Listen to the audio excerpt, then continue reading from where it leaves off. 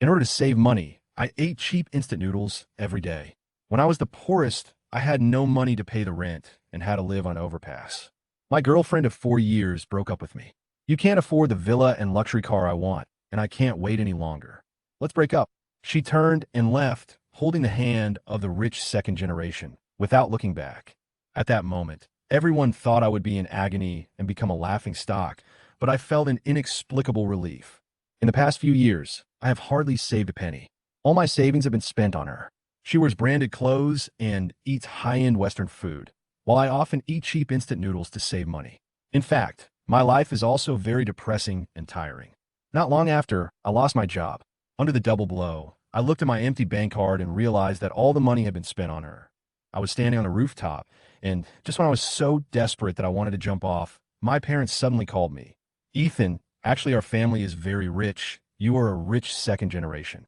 However, hi everyone. Thanks for watching. Don't forget to subscribe to the channel. And if you like this story, please let me know in the comment section. I will update the next part. Chapter 1. Ethan, I don't think we are suitable. Let's break up. Her words were like a bolt from the blue, hitting my head. I looked at Maria, sitting opposite me, with a somewhat indifferent face, and my heart was filled with mixed feelings. 4 years of relationship ended with just one sentence. Why is it not suitable? Is it the end of 4 years of relationship, just like that? You have to give a reason. I tried to keep my tone calm, even though my heart was churning. She sighed. You can't give me what I want, and I can't wait. My heart sank as soon as she said this. Yes, maybe she has been waiting for me to do better, but now she can't wait any longer. Is that reason enough? She stood up and walked towards the door without hesitation. I stood up from my seat, feeling anxious and wanted to chase her out, but I stopped. Through the glass window, I saw her holding the arm of a young man who looked handsome and very proud. They got into a BMW, and Maria kissed the man, her expression full of dependence. I stood there feeling inexplicably angry, but I couldn't do anything. I couldn't help but smile bitterly, thinking that I didn't have the ability to keep her. Maybe women don't really worship money, but I just don't have enough ability. Just as I was drowning in self-blame and anger, my cell phone suddenly rang. Ethan, you haven't paid your rent for 2 months. When will you pay it? The female voice on the other end of the phone was shrill and piercing, with obvious impatience. I was furious, remembering my previous tolerance towards her, and I became a little impatient. I've tolerated you for a long time. Just throw you out. Whoever doesn't throw you out is a grandson. The moment I hung up the phone, anger filled my heart. At this moment, I truly felt the so-called sense of failure. As the sky gradually darkened, I walked aimlessly on the street, watching the hurried pedestrians around me, feeling a deep sense of powerlessness in my heart. 3 years after graduation, I worked very hard, but in the end, I got nothing and could not even maintain the most basic life. I walked to a bridge, leaned on the railing, took out a can of beer, and drank it without hesitation. Now, I'm probably a complete loser. I drank and looked at the river flowing under the bridge. Suddenly, an idea came to my mind. I want to end it all. But I immediately dismissed the thought. I couldn't do that since my parents were at home. Mom and Dad, are you doing well? I hadn't seen them for 3 years, and I had gotten used to living alone. During every holiday, I am still busy in the office, just to live a better life as soon as possible, to buy a house for her and get married. But now when I think about it, there's only emptiness in my heart. Just as I picked up my phone to call my parents, the screen lit up and displayed the word mother. I suppressed my unhappiness and answered the call. Son, how are you doing in the big city? My mother's voice was always filled with warm concern. Not bad. Things have finally improved recently. The boss said he would give me a promotion next month and double my salary. I lied with a relaxed look. In fact, we have been hiding something from you, and today we are finally going to tell you. My mother's voice was a little low and mysterious. My heart tightened. Did something happen at home? Your family is very rich. You are a super rich second generation. You don't need to work so hard outside. Her words stunned me instantly. Don't be funny, Mom. Hang up. I have to work overtime later. I laughed softly, not believing it at all. My parents are farmers. Where do they get so much money? Even if the whole family sold the house, it is impossible to have so much. Wait a minute, son. What do you want me to believe in you? Her tone suddenly became anxious. It's easy for me to believe you. Just transfer 1 million to my account, and I'll believe you. I hung up the phone as soon as I finished speaking. However, not long after, my phone rang again. It was a text message from a bank. A huge sum of 1 million has been deposited into your bank card. I was stunned, staring at the screen in disbelief. Chapter 2. I looked at the 1 million deposit reminder on my phone screen and couldn't believe my eyes. Is what my mom said true? My heart was beating faster and I was very excited, but I didn't lose my mind completely. I'd better go to the bank to confirm it. I decided to find an ATM machine to verify this amazing news directly. I ran to the nearest bank, inserted my bank card, and checked the balance. 1,531.18 yuan. Is this really an extra million? I couldn't believe it, so I started to withdraw small amounts. I first withdrew 5,000 yuan, and when I saw that 5,000 yuan coming out of the ATM, I felt a little relieved. Then I continued to withdraw a few more times, and a total of 20,000 yuan was withdrawn. Holding this real money in my hand, I finally believed what my mother said. It's true, it's true. I immediately took out my phone and called my mother, feeling very excited. After the call was connected, I couldn't wait to ask, Mom, when did our family become so rich? Did you sell the house and land? Silly child, our family is very rich. Your grandfather is the head of the world's top financial group, and the group run by your father is also among the top 50 in the world. I couldn't believe what he said, and my heart stopped for a moment. My grandfather was the head of the world's top financial group. My father was the boss of one of the top 50 companies in the world, and I was just a poor boy who couldn't pay the rent. Mom, are you sure this is the truth? Grandpa, Dad, is this really the case? It's true. Your grandpa and dad have always been afraid of spoiling you, so they have been raising you in poverty since you were a child. Now that you've grown up and know that making money is not easy, it's time to tell you the truth. My mother's words made me ecstatic and speechless. I almost raised my son in poverty and turned him into a hopeless loser. If you still don't believe me, you can talk to Robert.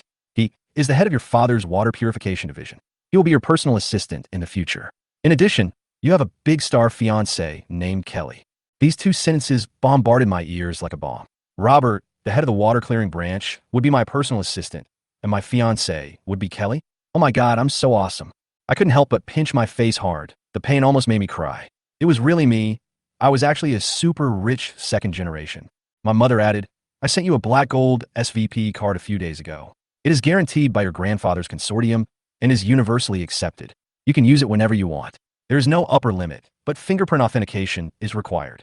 When I heard that there was no upper limit on the card, my heart was pounding. What is that? It's simply too luxurious. Mom, I'm gonna hang up first. Let me digest it. I hung up the phone, my mind full of this earth-shaking change. I'm actually a super rich second generation. No one can look down on me anymore. The corners of my mouth rose slightly, and confidence emerged spontaneously. Maria, before, I no longer felt heartbroken about the breakup. My current identity has anything to do with her? Suddenly, I remembered that the black gold card seemed to have been sent to the rental address. Oh no, I have to go get it back. I felt anxious, and thinking of the fury I had when I got angry at the landlord, I decided to get the card back quickly. I took a taxi back to the rental house, and when I arrived at the apartment, I found that there was no abandoned luggage in the corridor, and I was slightly relieved. It seems that the landlady is not that bad. But when I turned the corner, I saw a woman with golden hair coming out of my room. Landlady, I recognized her. The landlord saw me and laughed at me. You were lucky this time. Your girlfriend found a rich man who paid the rent for you. Your luggage is inside. I frowned and asked coldly, who paid my rent? Chapter 3. Your girlfriend's new boyfriend paid your rent. Oh no, now she should call her ex-girlfriend. But it doesn't matter. Someone paid for you anyway. The landlady said as she glanced at me contemptuously and prepared to leave. I stood at the door and couldn't help but stop her. I will pay my rent myself. You'd better give him the money back. I frowned and said coldly, you poor fellow, someone has paid your rent for you. Why are you still arguing? The landlady was obviously a little impatient. Do you have money to pay the rent? At this time, the door opened again and Maria and her new boyfriend George came out. I looked at her arm in arm with the pale, philandering young man, and my heart ached. Ethan, if you don't have money, stop pretending. You're really just trying to save face and end up suffering. Maria said to me coldly, with disdain in her eyes. She obviously didn't care about me at all, and even laughed at my current predicament. I just sneered, took out 10,000 yuan from my pocket, and threw it into the landlord's hand. This 10,000 yuan is the rent I owe you. I said I don't need anyone else to pay the rent for me.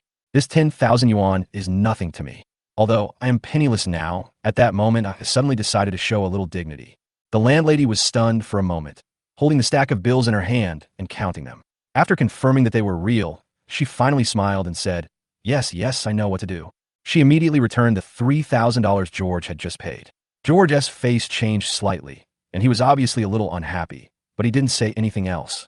He turned his head and said to Maria proudly, "Baby, I'm going to buy you a house in Oak Bay tomorrow." People like this will never achieve anything if they rent a house for the rest of their lives. Really? George, you're so nice to me. Maria's eyes sparkled with excitement, and when she looked at me, her eyes were full of contempt. I sneered and said disdainfully, "The house in Oak Bay costs at least $1.8 million. Do you really think I can't afford it?" Maria also taunted him. "You've lost your job now. What can you do? I think you borrowed the $10,000. I can't imagine it." Her words hurt my heart, but I didn't care. In fact, I didn't have much attachment to her. Instead, I suddenly remembered that the house in Oak Bay was the real estate project of my father, Dingha Group. Robert, the general manager of Dingha, was also my assistant. The corners of my mouth slightly raised, and I smiled. "Maria, I hope you don't regret your choice today." She sneered. "I regret it? Leaving you is the wisest decision I have ever made." As she said that, she took George's arm and walked out of the corridor without mercy. I watched her go without much emotion. Her choice was no longer my problem. I only cared about what would happen next, especially about Kelly. Chapter 4. I hurried back to the rental house, my heart full of excitement, and immediately began to search through the boxes and cabinets to find the express delivery sent by my parents. Why can't I find it? I anxiously searched the shoe cabinet, but couldn't find it for a while.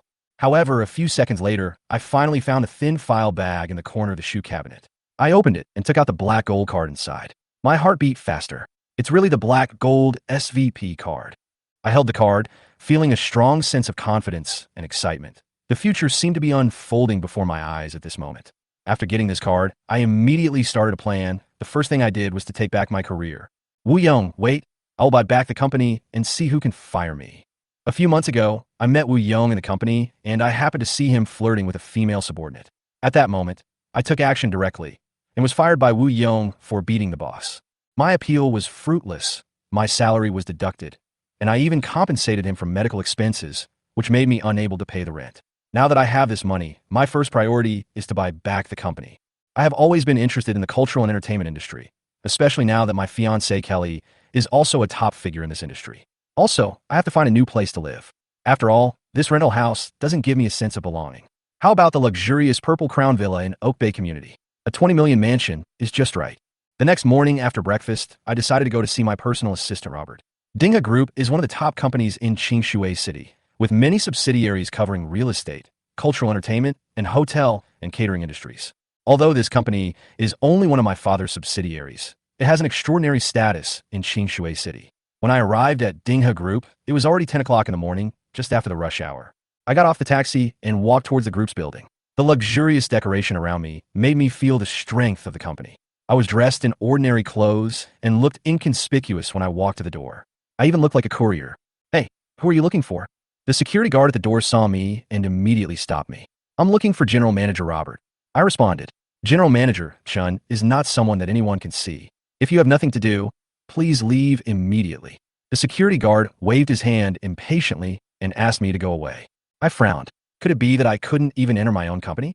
"I'm Mr. Chin's distinguished guest, Ethan. Please make a phone call to confirm." The security guard looked me up and down with a gleam of disdain in his eyes. "Just you? I think you've come to the wrong place." I sensed that something was wrong with the atmosphere, and I stopped arguing with him patiently. I said in a cold tone, "I suggest that you let me in so that Mr. Chin won't blame me." At this time, a young security guard stood up and seemed to want to confront me. "Who do you think you are? I won't let you in, so what do you want?"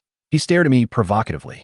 Just when the atmosphere was about to become tense, a beautifully dressed lady came over with a stern look in her eyes. "What happened?" Her voice was as loud as a spring, causing the security guard to instantly restrain his attitude. "Director Liu, this guy said he was delivering a package. We stopped him, but he refused to leave and started making a scene." The young security guard explained hastily. "Delivering a package?" Director Liu glanced at me, a hint of doubt flashing in his eyes. "You are the courier," I replied unhappily, looking coldly at the young security guard. "I am Mr. Chin's distinguished guest. Please let me in. I have something to talk to him about." I turned to Director Liu with an unquestionable firmness in my tone. Director Liu glanced at me and frowned slightly. "Who are you? Do you have an appointment?" "My name is Ethan. You don't need an appointment to see him. Just say my name," I said bluntly. She was silent for a while, then picked up the phone and dialed.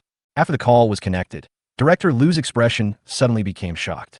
On the other end of the phone, Robert's voice was clearly audible. "Director Liu?" "Yes, it's Ethan." "He really came?" Director Liu repeated in surprise, and then cast a complicated look at me. Chapter 5. Robert was standing in the conference room, with his usual indifference and seriousness on his face, discussing an important project with several company executives. At this moment, his cell phone suddenly rang. Seeing the caller ID, he frowned and picked up the phone. Arrange a reception of the highest standard. I'll come down to greet you in person right away. His tone was firm, almost commanding. After hanging up the phone, he looked up at the executives present and said in an unquestionable tone, "The meeting is postponed. I have more important things to deal with." After saying that, he stood up and hurried out of the meeting room, even forgetting to take his notebook with him. A group of subordinates looked at his back as he left, all of them with shocked expressions. Usually, Mr. Chun was as cold as ice, and he had never been seen so flustered and nervous. "Who is Mr. Chun going to meet?" someone whispered. At the same time, at the entrance of Dingha building, Annie hung up the phone with a look of shock. "Mr. Chun actually received me personally?" She whispered to herself, becoming more and more confused. "What exactly is the identity of this, Ethan? Your identity has been exposed." The young security guard looked at me smugly, with a mocking smile on his face.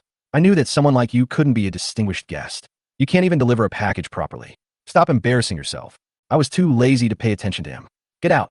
You are fired." Annie suddenly shouted. "Why am I fired?" The young security guard was stunned and couldn't react for a while. Annie sneered. "You don't recognize the great man. Keeping you here will only cause trouble." The young security guard was completely dumbfounded and looked at me blankly, as if he realized the seriousness of the situation. "Ethan, who is he?" "Master Ethan, please come in. Mr. Chin will greet you in person." The smile on Annie's face almost froze, and even her voice was a little respectful. "Mr. Chen came to greet us personally?" The older security guard widened his eyes in surprise. "I've worked here for 5 years, and I've seen Mr. Chen come downstairs to greet people no more than 3 times. Today, I didn't bother to pay attention to them and followed Annie into the building. Annie led me into the VIP lounge, which was luxuriously decorated and was designed to receive top VIP guests. As soon as they sat down, the receptionist came over with tea. But Annie stopped her directly. "I'll do it." The receptionist was obviously stunned for a moment, and she was even more shocked when she saw Annie pouring tea herself. At this time, there was a sound of hurried footsteps in the corridor outside the meeting room. Robert ran in breathlessly. When he saw me, he immediately showed an excited smile, walked up quickly, and held my hand. "Master, I've been waiting for you." "Young master." Annie's jaw dropped. She had been with Mr. Chun for so many years, and she had never seen him address anyone as young master. Robert seemed to realize his own gaffe. He immediately stood up straight, regaining his usual stern expression, and ordered, "Go to my office and bring me the bottle of Lafite that you have treasured for many years." "Yes," and walked out immediately, but her heart was filled with turmoil. That bottle of Lafite was Robert's favorite, and he was reluctant to open it even when the mayor came to inspect the company. "Ethan, today," I picked up the tea, took a sip, and said with a smile, "Mr. Chun is so anxious. Is there something important?" "Master, don't joke with me." Robert's face was full of smiles, and his tone was cautious. "Dingha Group is your family's business. You said you were here. How dare I neglect you?" I raised my eyebrows. "So, the land in Oak Bay is also mine?" "Of course, young master. You know that, right?" I raised a playful smile. "Oak Bay. George is going to buy a house there tomorrow. It seems that he is really going to send money to my family." "Master, do you want me to arrange dinner next?" Robert asked cautiously. "No." I stood up and smiled at him. "But you can notify Oak Bay not to sell the house for the time being." "Understood." Robert's eyes flashed with excitement. I walked out of the VIP room and couldn't help but smile. "George, I'm really looking forward to the surprise you've prepared for tomorrow." Chapter 6. After sending Lou Annie away, Robert finally showed an eager look and welcomed me into the office. "Master, you are finally here. I have been waiting for so long." I was a little surprised by his enthusiasm, but I soon understood. Robert's current position is entirely based on the huge foundation of Wong's industry, and he must get closer to me. His future depends entirely on following me. The Wong Group is powerful, and I am destined to be the successor. As long as he follows me closely, his future is limitless. "Mr. Chun." I just opened my mouth and was interrupted by him. "Master, just call me Assistant Chun." I nodded. "Okay, Assistant Chun, I came to you today because I need your help with 2 things." "Master, just tell me what you have to say." "I have connections in both the black and white worlds. I'm not exaggerating, but I can basically handle anything," he said with a little pride. I smiled. Robert's ability was obvious after working hard in Qingshui City for many years and making Dingha Group one of the best. "I want you to help me acquire Hungfeng Culture and Entertainment Company and kick Wang Dongwei out of the board of directors. Hungfeng Culture and Entertainment Company is where I used to work. Wang Dongwei is Wei Yang's uncle. He has some shares in the company and also serves as a director. He must be removed." Robert immediately agreed. "No problem, leave it to me." Dingha Group also has shares, so it won't be difficult to acquire it. This made me feel relieved. I didn't expect that Dingha Group also participated in the equity of Hongfeng culture and entertainment. Things became easier to handle. In a good mood, I continued. Also, help me find a new place to live. The old place is too shabby. Master, I will arrange this right away. There are still 2 Purple Crown villas in Oak Bay that have not been sold. I can arrange for you to move in. Oak Bay is a real estate project under the Dingha Group, and each of the Zhejiangwen villas is worth more than 20 million. Robert obviously thought it was still a bit shabby for me. It's there, arrange it, I'll go move the luggage now. I was very satisfied with Robert's efficiency. Okay, then I'll take you there, young master. Robert said with a smile, wanting to stay with me for a while. No need, wait for me to move my luggage and go there by myself, and arrange the accommodation. I stood up and prepared to leave, but suddenly remembered something, turned around and said to Robert, by the way, your identity will be kept secret for the time being. Okay, master, I'll take care of everything you do. Robert looked serious and left me his contact information, saying he would be at my service 24 hours a day. After leaving the building, I called a taxi for myself and refused Robert's farewell. Keep a low profile so you don't attract attention. When the security guard saw me, he showed a respectful expression on his face and even apologized to me nervously. Master Ethan, I'm really sorry, I was just doing my job just now. Please be magnanimous. It's okay, go get busy. I interrupted him with a smile, not wanting to argue with him. After getting into the taxi, I went straight back to the rental house to pack my luggage. After a busy day, I started to feel hungry. When I was about to find a place to eat, I suddenly heard a knock on the door. Who would come to see me at this time? Curious, I opened the door and saw a big, fat man. Fatima, why are you here? I was a little surprised. This guy is my college classmate, Jack, who has been working hard in Qingshui City since graduation. Today is not the weekend. Why is he here? Come on, I took a special leave to come and drink with you. Jack put his arm around my shoulder generously. I felt warm inside. Jack obviously knew that I had broken up with Maria and guessed that I might be in a bad mood, so he came to accompany me to relax. Okay, let's go. It's really not easy to let you treat us. I agreed with emotion. We went to the food stall downstairs, ordered beer and skewers, and talked while eating. Jack comforted me while eating skewers. Maria, I have long seen that she has problems. Let's break up. The sooner we break up, the sooner we can get over it. I don't care about it anymore, I said calmly, but I still felt a little lonely. By the way, how is your girlfriend condition? I suddenly remembered something and asked with concern. Jack's girlfriend Lu Han-in has been with him since college. Although she is not beautiful, they have always had a good relationship. Unfortunately, Lu Han-in was diagnosed with uremia, and the only treatment is a kidney transplant. If I want a kidney transplant, the doctor said it would cost at least $300,000. Jack sighed and smiled bitterly. What about her parents? I couldn't help but ask. Han-in's parents are from the countryside. How could they have so much money? She even relied on student loans when she was in college. Jack took a few sips of wine and lowered his head. Then what are you going to do? I asked him, thinking that if he really needed help, I could give him money. What else can I do? I recognize her in this life. I originally planned to borrow some money from my parents, but they don't agree with me continuing to date Han-in, and they won't give me money. Jack smiled helplessly and said, I have saved some money in the past few years, but it is not enough. How much do you still need? I asked directly. Jack was stunned for a moment. Don't be funny. Your savings are not enough, and you don't have a job now. I really won the lottery. I joked with a smile, but I had already decided to help him in my heart. I didn't continue to explain, but directly picked up my phone and transferred 300,000 yuan to him through Alipay. 300,000 yuan has arrived in Alipay. I whispered. Jack suddenly heard the sound of his phone, and when he saw the huge amount of money transferred in his phone, his expression instantly became surprised. Ow, how is this possible? He glanced at his phone nervously, his expression becoming complicated. Chapter 7. Did you see a ghost? Jack's eyes widened, obviously not believing what he saw. How could it be you? I smiled and shrugged. It's not a ghost. It's winning the lottery. Jack's eyes widened, and he seemed a little excited. Really? How much did you win? I said calmly. 500,000. Wow, 500,000. That's not a small amount. Jack's face was full of surprise. Brother, you failed in love, but you won in the casino. Come on, cheers. Listening to his hearty laughter, the weight on my heart finally eased a little.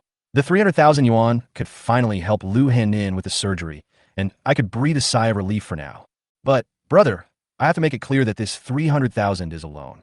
He added, his eyes stern. When I have money, I will definitely pay you back. I smiled and thought to myself, 300,000 is nothing to me. There's no rush now. After chatting for a while, Jack suddenly remembered something. By the way, there's a class reunion this weekend. Maria will also go. Are you going? Yes, why not? I answered calmly, but I couldn't help feeling complicated. After all, That party had many memories of the past. Have they decided on a meeting place? I asked, my thoughts drifting back to my college days. Shintai Hotel. Jack narrowed his eyes. I heard that Jessica, the beauty of our class, will also be there, and she's still single. I couldn't help but smile, thinking Jack's words are too obvious.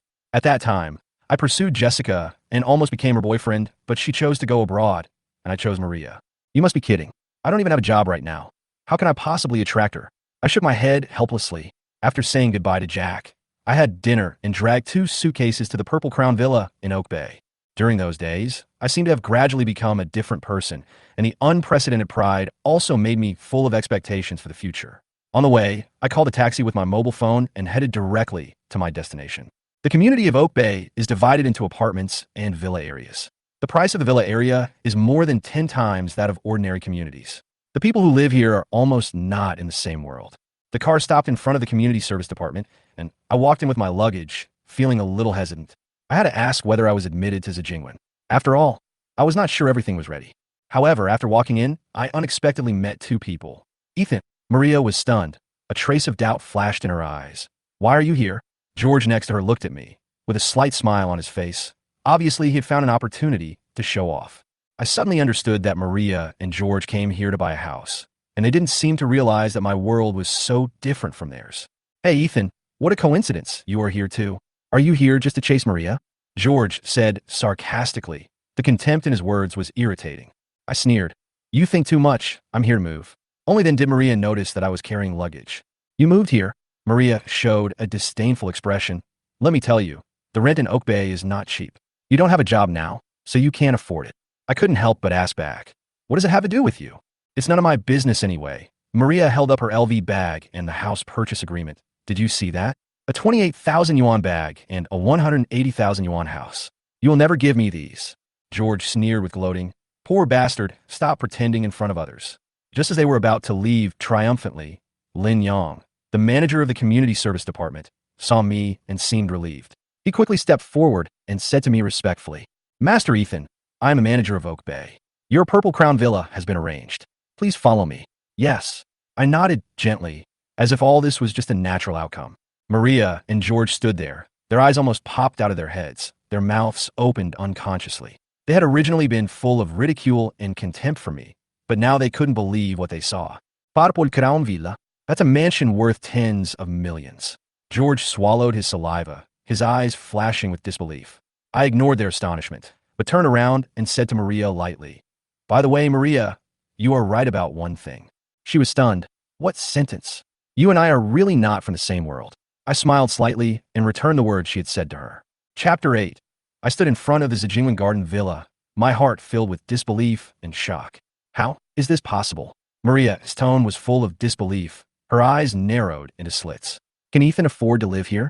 A villa worth 20 million. Even if he rents it, it's impossible. George clenched his fists and muttered unwillingly. Impossible. He must be pretending to show off in front of us. His words made me feel heavy in my heart, but I also vaguely felt that he had some truth. Where does he get so much money? Impossible, absolutely impossible. I figured it out. He must have paid someone to act. George's tone was full of confidence. This is the most reasonable explanation. Yes, definitely. Maria nodded, as if trying to convince herself. Her tightly clenched fingers had loosened, but her eyes flashed with a certain confidence. But I'd like to see how he pretends in front of us, she added, with a sly smile on her face. Aren't you having a college reunion? Let me go too, so he can expose himself in that kind of situation.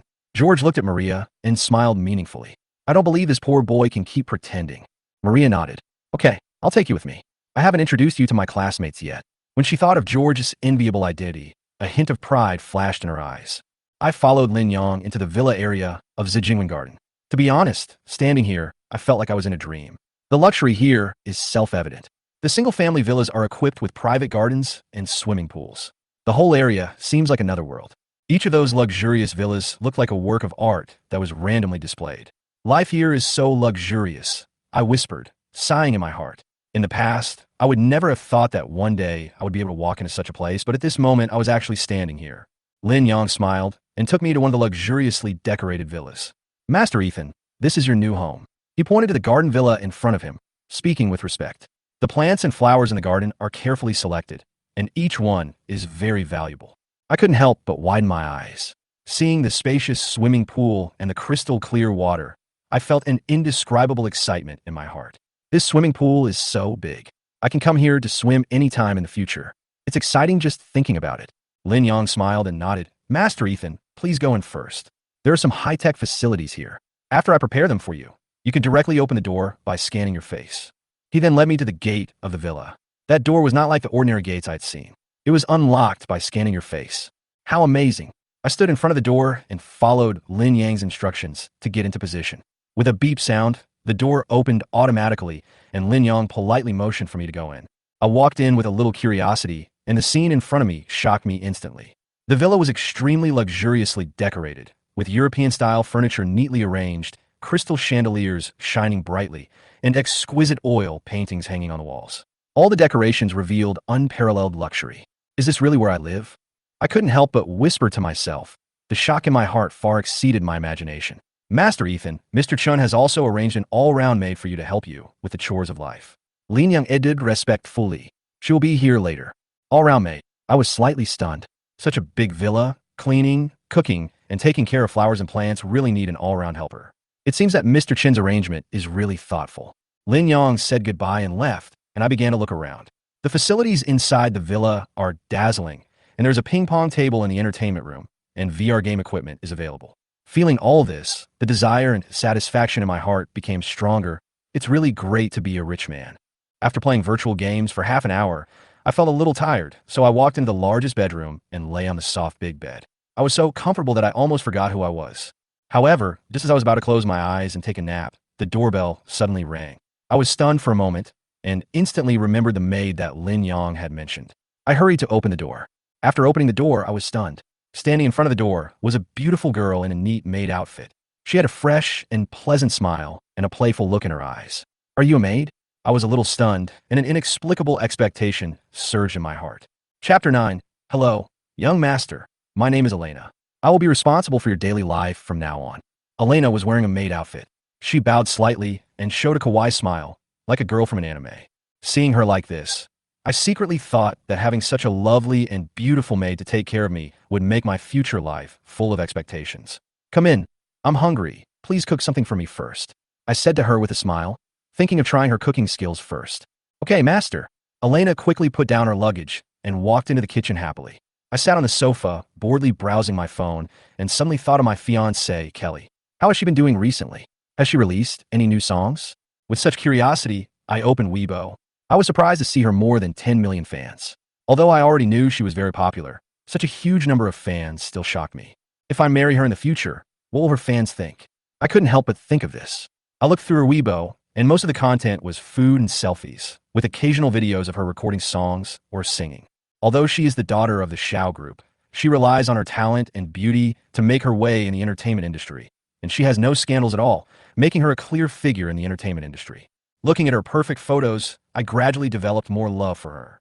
She could have relied on her family background, but she became famous with her own strength. I couldn't help but sigh inwardly. She is really a very special person. Suddenly, a Weibo post about her upcoming concert in Qingshui City caught my attention. This news made me think, holding a concert in Qingshui City next month? Maybe I can take this opportunity to meet her. Although my parents told me that I was engaged to her, I should at least get to know each other before getting married. Elena quickly prepared the meal. I turned off Weibo and walked into the kitchen, ready to taste the maid's cooking. Master, the food is ready. Please enjoy. She gently placed the plate with an expectant smile on her face. I glanced at the dishes on the table: sweet and sour pork ribs, braised carp, dry pot cabbage, and tomato egg soup. The colors were bright and looked very tempting, and I couldn't help but drooling. It looks good, let's try it. I picked up a piece of sweet and sour pork ribs, which was sweet and sour, very delicious, and the meat was very tender, better than the sweet and sour pork ribs in most restaurants. This dish is well cooked. Come sit down and eat together. I nodded with satisfaction and invited her to eat with me. However, Elena shook her head and said solemnly, Master, maids cannot eat with their masters. Okay. I had no choice but to nod, although I felt a little helpless, but her attitude made it difficult for me to say anything more. Just as I was enjoying my meal, I suddenly remembered what Manager Lin mentioned just now. By the way, Elena, I heard that you know everything, right? Well, I've been trained as a professional maid and was selected from 1,000 maids. Elena answered seriously, her eyes full of confidence. I can meet all the needs of the young master in life. I was a little surprised to hear this. I didn't expect that she would stand out from 1,000 maids. Mr. Chen really took good care of me. So what can you do specifically? I was a little curious. After all, a maid who could get such a high evaluation must be extraordinary. In addition to cooking, I can do housework, grow flowers, maintain antiques, give massages, play the piano and zither, and even speak 3 foreign languages and play various roles. She listed many skills in one breath, paused, and then said softly, "As long as the young master has a need, I can satisfy it, but I still need some experience in some aspects." Listening to her words, I was stunned. It turned out that Elena could not only do housework, but also do so many things. She was truly a maid chosen from thousands. Then help me get the tickets for Kelly's concert next month. It doesn't matter how much it costs, I have to get them. I came up with a plan to ask her to help me get the tickets. "No problem, master." She nodded firmly, her tone full of confidence. Chapter 10. The next morning, I finished the breakfast prepared by Elena and was very excited. Today I decided to buy a car. In the past, I couldn't even afford an ordinary car, but now that I have money, of course I have to buy a luxury car, at least more expensive than a BMW. I remember that George S. BMW X Series was only about 500,000 or 600,000 yuan, which was just a mid-level car. I don't want to be so low-key. I want to buy a car that is 10 times more expensive than his, like a Ferrari, to match my current status. Now that I have money, I must buy a fancy car. I thought to myself, I must drive a fancy car to the class reunion tomorrow to show my face.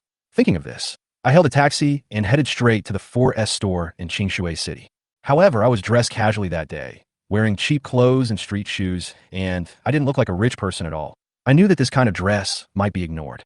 But it doesn't matter. Today, I came to pick the most expensive car. Who dares not look at me? When I first arrived at the store, I found that no one came to greet me. The salesmen in the store were sitting and chatting, and they seemed to treat me as heir when they saw me, and they didn't even look at me. I couldn't help but feel a little angry. Did I really look like a poor boy who couldn't afford a car? I frowned and couldn't help but raise my voice. "Where are you? I'm here to buy a car, the most expensive one." Finally, a young man in a suit came over, glanced at me, and sneered. "The most expensive car in our store costs more than 6 million. Can you afford it? Whether I can afford it or not is none of your business." I responded bluntly. "Based on your attitude, I can file a complaint against you. Call a more professional salesperson over." The young man was obviously frightened by me and quickly retreated. Other salesmen saw this scene and did not dare to come forward, for fear of being fined by me. "What should we do?" Several veteran salesmen began to discuss in a low voice. "Why don't we let Tang Mingqi receive her? It happens that she hasn't completed her performance this month, so she should be able to handle it. Good idea. When she comes back, we'll give this client to her." Another salesman echoed. Tang Mingqi just came out of the bathroom. She obviously didn't hear their conversation and was assigned the task without knowing it. "Mingqi, this client is handed over to you." They smiled with evil intentions. "Really? That's great, thank you." Tang Mingqi smiled beautifully, not realizing the deep meaning behind it. She straightened her clothes, adjusted her state, and walked towards me. As she approached, my mood actually fluctuated. That innocent and kind voice instantly reminded me of everything in college. "Hello, sir. Are you here to buy a car? Is there any model that you're interested in?" Her voice was fresh and refined, and her eyes were gentle. I turned my head subconsciously and saw a beautiful woman in a black professional dress. I immediately felt familiar. Could it be? She is Tang Mingqi?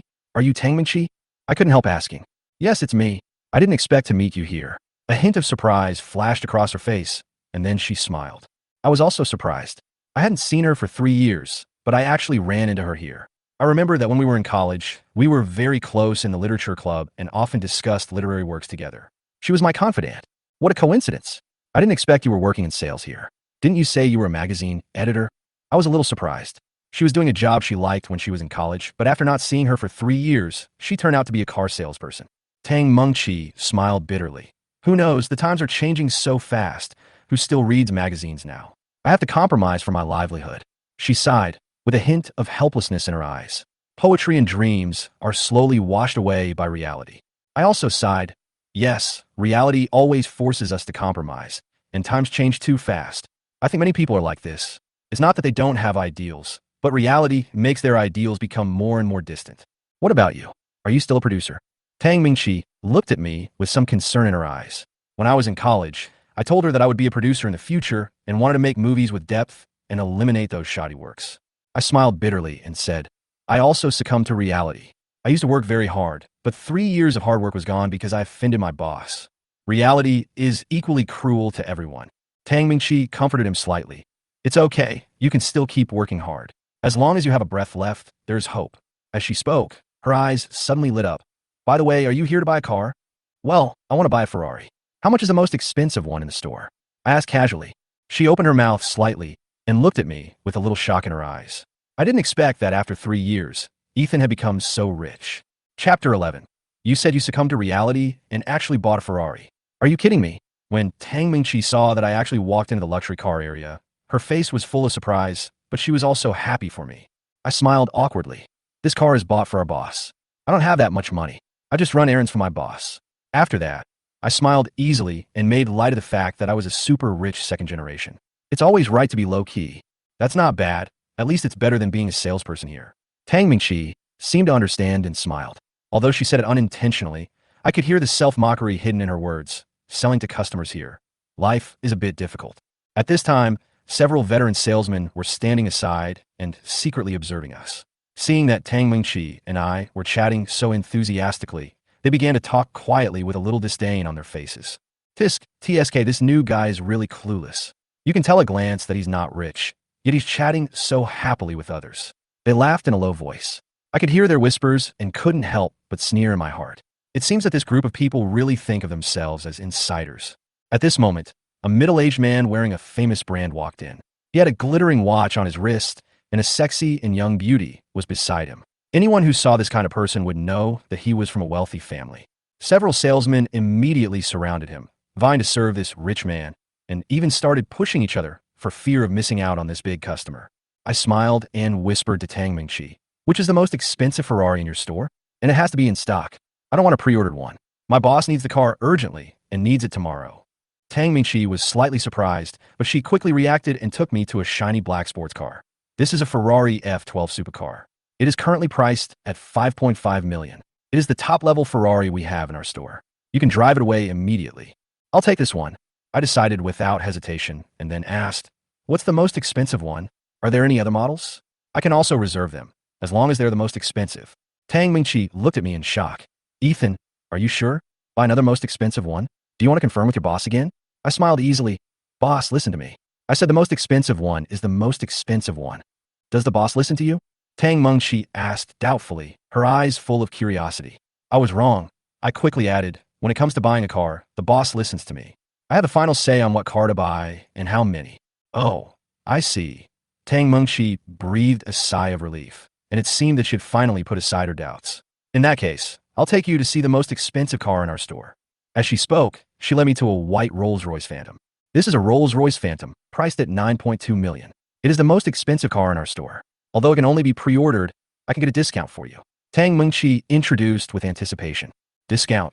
I shook my head and took out a black and gold SVIP card from my wallet. No need for a discount. I'll buy it and pay the full amount at once.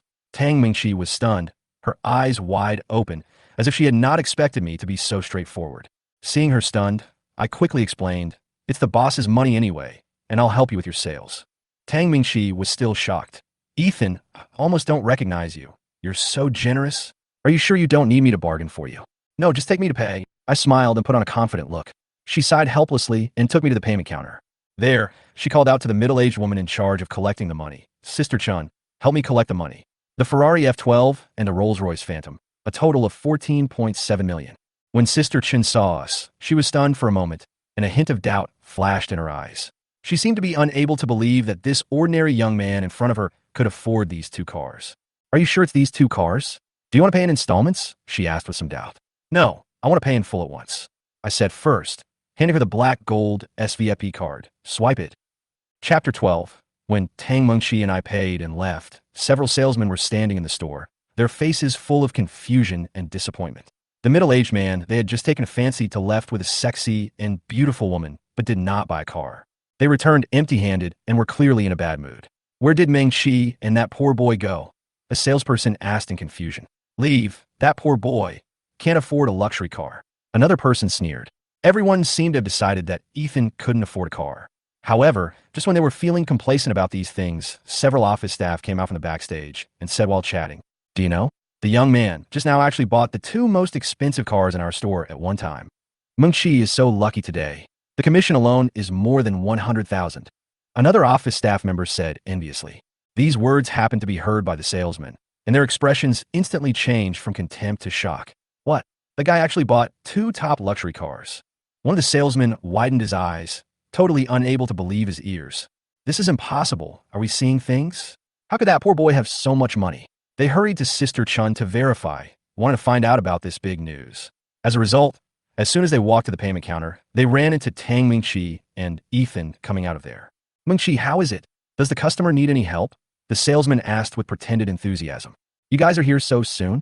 Master Ethan has already bought the 2 most expensive cars in our store. Thank you for bringing me such a good customer. Tang Mingqi responded lightly, with unconscious pride in her tone. The salesmen were completely confused, with a hint of regret in their eyes. You said he paid for both cars directly? One of the salesmen asked in a low voice. Well, if you don't believe me, you can go ask Sister Chen to confirm.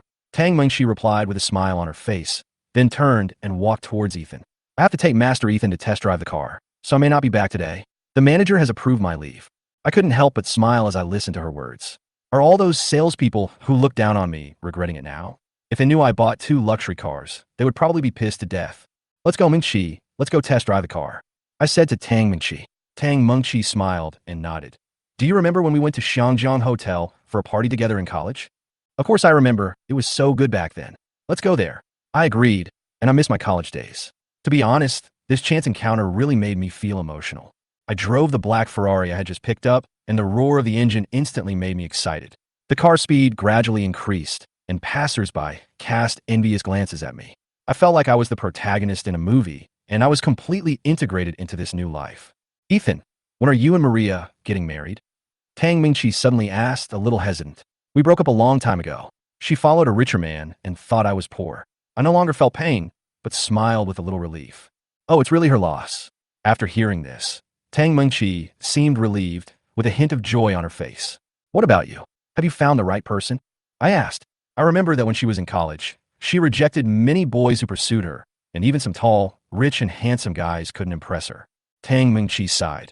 In today's society, who still really likes literature, I always feel that those days in college were carefree. We discussed literature and novels together. Those were the happiest times. I nodded. It was indeed a beautiful time. I paused, and suddenly an idea came to my mind. Mingqi, how about being a screenwriter? I can recommend a job for you. She was stunned for a moment. Screenwriter? Can I do it? Of course. I smiled. You have such a good writing foundation. You can definitely do well. The imagination and writing style of the novels you wrote before are no worse than those of professional screenwriters. Really? I've always wanted to try it. Tang Mingqi's eyes sparkled, and she was obviously excited.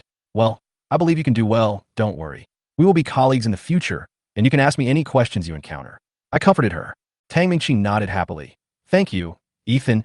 I'm really looking forward to working with you. Her smile was as warm as the spring breeze, and the warmth in her heart made me feel that this was the truest satisfaction. Chapter 13. During the day, when Tang Mingqi and I had a small gathering at Xiangjiang Hotel, we had a pleasant chat. When it was almost evening, I drove my Ferrari to take her downstairs to her rental apartment. Ethan, do you want to go upstairs for a cup of coffee? Tang Mingqi invited me shyly, with a hint of reluctance in her expression. No, I'm going back first. You should also go to bed early. I replied with a smile, knowing that it was so late, and it might not be good for a man and a woman to be in the same room together. Okay, be careful on the road. Her tone was filled with a little disappointment, but she soon regained her smile and waved reluctantly. I nodded. You should also go to bed early. After that, I got into the Ferrari and quickly drove out of her sight. Tang Mingqi stared at my departing Ferrari, unwilling to turn around for a long time, until it completely disappeared into the night. She lowered her head and walked back to her rented apartment. The next morning, I drove my Ferrari to the front door of Union Hospital in Qingshui City. Today was a class reunion day, but I planned to visit my good brother Jack's girlfriend Lu Hanin first, and then go to the reunion together. I wonder what happened to this ill-fated couple. I thought to myself as I carried a bouquet of flowers and a basket of fruit. I confirmed her hospital room number with Jack in advance and headed straight to the inpatient department.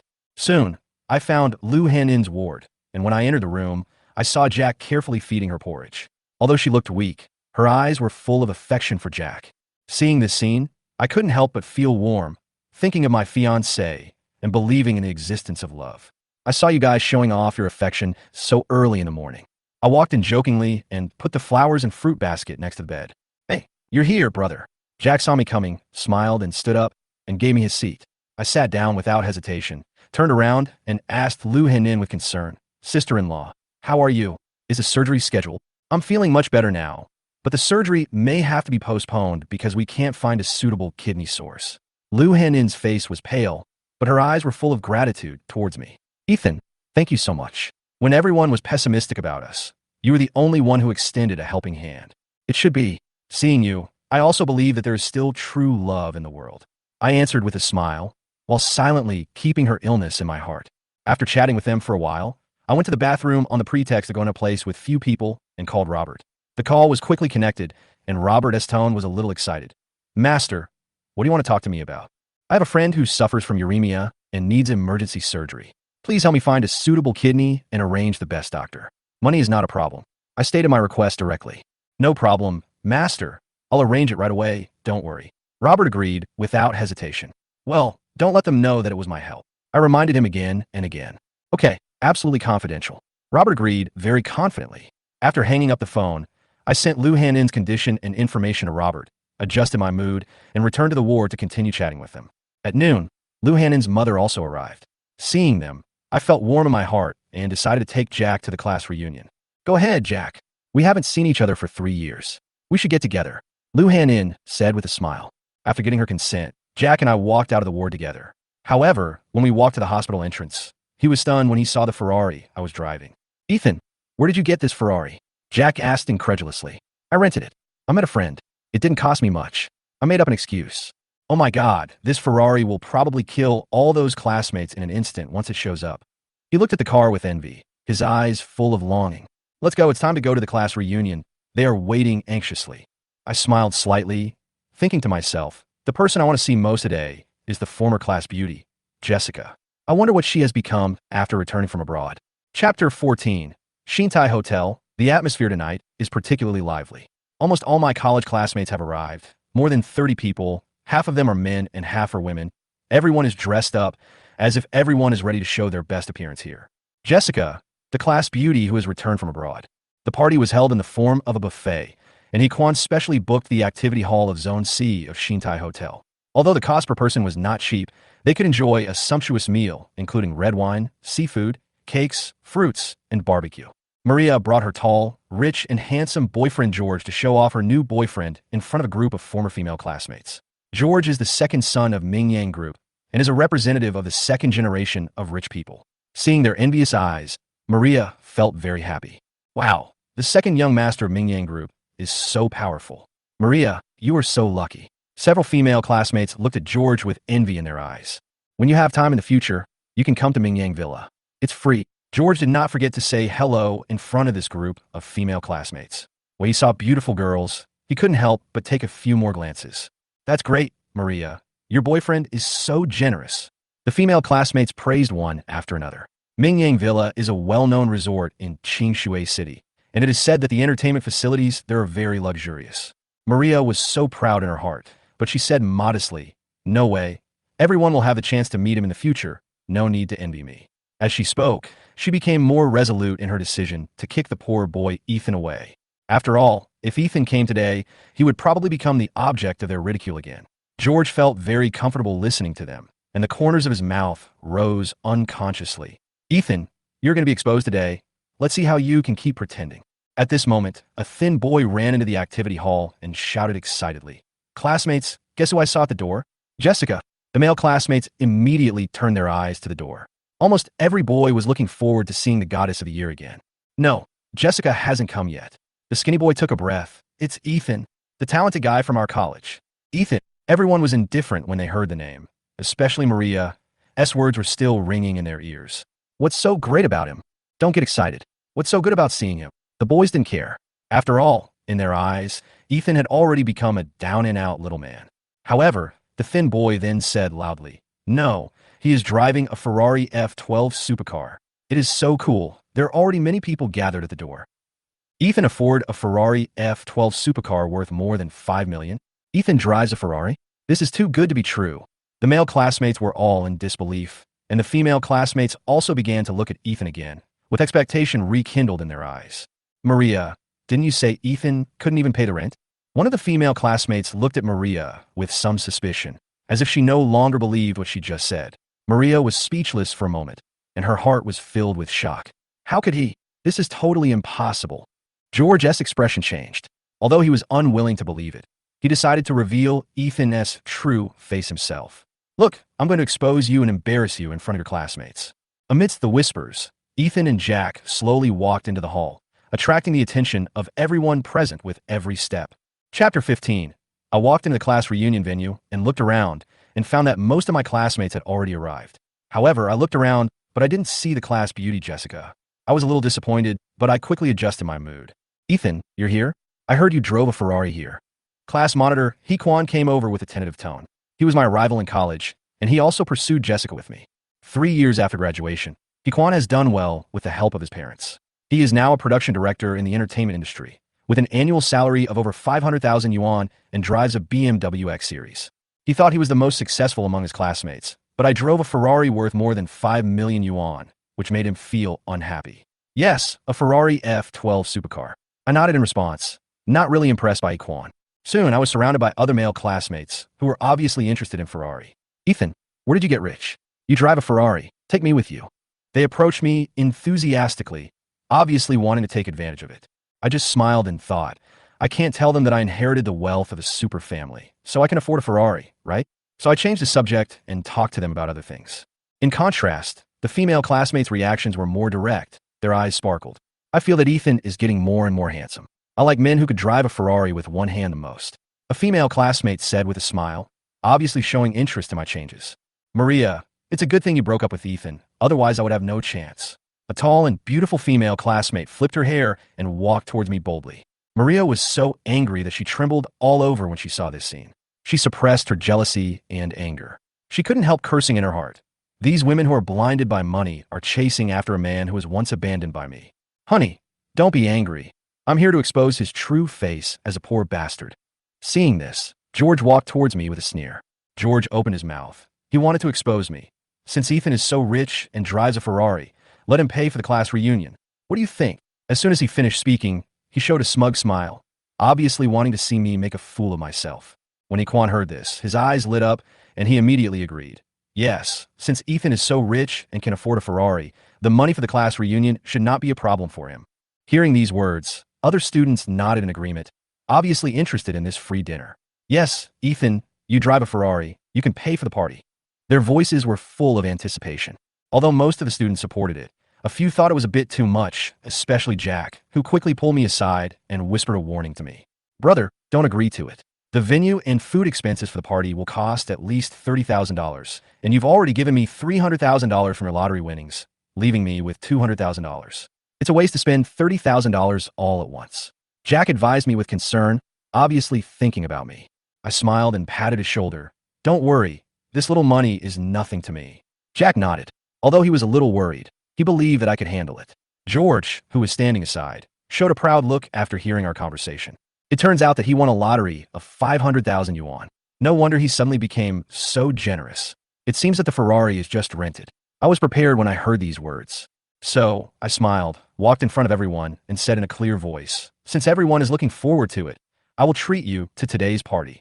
However, I have one condition. George has to pay for his own expenses today. When these words came out, everyone was stunned, and then exclaimed, Ethan, you are so generous. I saw Maria's face suddenly turn ugly, and I couldn't help but feel happy. She abandoned me in the past, but now she saw me become the focus of everyone's attention, which made her feel unbearable. Well, everyone, enjoy your meal. It's my treat. I smiled with a barely perceptible teasing in my eyes, but my gaze was on George. Chapter 16. George obviously didn't expect that Ethan could be so pretentious. The party cost was originally 500 yuan per person, but Ethan raised the share to 1,000 yuan per person, which means he spent 30,000 yuan in one go, and he didn't even blink, as if the money was nothing. How confident is this kid? George felt a little surprised. He thought Ethan would at least feel a little pain, but he didn't expect him to be so generous. But Ethan didn't stop. Instead, he turned the topic to himself and kicked George out in front of everyone. This scene stunned everyone. He actually dared to do this. This was really a slap in George's face. I'll pay for my own expenses. George said this almost through gritted teeth, trying to save face. However, Ethan showed a faint smile on his face. Sorry, I just changed my mind. You are an outsider who has intruded into our media college reunion. Please leave. The whole place was silent. Everyone was shocked by Ethan's bold move, especially George, who obviously couldn't accept this insult. Ethan, Maria invited me here. How dare you do this to me? George's anger had already exploded, and his tone was full of threats. None of my business. If you want to stay, let everyone vote. If more than half of the students agree that you stay, then I'll accept it. Ethan responded with a sneer, not giving George any face at all. Do you think you are so great? How dare you offend Mingyang Group? Maria also began to stand up with a dissatisfied and threatening tone. George is the second young master of our Mingyang Group. You are not comparable to him. At this time, the other students were silent. After all, who would dare to stand up easily to offend George in the background of Mingyang Group? What is a Mingyang Group? Ethan said lightly. I don't take it seriously. In that case, don't blame me for being ruthless. George sneered, turned around, and said in a loud voice, Dear students, I have something I must tell you. What is it? The students present looked at him curiously. It's about Ethan. George's voice was a little teasing.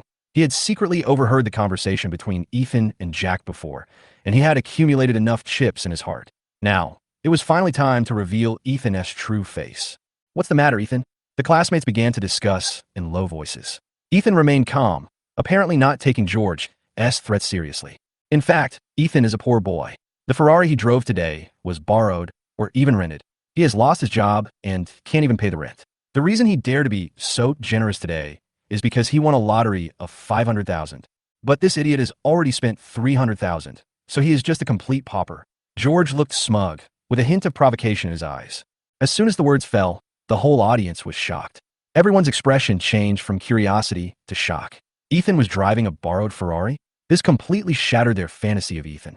If you don't have a job, then you don't have a job. You borrowed a Ferrari to show off. You have no mentality. Some people sneered. So the Ferrari is rented. How dare you show off? It's ridiculous. Some people couldn't help laughing. Class monitor Hequan also stepped forward hurriedly to add insult to injury. Ethan, if you have money, why do you borrow other people's cars to show off? We are all classmates, can't we be honest? Yeah, it doesn't matter if you don't have money. Showing off is the problem. Others also echoed. At this moment, Ethan's figure seemed to suddenly become insignificant in everyone's eyes. Everyone avoided his gaze, and sarcastic and contemptuous looks filled the air. Maria smiled triumphantly. Finally, the truth was revealed. She completely got rid of the shadow of the past from Ethan. Ethan, you are still a poor bastard. Now that you are exposed, let's see how you can still pretend. Jack was anxious when he saw all this. He knew that Ethan's Ferrari was rented, but now that it was exposed and everyone laughed at him, he couldn't bear it. We're all classmates. Isn't this too much? Who do you think you are? Get out of here.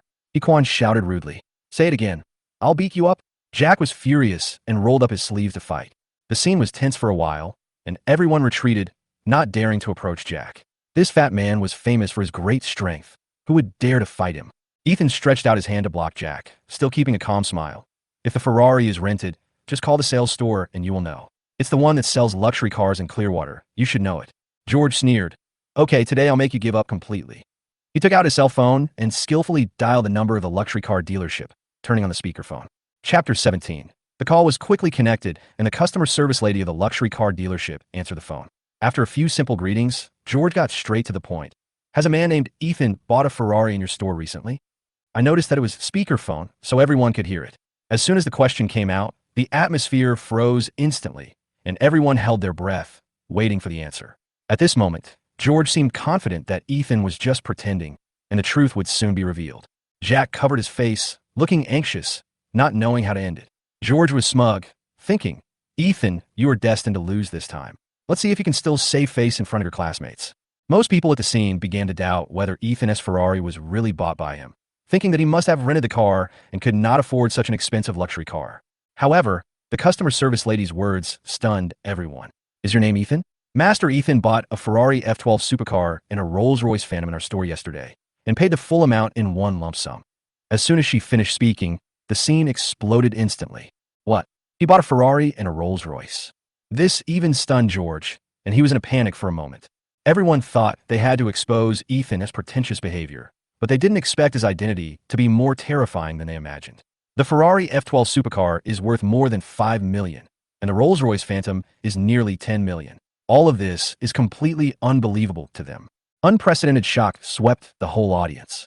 They began to regret their previous contempt for Ethan, especially those classmates who had taken advantage of him. Hequan's face turned pale instantly. His annual salary of 500,000 yuan was nothing compared to Ethan's status. He thought he was the most successful, but now he realized that Ethan was not at the level they could understand.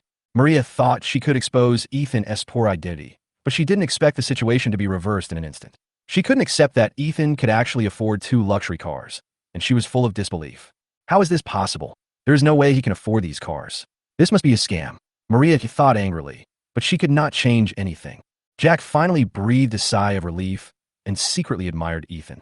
He knew Ethan had some tricks before, and now seeing him fight back so perfectly, he couldn't help but feel happy for him. I'm sorry, everyone. I just wanted to attend the class reunion in a low-key manner, but I didn't expect it to turn out like this. Ethan chuckled and explained why he drove a Ferrari. I didn't mean to show off my wealth. The Ferrari was originally for Tang Mingqi to boost sales, but I didn't expect it to help me slap everyone in the face. Ethan finished speaking. The students at the scene were speechless.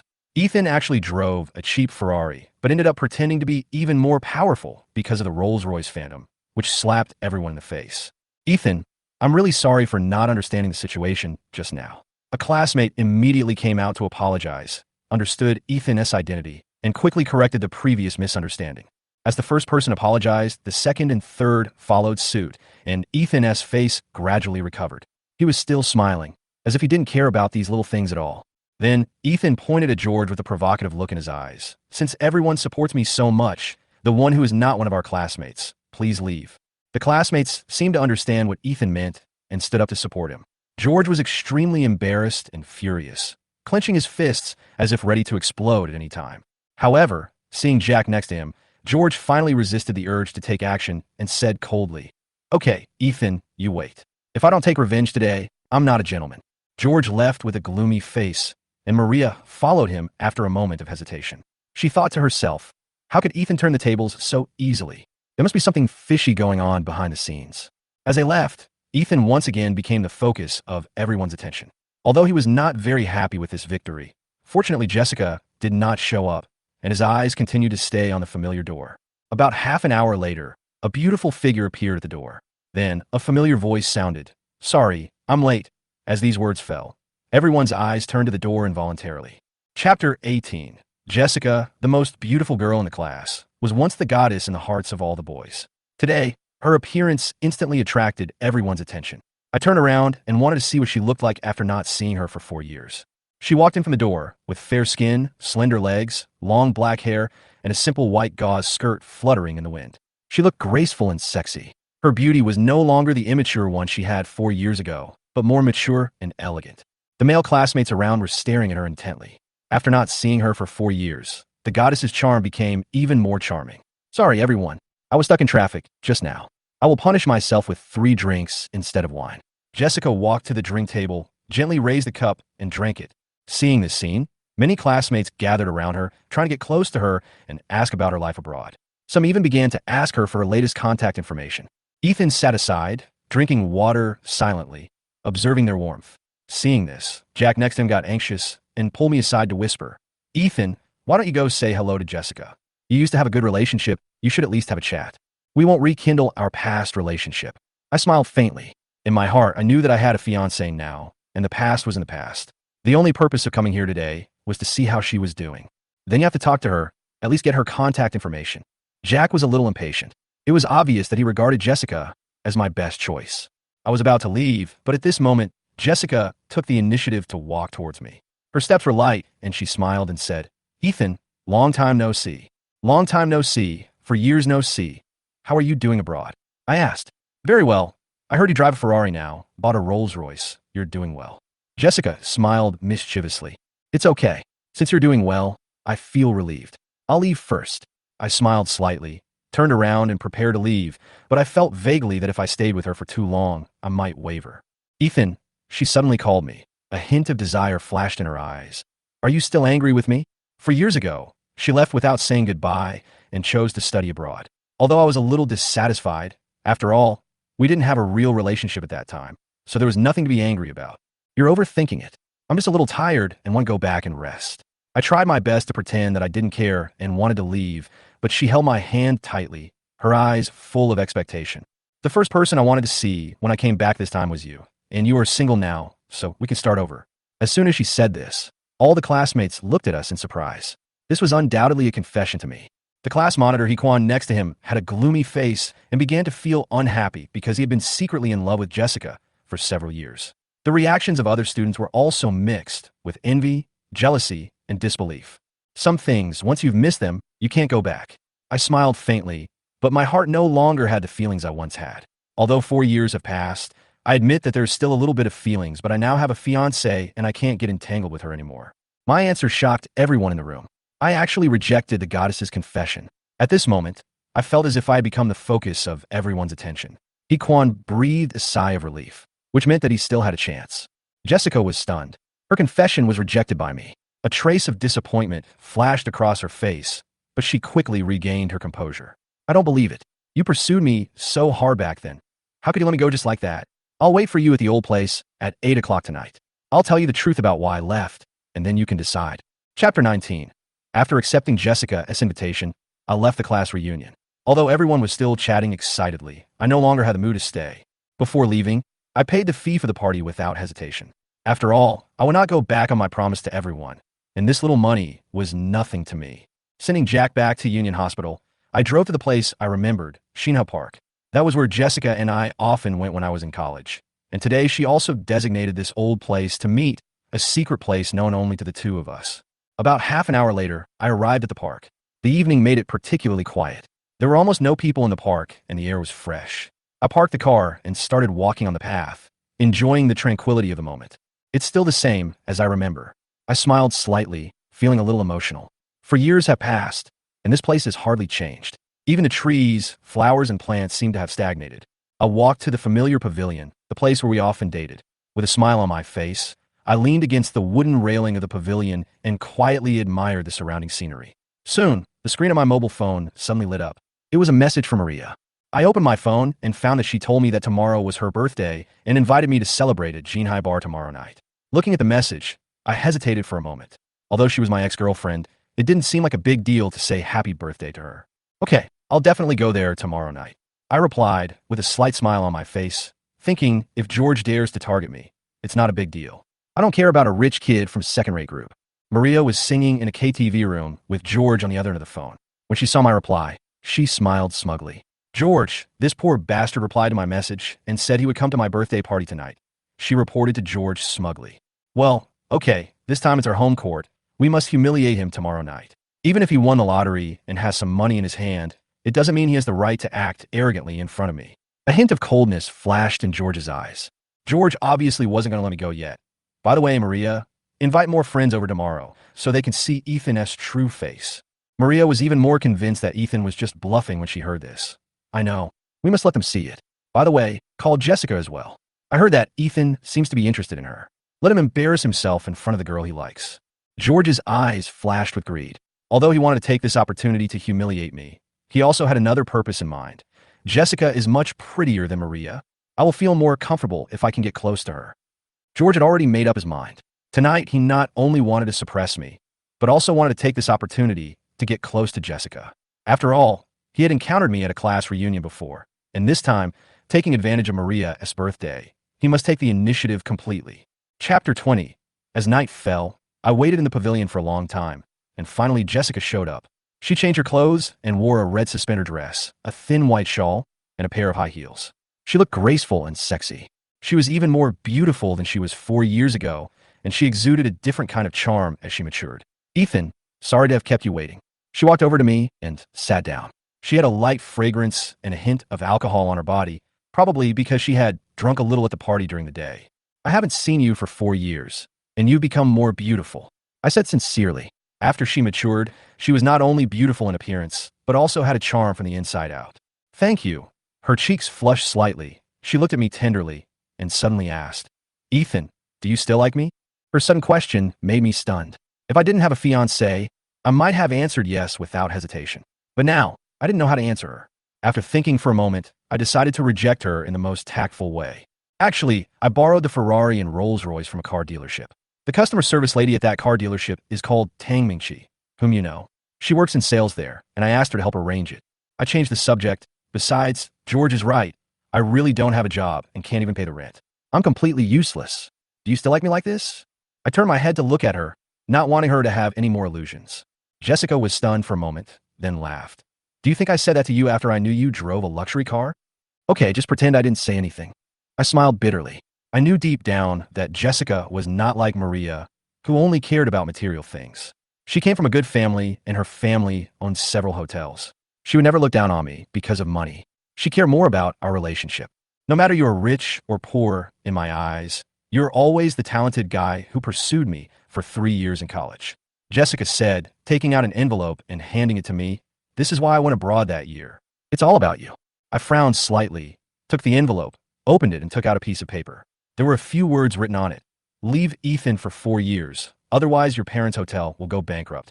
How is it possible? I was shocked, and a thought immediately flashed through my mind.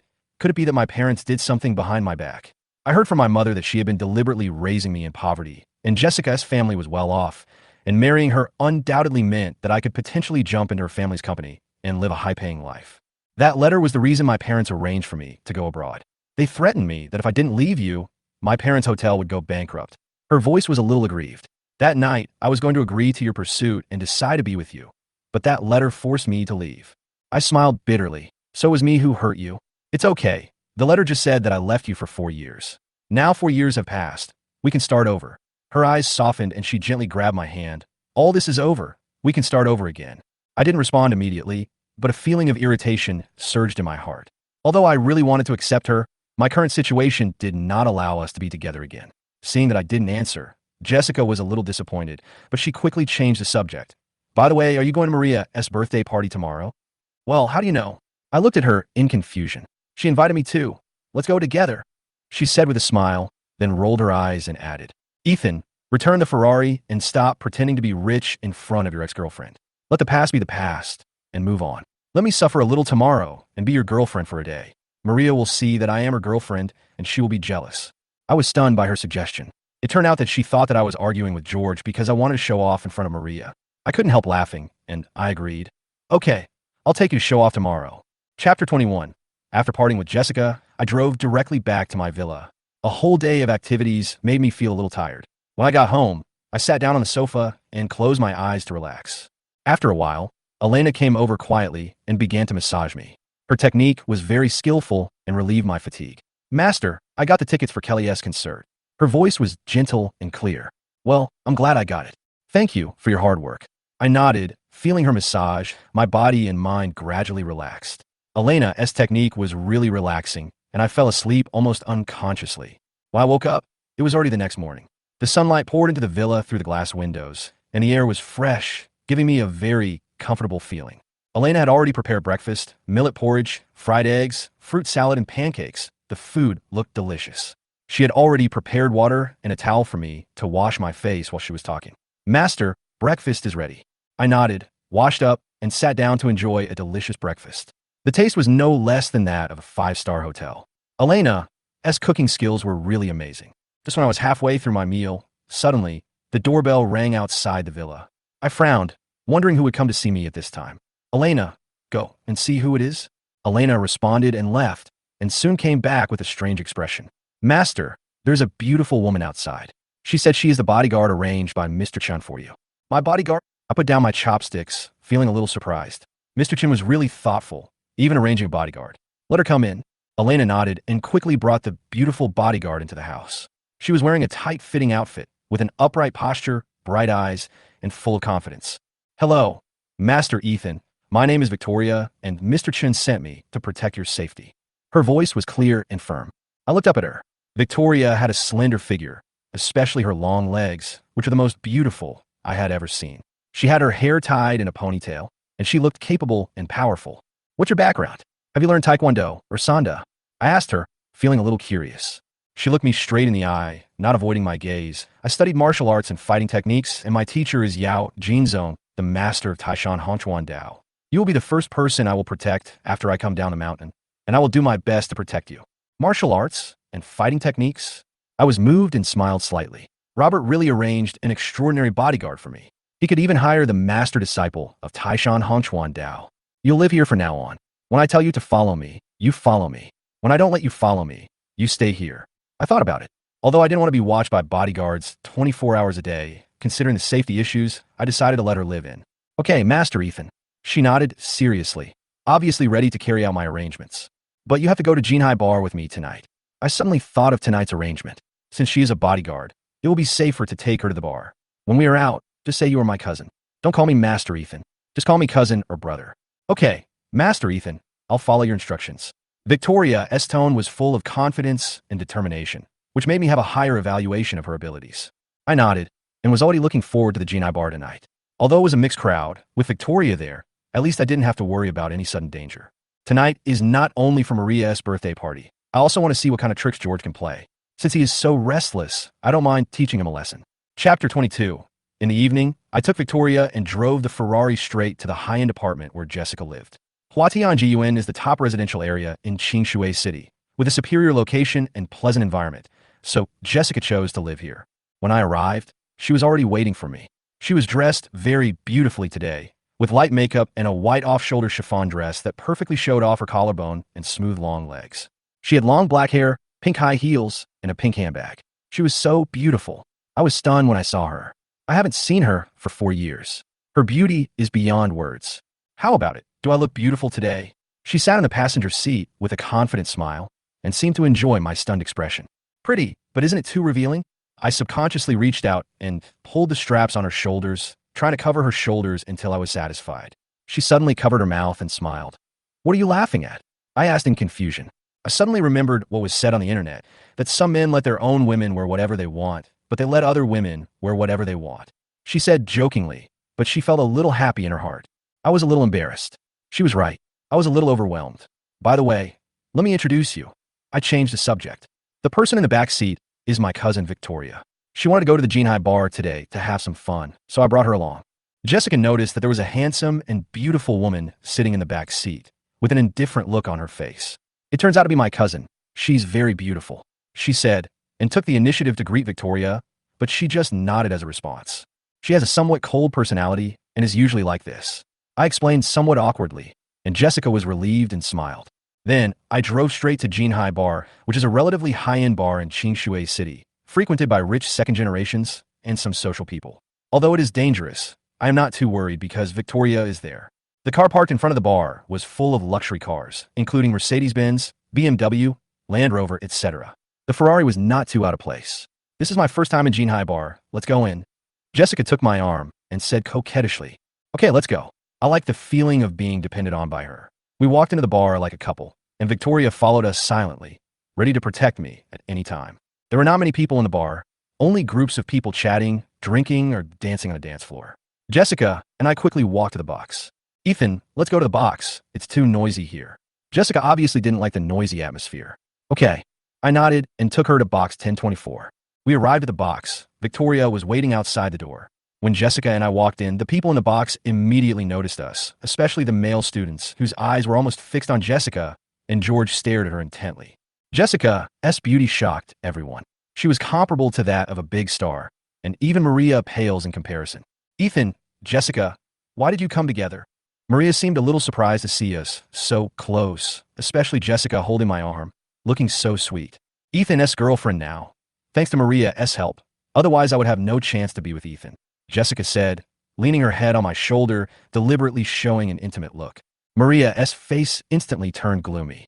Obviously, she didn't expect Jessica to respond to her publicly like this. Ethan couldn't help laughing secretly. He didn't expect Jessica to be so playful and directly pissed off Maria. Chapter 23. Maria's face looked quite ugly. She had never expected that Ethan, the poor boy who was good for nothing in her eyes, would actually be together with Jessica. Especially since Jessica was better than her, her self-esteem was greatly hit. After all, her ex-boyfriend not only lived better than her, but also found a better girlfriend than her. Nah, he's just trash that I don't want. Only you treat him as a treasure. Maria responded coldly, but there was a hint of obvious jealousy in her eyes. Jessica was not angered by Maria's ridicule. Instead, she smiled even more proudly. Really? Ethan drives a Ferrari and a Rolls-Royce. Is this kind of man still trash? George, whom you found, drives a BMW X Series. Isn't he even worse than trash? Her words were sharp and uncompromising. George's face instantly turned gloomy. How could he tolerate someone being better than him? Especially someone he had long looked down upon. He gritted his teeth to hold back his anger, but in his heart he had already begun to think about how to make Ethan show his true colors. Ethan is just a poor bastard. How can he compare to George? Maria continued, still unwilling to give in. You are the only one who treats such a rubbish man as a treasure. Jessica hit back without any hesitation, making Maria even angrier. I secretly sighed at the side. Jessica's mouth is really powerful. Not only did she retort Maria's words, but she also insulted George. She blinked her eyes and showed me a hint of mischievous provocation, and I couldn't help but admire her a little more. George obviously couldn't stand it anymore and decided to take it out on me. He smiled and said, "Since you drive a Ferrari, Ethan, let's play a game. Come on, try your luck." I knew he was deliberately provoking me and wanted to embarrass me through the game, so I responded calmly. "Games? Okay, come on, any game will do." George took out a few dice, placed them on the table, and shook them. "Do you know how to play guessing?" He obviously wanted to force me to lose money through this game. I know how to play the game of rolling the dice and guessing the size, but George must have played it often, and his skills are definitely better than mine. Jessica immediately sensed George's plot and whispered to me, "Ethan, stop playing. You must be cheating in this game." However, I didn't respond immediately. Instead, I thought about it and decided that it would be better to try another approach instead of letting him play with me. So I said, "What's the point of rolling the dice? Don't you just want the money on me? Come on, drink a bottle of foreign wine, and I'll give you 10,000 yuan. If you can make me bankrupt, I'll consider you the winner." I smiled slightly, secretly looking forward to his response. As soon as I said this, the atmosphere in the box suddenly became solemn, and everyone was stunned. Even Maria and George didn't expect me to make such a challenge. Jessica seemed a little anxious and quietly advised me, "Ethan, don't make it so big. $10,000 for a bottle of wine is too much." George sneered. He thought that he could easily get Ethan drunk by forcing him to drink and then expose his poor identity. So he continued, "Ethan, since you were so generous, why can't you let me drink alone? How about inviting a few more people to drink with me?" He was thinking that if he could get Ethan to drink 10 bottles of wine, he could bankrupt him completely. I looked at him and said calmly, "Okay, as long as they are willing, I will reward them with 10,000 if each of them drinks one bottle of wine." My words were calm and firm.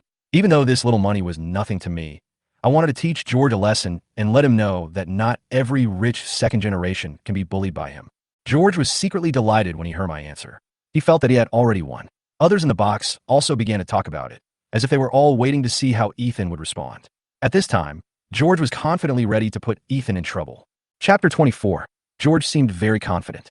He thought he could easily drink Ethan out of money. There were 11 people in the box, each with a bottle of wine. He was confident that Ethan would not survive this round. When Ethan could not pay, George would take off his pretentious mask. "You made me bankrupt by drinking, so you win. I'll pay for all the expenses in this room today, including the drinks." Ethan said with a smile, "But if you can't make me bankrupt by drinking, then I win. My cousin and her friends are drinking outside. You could just go and pay for them." George thought this game was too easy, so he agreed with a smile, thinking that Ethan only had a few bottles of wine at most, so there was no way he could hold on. "Okay, let's bear witness today," George shouted excitedly, and immediately called the waiter to serve 20 bottles of Royal Salute. Each bottle of wine cost 2,000 yuan, and these bottles alone cost 40,000 yuan. Jessica looked a little worried and asked softly, "Ethan, what are you thinking? Isn't this obviously giving them money?" Ethan just smiled, held her hand, and comforted her. "It's okay, just watch quietly." As 20 bottles of wine were served, George announced excitedly, "Everyone, it's time to make money. Let's do it." As he spoke, he finished a bottle of wine himself. The others started drinking without hesitation. Only a few female classmates were a little hesitant, but after Maria took the lead, everyone joined in drinking. The bottle was empty, and the atmosphere became more and more heated. Jessica watched the people around her desperately drinking and felt anxious, but Ethan remained calm and looked like he was enjoying the show. "Cheers!" George finished another bottle of wine. 10,000 yuan. "Give me the money." Ethan took out his mobile phone and calmly transferred 10,000 yuan to him via Alipay. "Great, keep going." George was happy to see Ethan really paid and continued to drink the second bottle of wine. Soon, several people drank several bottles, and Ethan paid for one bottle after another. The scene seemed one-sided, and George gradually relaxed his vigilance. "I've finished drinking too." Another boy stood up drunkenly, and Ethan paid another 10,000 yuan with Alipay. The alcohol became stronger and stronger, and many female classmates began to fall down. Maria desperately insisted, as if she wanted to regain some dignity for her lost face. "I've finished my drink too." Maria finally raised her glass. Ethan smiled and paid another 10,000. After hearing the sound of the Alipay payment, Maria fell drunk on the sofa. More than 100,000 yuan has been spent, but George still hasn't realized that he is walking step by step into the trap set by Ethan. "Another bottle, pay quickly." George drank 3 bottles of wine in one breath, but still did not get drunk, showing a proud smile. Mr. Zhang, you really can drink well. Ethan paid him another 10,000 with a smile. At this moment, George suddenly felt a little confused. How do you still have money? George began to feel something was wrong. Ethan still replied calmly, I still have some money. It depends on whether you can hold on. George was unwilling to accept it. He knew that if he continued to drink, he would not be able to hold on. He secretly decided that it was enough. Okay, you win, he said, ending the game with an unwilling expression. Ethan stood up and said in a relaxed tone, That's good. I'll go outside and talk to my cousin and her friends. You can pay the bill later. George vaguely felt that something was wrong and followed Ethan out. As soon as he got outside the bar, Ethan walked straight to the stage. You're too young to dare to play with me. Ethan sneered in a low voice, secretly thinking about how to completely defeat George. He stuffed a few bills into the sound engineer's pocket and instructed him to turn off the music in the entire bar. Immediately, the sound system in the bar stopped, and the atmosphere at the scene instantly became silent. Almost everyone stopped what they were doing. Who the hell turned off the music? Turn it back on. The gangsters started shouting angrily, but Ethan picked up the microphone and said calmly, Everyone, my cousin and I are here at the Jinhai bar tonight. If you don't mind, all the expenses tonight will be charged to my cousin. As soon as the words fell, almost everyone cheered and screamed one after another. When George heard this, his eyes widened and his face changed suddenly. With nearly 100 people, the consumption must be 2 to 3 million. George knew he had fallen into Ethan's trap, and he was furious and started calling people.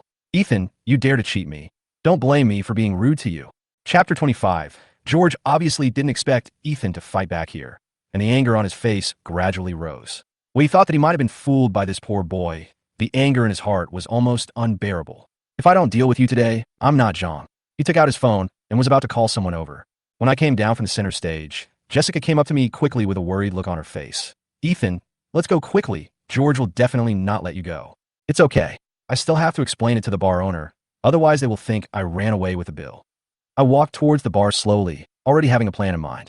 The young manager of the bar came over with a polite smile on his face. Sir, will you pay for the entire bill tonight? Yes, that's right. I nodded calmly, but I made a bet with a gentleman named George. If I lose, he will pay for me. So, tonight's expenses, including the box and the hall, will be borne by him. I saw George standing there with a slight smile on his face. George, is he the second son of Mingyang Group? The manager obviously knew him, with a hint of surprise in his tone. Yes, that's right. I pointed in the direction of George, who just happened to come over and responded with a sneer. I'll pay for tonight's bar bill, but Ethan, don't think you can get out of here easily. George was followed by 4 burly men, who were obviously the hooligans in the bar and looked very threatening. Do you think you can leave today? George's tone was cold, and he was already planning to use force to deal with me. You think I can't leave so badly? I looked at him and sneered. It's not certain who I will ruin today. Jessica looked at me nervously and approached quickly. Ethan, don't be impulsive. Things are a bit complicated here today. Don't worry. I smiled. Victoria is here. It's okay. George continued to mock. Jessica, why don't you follow a poor boy? Why don't you follow me? He looked at her with eyes full of desire. If you dare to touch me, Hyang will not let you go. Jessica couldn't help but threaten, and her body subconsciously leaned towards me. George smiled disdainfully. Hyang, I want to see how your father deals with me. He thought to himself that he must take Jessica away tonight, otherwise all his plans would go down the drain. Just as George was about to continue provoking me, I smiled calmly. George, it's still unclear who will be defeated today. Victoria stood quietly beside me at this time, her cold eyes locked on George. Her aura was enough to make anyone dare not act rashly, especially a scoundrel like George. George's face turned pale when he saw this. He looked at Victoria, then turned to look at me with a hint of fear in his eyes. You 3 dare to challenge me? I didn't answer, but just stood there waiting. Do you know who the 4 people behind me are? George sneered, pointing at the 4 strong men behind him. They're the men of Brother Long from Jinhai. If you dare to go against me, you are courting death. I don't believe you can overpower me. I responded coldly.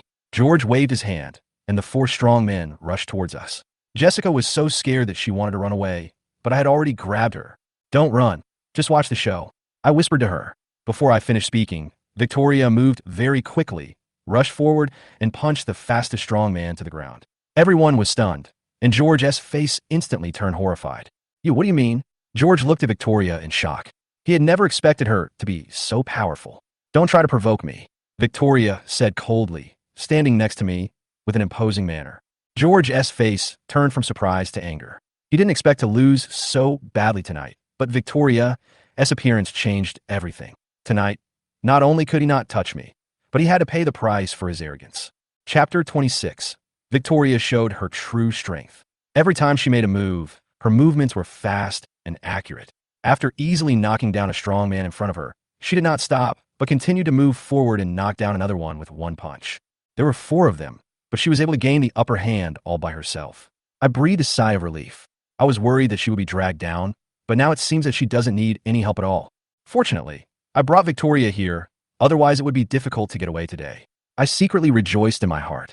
Jessica leaned on me, watching Victoria easily deal with 4 strong men alone, and couldn't help but said in surprise, "Ethan, your cousin is so amazing. Does she learn martial arts?" "Well, it seems so, very good," I answered with a slight smile, in a good mood. At this moment, George's face looked a little strange. He never expected that a girl could defeat 4 strong men so easily. His contempt was gradually replaced by fear, and he couldn't help swallowing. How can this poor cousin be so powerful? George began to get nervous and furious. "Kill her for me. Can't you even beat a woman? Kill her for me." George couldn't bear it any longer and gave the order. Hearing George's provocation, the 4 thugs rushed towards Victoria again in anger. But her skills were no longer something they could handle. Every attack was extremely precise and ruthless. "If you keep coming, I'll have to cripple you," Victoria said coldly, with a hint of coldness in her eyes. Her movements became more and more ferocious, and with a crack, the thug's arm was broken by her. The strong man fell to the ground wailing in pain. The other 3 tried to attack together, but Victoria remained calm and flexibly swept them with her long legs, forcing them back a few steps. Then, she stepped forward, grabbed the arm of one of the strong men with one hand, and broke his arm again. The other 2 strong men were obviously frightened, and sweat was already oozing from their foreheads. She hooked her finger at them, signaling them to come again, and the 2 men were so scared that they dared not rush forward. George's voice got louder. Come on, I'll give you double the money. You can't even beat a woman." Driven by the money, the 2 thugs roared, picked up a stool, and threw it at Victoria. "Danger!" Jessica saw this scene, her face pale with fear, and hurriedly warned. However, Ethan was not worried. Sure enough, Victoria easily avoided the attack of the 2 strong men with her skills, and broke their arms with a more fierce counterattack. I fell down before I even used my full strength. "I'm so useless." Victoria clapped her hands, looked around, and shook her head at the 4 strong men lying on the ground wailing. She jumped behind George, grabbed his collar, and dragged him in front of me like a chicken. George was frightened by her strength and turned pale. He didn't dare to resist, but he still refused to give in. "Ethan, I'm the 2nd young master of Mingyang Group. If you dare to hit me, I will never let you go," George threatened. I frowned slightly. I felt a little unhappy when I heard that he dared to threaten me. I just swung my hand and slapped him hard. "Today I'm going to give you a real slap in the face. If you dare to provoke me again next time, it won't be that simple to slap you in the face," I said coldly. George's face twisted instantly. He glared at me, but he knew that he was no match for me. "Ethan, if you have the guts, I will make you regret it," George said viciously, full of resentment towards me. "Very good, Victoria, kill him for me." I smiled softly, took Jessica's hand, and prepared to leave. After hearing what I said, George's face changed drastically. Knowing that I really dared to let Victoria do it, he immediately ignored his face and began to beg for mercy frantically. "Wait, Ethan, I know I was wrong. I was just joking." Before he could finish his words, his left arm was broken by Victoria, and he howled in pain on the ground. "I'm just teaching you a lesson today. If you dare to provoke me again next time, you know the consequences." I said this coldly, turned around, took Jessica's hand, and left the bar with her. Victoria followed closely behind, leaving George and the 4 thugs lying on the ground, rolling in pain, completely slapping all their arrogance in the face.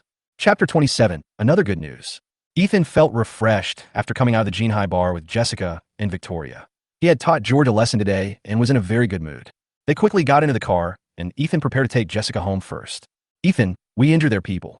Will they come to seek revenge on us?" Jessica said worriedly while sitting in the passenger seat. "It's okay. We can deal with them as they come. Don't be afraid of them." Ethan smiled slightly. Robert is a man of both right and wrong in Qingshui City. He can handle most situations. If he really encounters something he can't handle, there are still other forces of the Wang family. You have to know that the Wang family's power and financial resources are huge, and even Ethan has only seen the tip of the iceberg now. However, Ethan feels that he must become strong in the end in order to gain people's real respect, just like his grandfather has his conglomerate, and his father has his group of companies, and Ethan must also have his own strength in the future.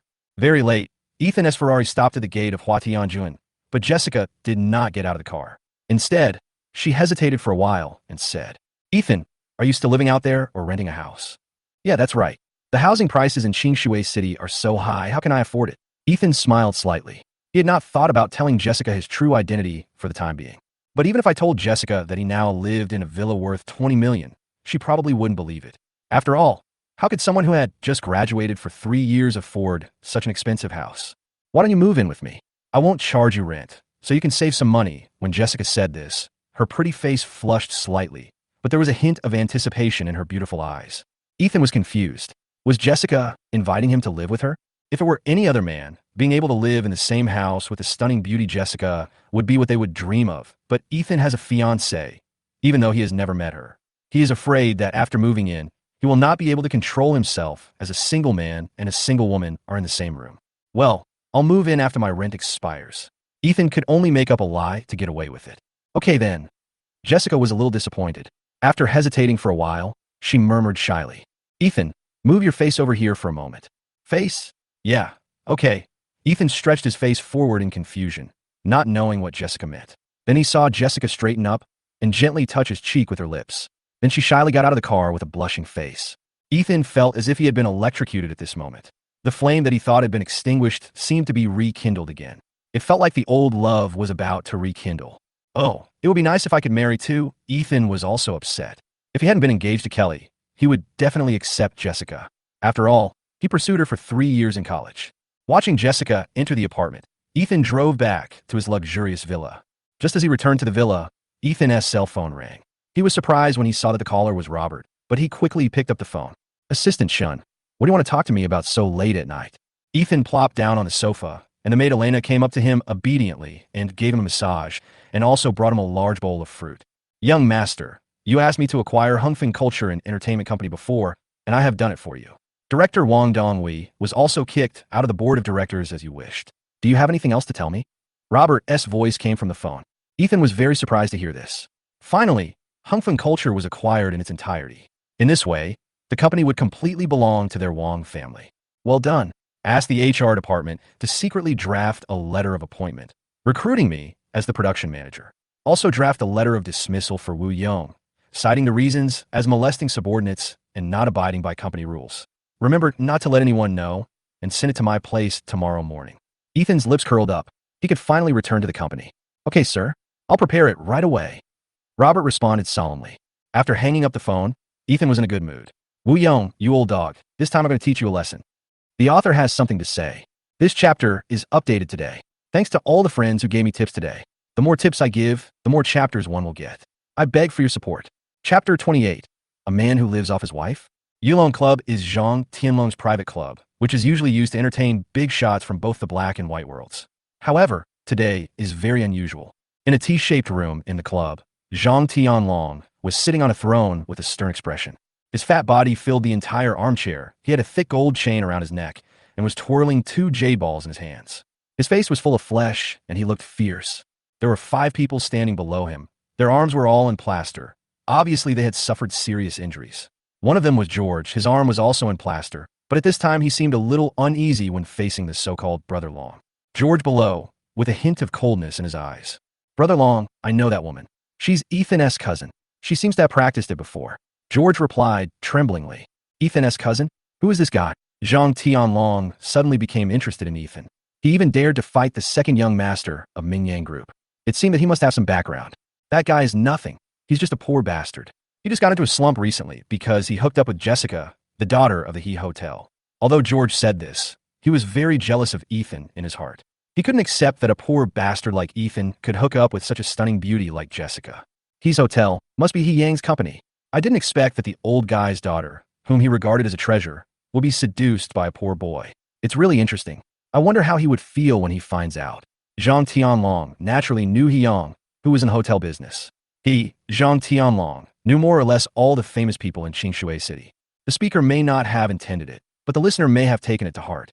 George, who was below, was worried about not being able to find a way to deal with Ethan. But when he heard this, an idea suddenly flashed in his mind, and a clever plan to deal with Ethan quickly appeared in his mind. Haha, Ethan, you poor bastard. I will definitely get back double the humiliation you suffered last night. A poor bastard like you doesn't deserve Jessica. I will let you know that reality is cruel. George thought secretly with pride in his heart. and then glanced at Zhang Tianlong sitting on the armchair. His eyes rolled, and evil thoughts surged up in his mind again. Brother Long, when I was beaten last night, I already told you your name, but guess what that guy said? What else did he say? Zhang Tianlong said with his eyes slightly narrowed. He said that even if Brother Long came, he would still beat you up. He also said that he would beat you into a pig's head and your parents wouldn't be able to recognize you. Before George finished speaking, Zhang Tianlong suddenly slammed the table angrily, and the table was almost broken apart. It can be seen that the force was not small. A poor boy actually doesn't even take me, Zhang Tianlong, seriously. He thinks he's so awesome just because he's with the daughter of the He family. A man who lives off 2 women and eats them dares to challenge me. Zhang Tianlong despises men who live off others the most in his life. And judging from the current situation, it's obvious that this poor boy Ethan is a gigolo. By Jessica and his cousin means he is just a gigolo. Yes, this poor boy is a gigolo. How can he compare with Brother Long? He is not even worthy of carrying your shoes. George echoed from the side. In his heart, he also felt that this poor bastard Ethan was a gigolo. It seems like I need to teach this brat a lesson. Otherwise, how can I survive in the underworld? A cold light flashed in Zhang Tianlong's eyes. His men were beaten, and if he didn't teach them a lesson and just swallowed his anger, he would be ridiculed by other people in the underworld. George, ask him to come to my place tomorrow. I will meet him and discuss how to compensate my subordinates for their medical expenses. Don't worry, Brother Long. I will definitely take care of this. When George heard that Zhang Tianlong wanted to meet Ethan, he was immediately overjoyed. If he offended Brother Long, it would not be enough to just pay some medical expenses. They were plotting against Ethan. The latter had just received the dismissal letter and employment letter sent to him by Robert. Master Ethan, this is the document that Mr. Chen asked me to send to you. The person who came was a young and refined man wearing black frame glasses, looking very smart and capable. Well, thank you, you've worked hard. You can go back first. After Ethan sent him away, he glanced at the documents in the file bag. When he saw that it was exactly what he wanted, he couldn't help but smile slightly. Wu Yong, this time I'll let you have a taste of what it feels like to be fired. With that, Ethan drove directly to Hongfeng Entertainment Company. This time he was going to make a strong comeback and shock those people in the company who looked down on him before. Chapter 29, Return with Power. Hongfeng Entertainment Company. Ethan arrived. It was almost 10 o'clock in the morning. It was already working hours, and there were not many people at the gate. Returning to the company again, Ethan still felt very emotional. Not long ago, the department manager Wu Yong molested a female colleague in the company in the restroom. When Ethan saw it, he was so angry that he beat him. Unconvinced, Wu Yong reported Ethan to the company's board of directors.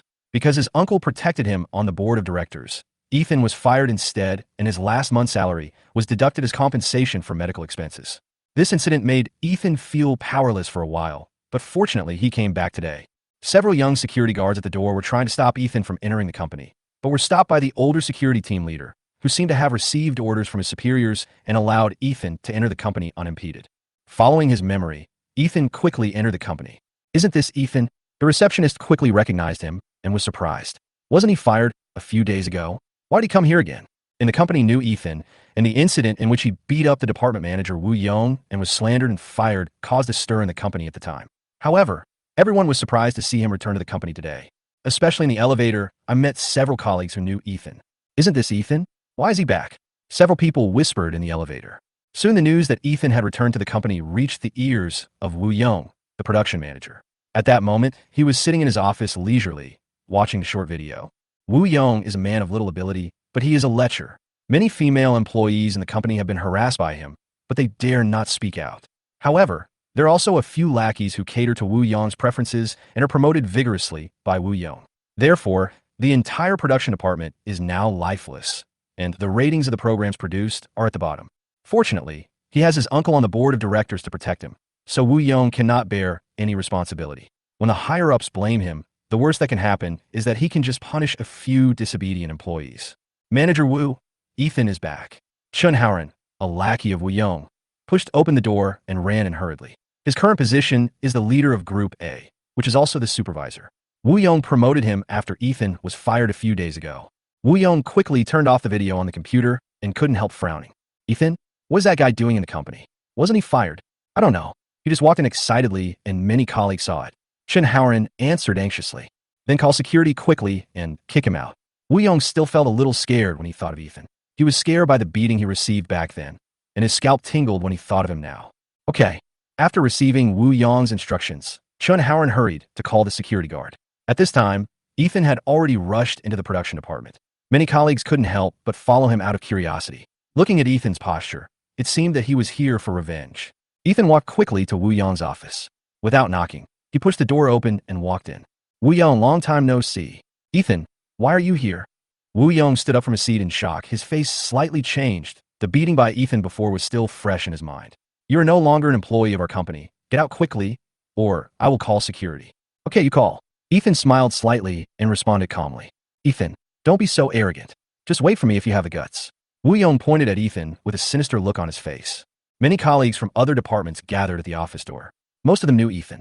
When they saw Ethan rushing into Wu Yong's office, they knew something interesting was going to happen. They immediately stopped their work and gathered around him. What are you looking at? Get out of here. Chen Haoren, the lackey, came over with a few security guards and yelled at them. When colleagues saw the security guards coming, they stepped back a few steps and made way for them to exit. Security boss, it's this guy. He's not our employee anymore, but he broke in. Please ask him to leave. Chen Haoren pointed at Ethan and said to several security guards. He looked at Ethan with a very proud look in his eyes. It was as if he was saying, come and hit me. When Wu Yong saw the security guard coming, he instantly became braver. Security, security, hurry up and get this rubbish away, or I'll have my uncle deduct your salary. At this time, the fact that Wu Yong's uncle Wang Donghui was driven away was still kept secret, so Wu Yong did not know about it. The other colleagues couldn't help but shake their heads when they saw Ethan, feeling quite sympathetic. After all, their company's security guards were not just for show. Ethan, on the other hand, was very calm. The young security guards glanced hesitantly at the older team leader, waiting for him to make a decision. The security captain and his men quickly came to Ethan, but instead of driving him out, he raised his voice and spoke.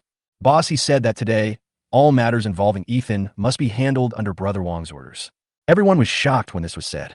The security department had full authority to follow Ethan's instructions, which was a right only the general manager had. Wu Yong was so shocked that he was speechless, and an ominous premonition emerged from the bottom of his heart.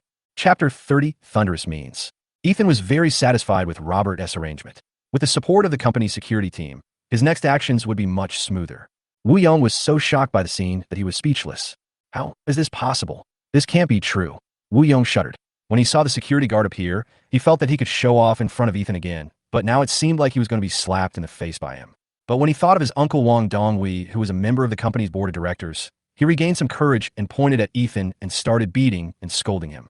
Ethan, don't think you can do whatever you want just because you bribed the security team.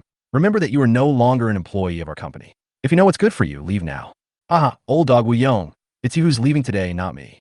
Take a good look at this. Ethan said lightly, and at the same time took out a document of dismissal of Wu Yong from the file bag and threw it directly in front of him. Fire me? Are you kidding me? Who the hell do you think you are? How dare you fire me? Do you think this company is owned by your family? What a joke. Wu Yong didn't even look at the paper. In his opinion, it was impossible for the company to fire him. With his uncle around, he is the only one who fires others, and no one can fire him. The colleagues who were watching could not help but exclaim when they saw this. But when they thought that Wu Yong's uncle was still a director of the company, it was unrealistic to fire Wu Yong. However, Ethan reminded again calmly. Let's first see who signed the letter of dismissal.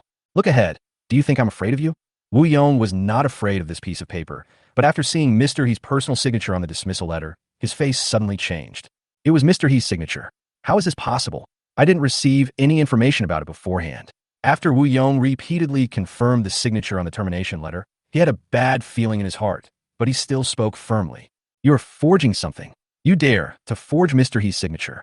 You know this is against the law, right? I can call the police at any time. You can just wait to go to jail.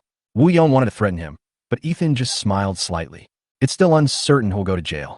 There are many female colleagues in the company who have been harassed by you. If they come forward to report you, I'm afraid you will be the first to go to jail. Ethan's words touched Wu Yong's sore spot. He suddenly became timid, but still couldn't believe that the company would fire him. Then he thought of his uncle. Just wait. I'll ask my uncle to come and deal with you. Wu Yong said as he took out his cell phone and quickly dialed his uncle Wang Donghui's number. The situation was completely under Ethan's control, so he could only ask his uncle Wang Donghui for help. Ethan was watching him with interest to see what else he could do. However, Wang Donghui's phone was turned off, and no matter how many times Wu Yong called, he was told that the phone was turned off. Wu Yong was panicking. Why is my uncle's phone always turned off? Stop fighting. Your uncle is no longer a director of the company and can't protect you anymore. Ethan said with a smile on his face. Impossible. My uncle invested $10 million in the company. How could he just quit like that? Wu Yong was completely panicked. Wang Dongwei was his biggest support. If even his uncle withdrew from the company, he really wouldn't be able to stay here. When the colleagues who were watching outside heard that Wang Dongwei had withdrawn from the board of directors, they couldn't help but exclaim in unison. Many of those who had been oppressed by Wu Yong even cheered secretly in their hearts. If you still don't believe me, go ask the HR department yourself. But I'm here to take over your job. From now on, I'll be the manager of the production department, and this office will be mine. You can go now. Ethan took out the employment letter again and threw it directly in Wu Yong's face. How dare you replace me? Wu Yong glanced at the paper in disbelief. However, it really said that Ethan would take over the position of production manager, and it was signed by President he himself. He was stunned again. The other colleagues were also stunned. Ethan, who had no background at all, actually staged a shocking reversal for them. Not only did he kick director Wang Dongwei out of the board of directors, he also replaced Wu Yong's position in the company. This really shocked them. Someone, come here, Wu Yong is no longer an employee of our company. Kick him out. Ethan turned his head and gave instructions to the security captain. Yes, Manager Wang. The security captain was quick-witted and immediately did as Ethan said, then led his men to pull Wu Yong up. What are you doing?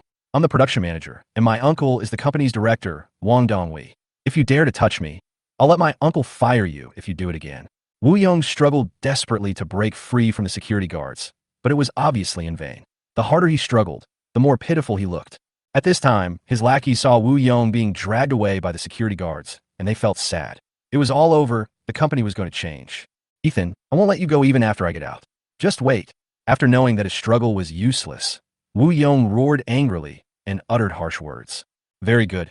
Wu Yong verbally insulted your superior. This month's salary will be deducted as mental compensation, and you are not allowed to set foot in the company again. Ethan said lightly, he will give him a taste of my power. As expected, after these words came out, Wu Yong's face became distorted and ugly. He wanted to insult Ethan loudly again, but he was knocked unconscious by the security guard with a punch. He told him not to be dishonest. Ethan smiled slightly, very satisfied with the way the security captain handled the situation. All his colleagues were terrified, especially Wu Yong's lackeys, whose calves were trembling. Chen Haoren, Yin Xiu, Fu Hao, the three of you have also been fired from the company. Go to the finance office to collect your last month's salary. Ethan decided to go all out and fired all of Wu Yong's lackeys with thundering means to save him from trouble in the future. Suddenly, the three of them turned pale and collapsed to the ground. The author has something to say. Thanks to the friends who gave me tips today, please give me tips. Also, if you haven't followed me yet, you can follow me, so that it will be more convenient to follow me later. Chapter 31, a 10 million return. Ethan had returned to the company's production department and had taken an iron-fisted approach to reorganizing the department spread quickly throughout the company. Most people applauded Ethan, especially the female colleagues who had been harassed by Wu Yong. At this time, they looked at Ethan more like a savior. After cleaning out the bad apples in the production department, Ethan asked someone to bring over some of the most recently produced programs and ratings reports.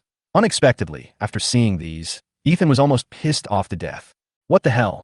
Even the show I produced, Into the Wild, has been pushed to the bottom of the ratings. Ethan was very angry. In just half a month, Into the Wild fell out of the top 3 in ratings at its peak and out of the top 10.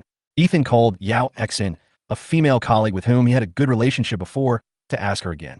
Only then did he know that after he left, the program was taken over by Chen Haoren. In order to please Wu Yong, Chen introduced several second and third-rate female stars who participated in Wildlife to him. The latter threatened Wu Yong with camera exposure and wanted to take advantage of these female stars. They were not willing to give in and announced directly that they would not perform anymore, which directly caused the ratings of Wildlife to fall out of the top 10. Manager Wang, what should we do next? The positions of group leaders of groups A, B, and C are all vacant, and many programs have no one in charge. Yao Xin said worriedly. The broadcast time is approaching, and if the content is not ready, they will be blamed by the higher-ups, and they will have to take action. Ethan had fired before were the team leaders of these 3 groups. I will be in charge of Group A for the time being, and you'll be the leader of Group B. Ethan said, looking at Yao Xin. She was quite good-looking, wearing a black professional suit that perfectly outlined her figure. Her straight and slender legs were wrapped in thin black stockings, and her calves were tight and her lines were soft. She has the ability, but because she refuses to be bound by Wu Yongqian's rules, she has been suppressed in the department. Ethan, no. Manager Wang really wants me to be the leader of Group B? I'm afraid I can't do it well. Yao Xion's pretty face showed some excitement, but more of it was disbelief. Well, you have to believe in yourself. Also called Lu Neng in. Ethan arranged things one by one in an orderly manner. As for the position of team leader of Group C, Ethan let Lu Neng, an old colleague in the production department, who had been working there for 6 or 7 years but had never been successful. When he heard that Ethan was going to promote him to be the team leader of Group C, he was excited for a long time and thanked Ethan repeatedly. After a busy day, Ethan came home very late. Although his current net worth is unlimited, he also wants to make some achievements of his own. His grandfather has his multinational consortium, and his father also has his multinational group, so Ethan also wants to build an empire of his own. Of course, all this has to be done slowly. Start by practicing as a department manager, and then move up step by step. Otherwise, if you take too big a step at once, you may get hurt easily. After work, Ethan did not go back to the villa, but called Jessica to ask her out for dinner in the evening. He wanted to tell her the good news. After all, she had always been worried that Ethan would not be able to support himself without a job. She even wanted to transfer money to him when they were chatting on the phone, but was rejected by Ethan. What a joke. How could he, a super rich second generation with unlimited wealth, ask for a woman's money? When he drove to Huatianjin, Jessica was already waiting at the door, but next to her there was a middle-aged man wearing a Zhongshan suit.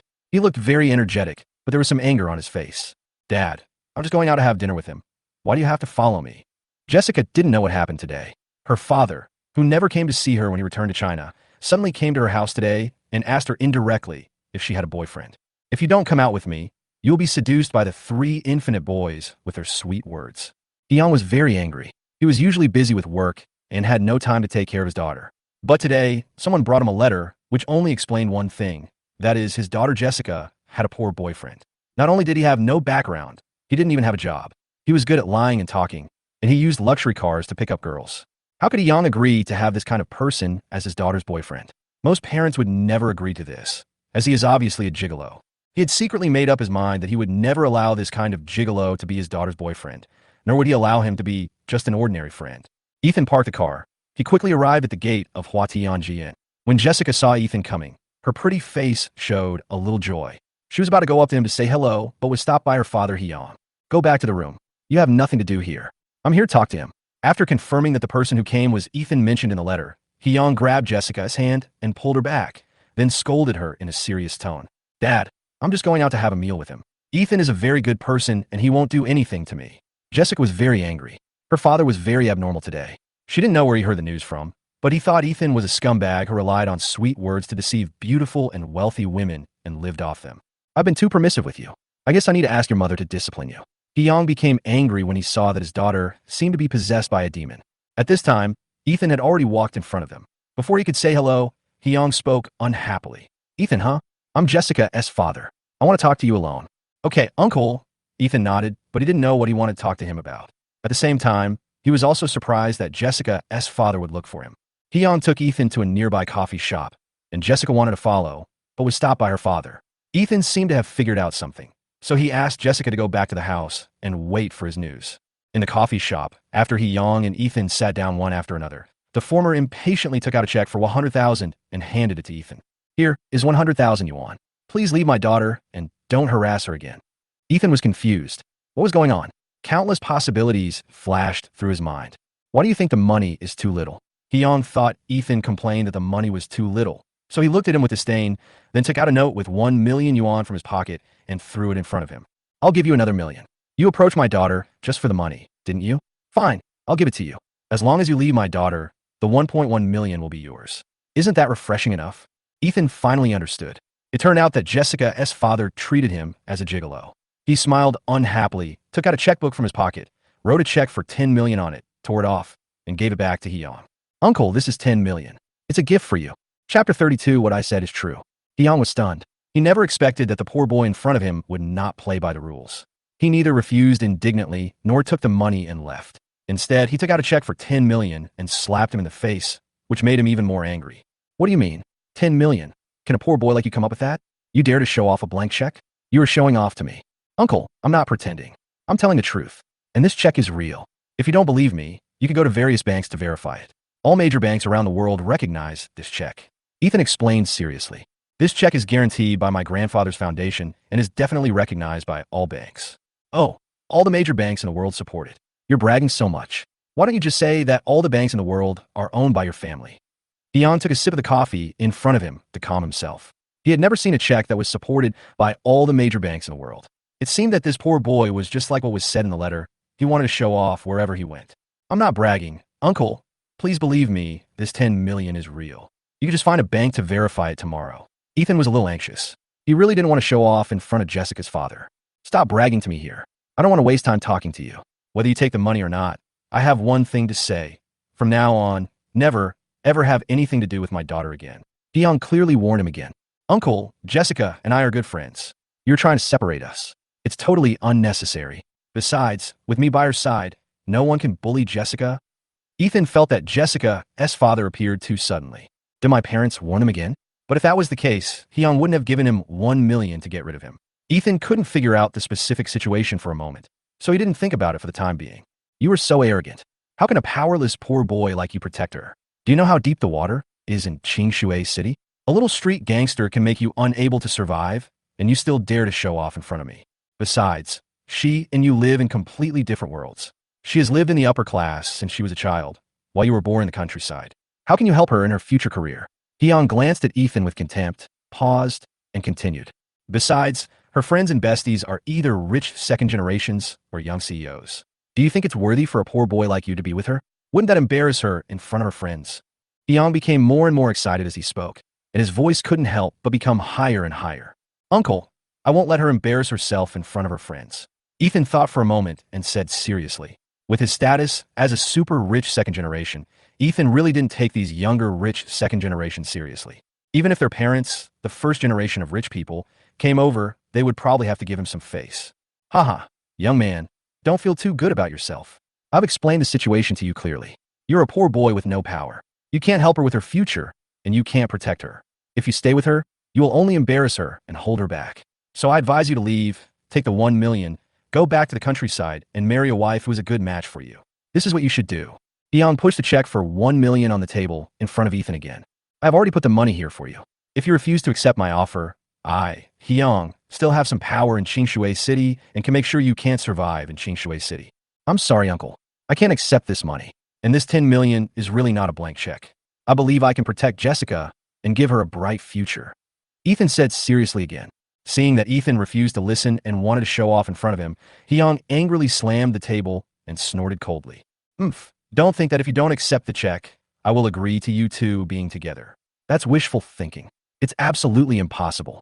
Hyung stood up and walked out angrily without taking the checks on the table, as if he left them there deliberately to humiliate Ethan, a gigolo. Uncle, your check. Ethan didn't hesitate. He immediately collected the 3 checks on the table, including a check for 1 million, a check for 100,000, and his check for 10 million. Then he chased after him and stuffed all 3 checks into Hyung's hands, saying firmly, Uncle, time will prove what I say. It's impossible to prove it even if you wait another 100 years. You can only dream on.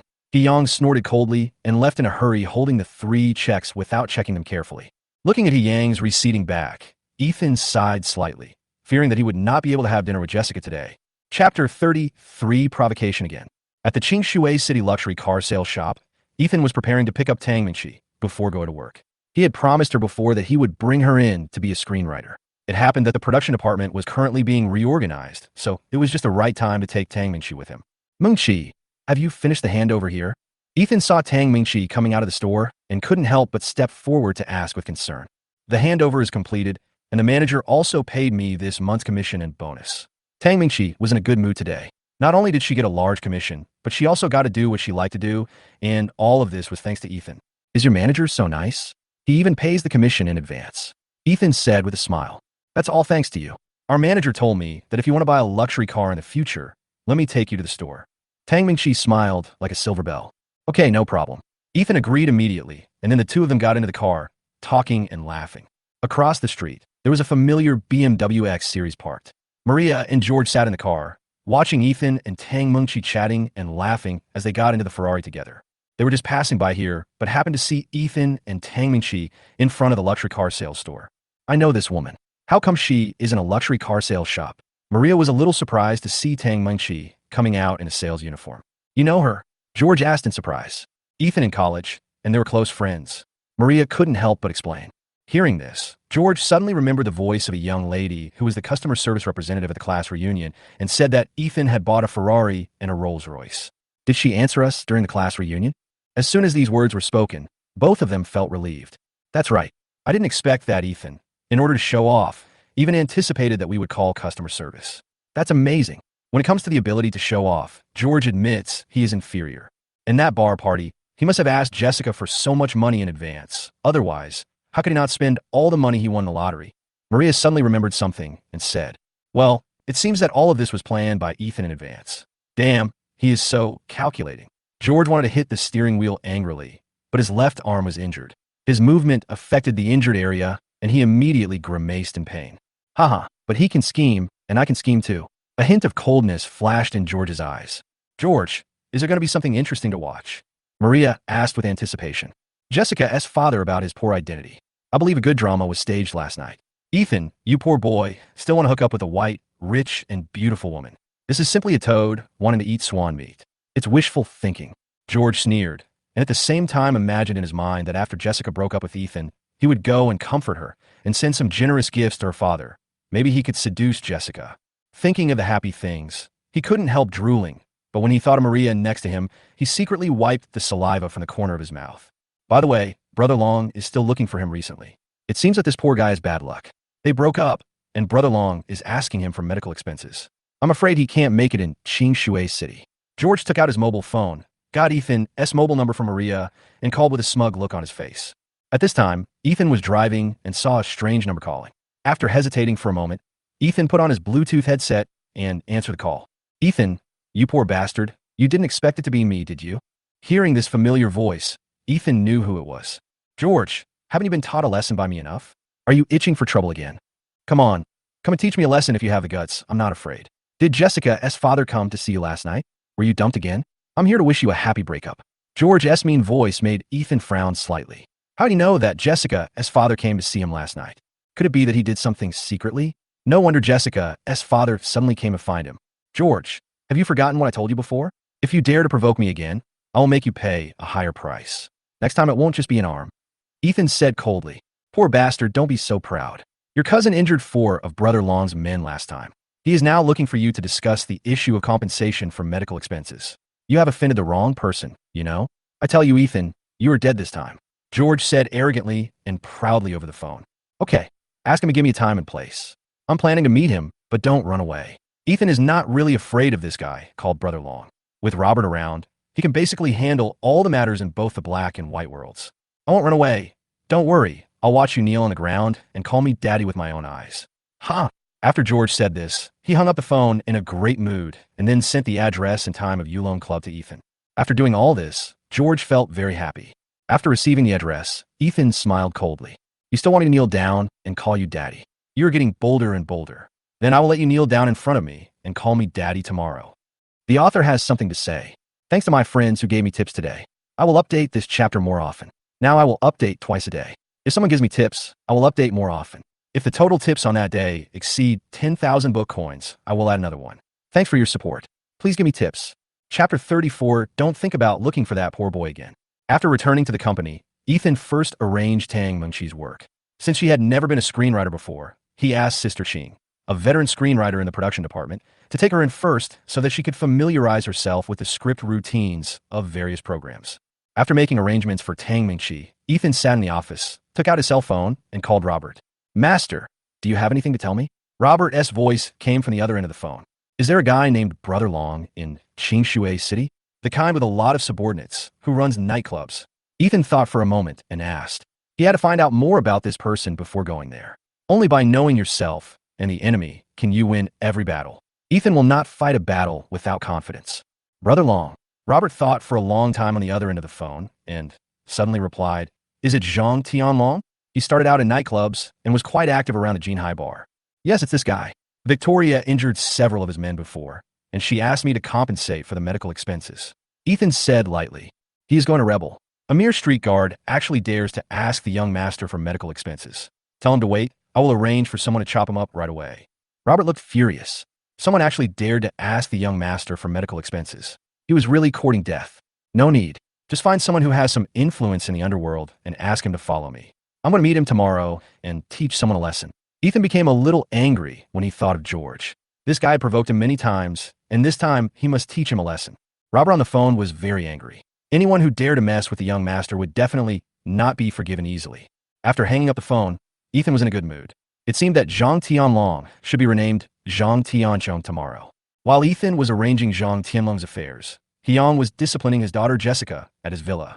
He also took away her mobile phone, tablet computer, and other electronic devices in order to prevent her from contacting Ethan. I'm telling you again, I won't let you go to that poor boy Ethan anymore. Do you hear me? Dad, I really have nothing to do with him. You misunderstood. Jessica tried her best to explain, but was still strongly opposed by Hyang. I don't care what kind of relationship you have. Being just ordinary friends won't do. He, a poor boy, must have ulterior motives for approaching you. Hyang said with a grim face. He has no ulterior motives towards me, and he is very talented. The current difficulties are only temporary, and he has great potential. Jessica felt aggrieved and wanted to argue a few more words for Ethan, but was still blocked by her father. Let's not talk about whether he has the ability or not. Just the fact that he's showing off is disgusting. He has no ability, but still likes to show off everywhere. Just last night, I had coffee with him.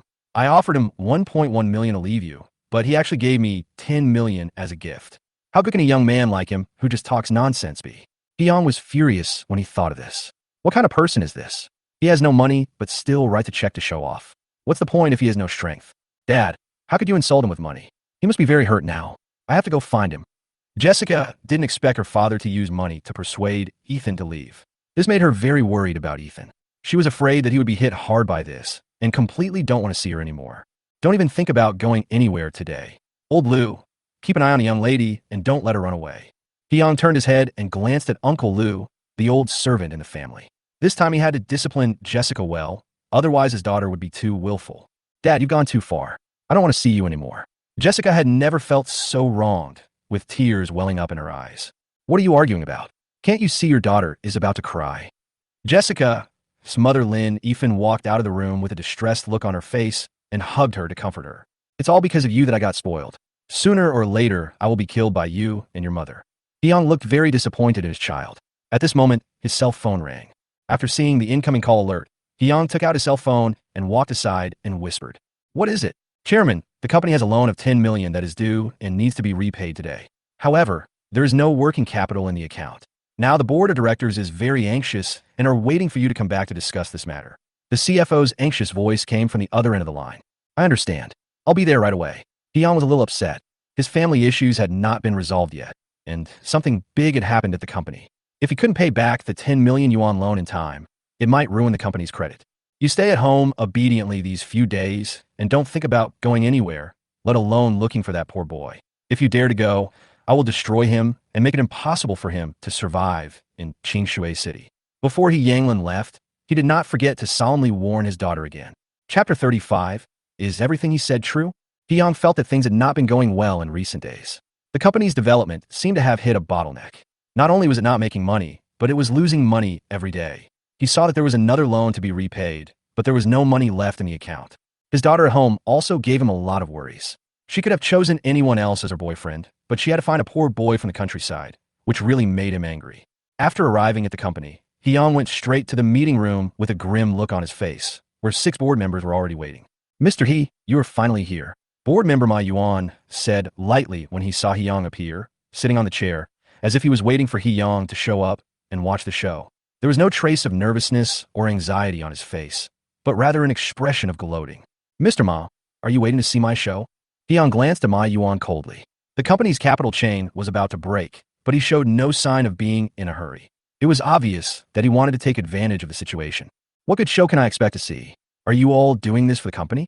If you can't even get a loan of 10 million, there's no point in you being the chairman. Don't you agree?" Ma Yuan said as he looked at Chun Yang, the other board members, who all nodded in agreement. Can I solve the problem with this little money? You really underestimate me." After saying this, Hyang stood up from his seat coldly. It was probably impossible to rely on them to solve the problem of the 10 million loan, and it would be a waste of time to stay here any longer. "Then we'll just wait for good news from Mr. He." Ma Yuan smiled coldly. He had asked people to keep the matter of the 10 million loan a secret, and only informed him on the last day in order to catch him off guard. The business world is like a battlefield. By now Hyang knew that it was Ma Yuan's trick.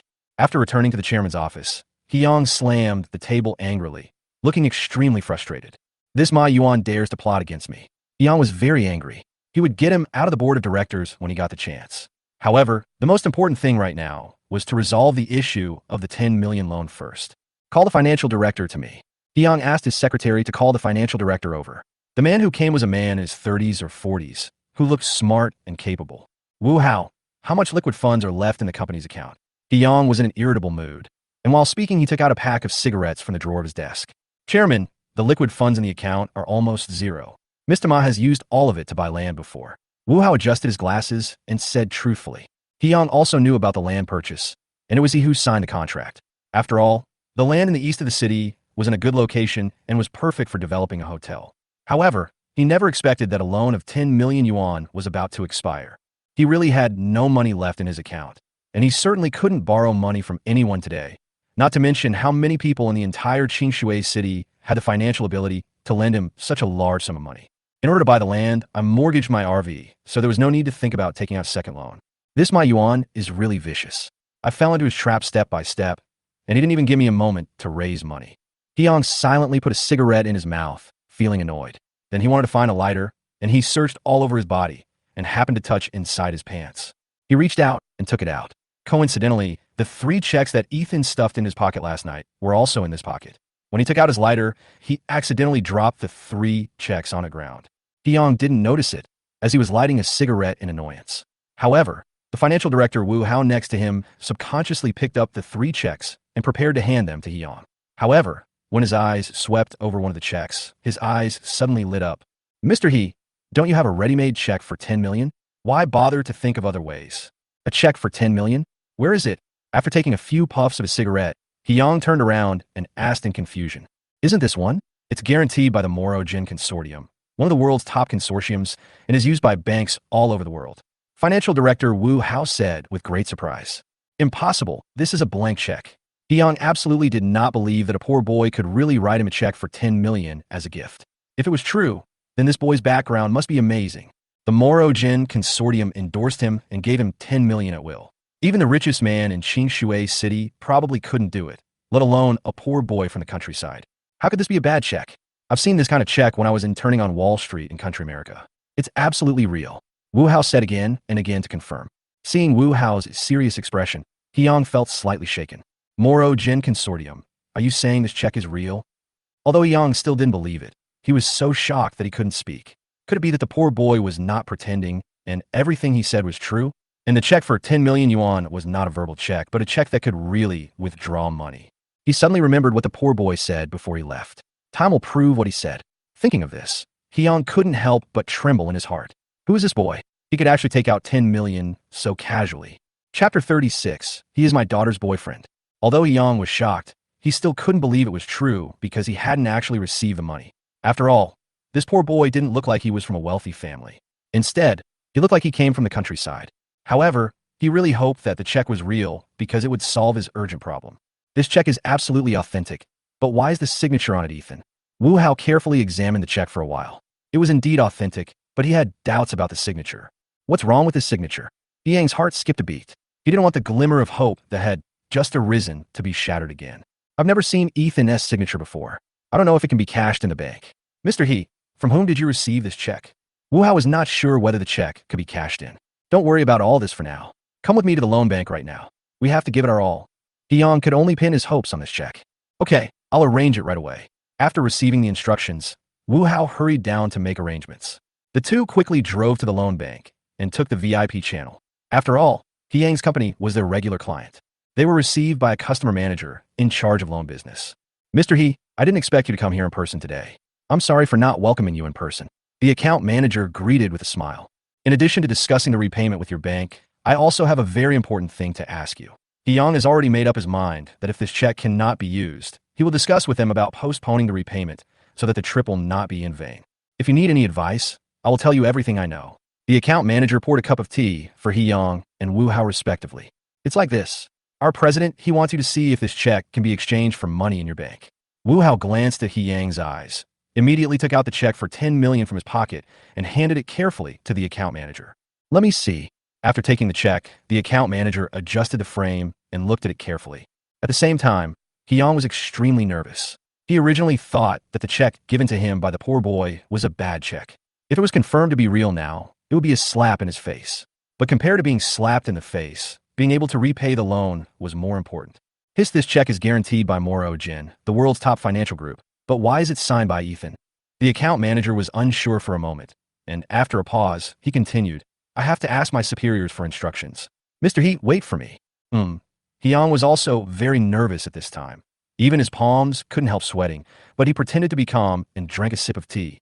The two waited for almost an hour, and Hyang spent this hour in anxiety. Fortunately, the account manager came back, but there was one more person beside him, who was the president of this bank, Siedejiang. Hyang was slightly surprised to see President Siedejiang come out in person. Mr. He, this check of yours has been remotely confirmed by our head office and is completely redeemable. But I would like to ask one more question. Where did you get this check from?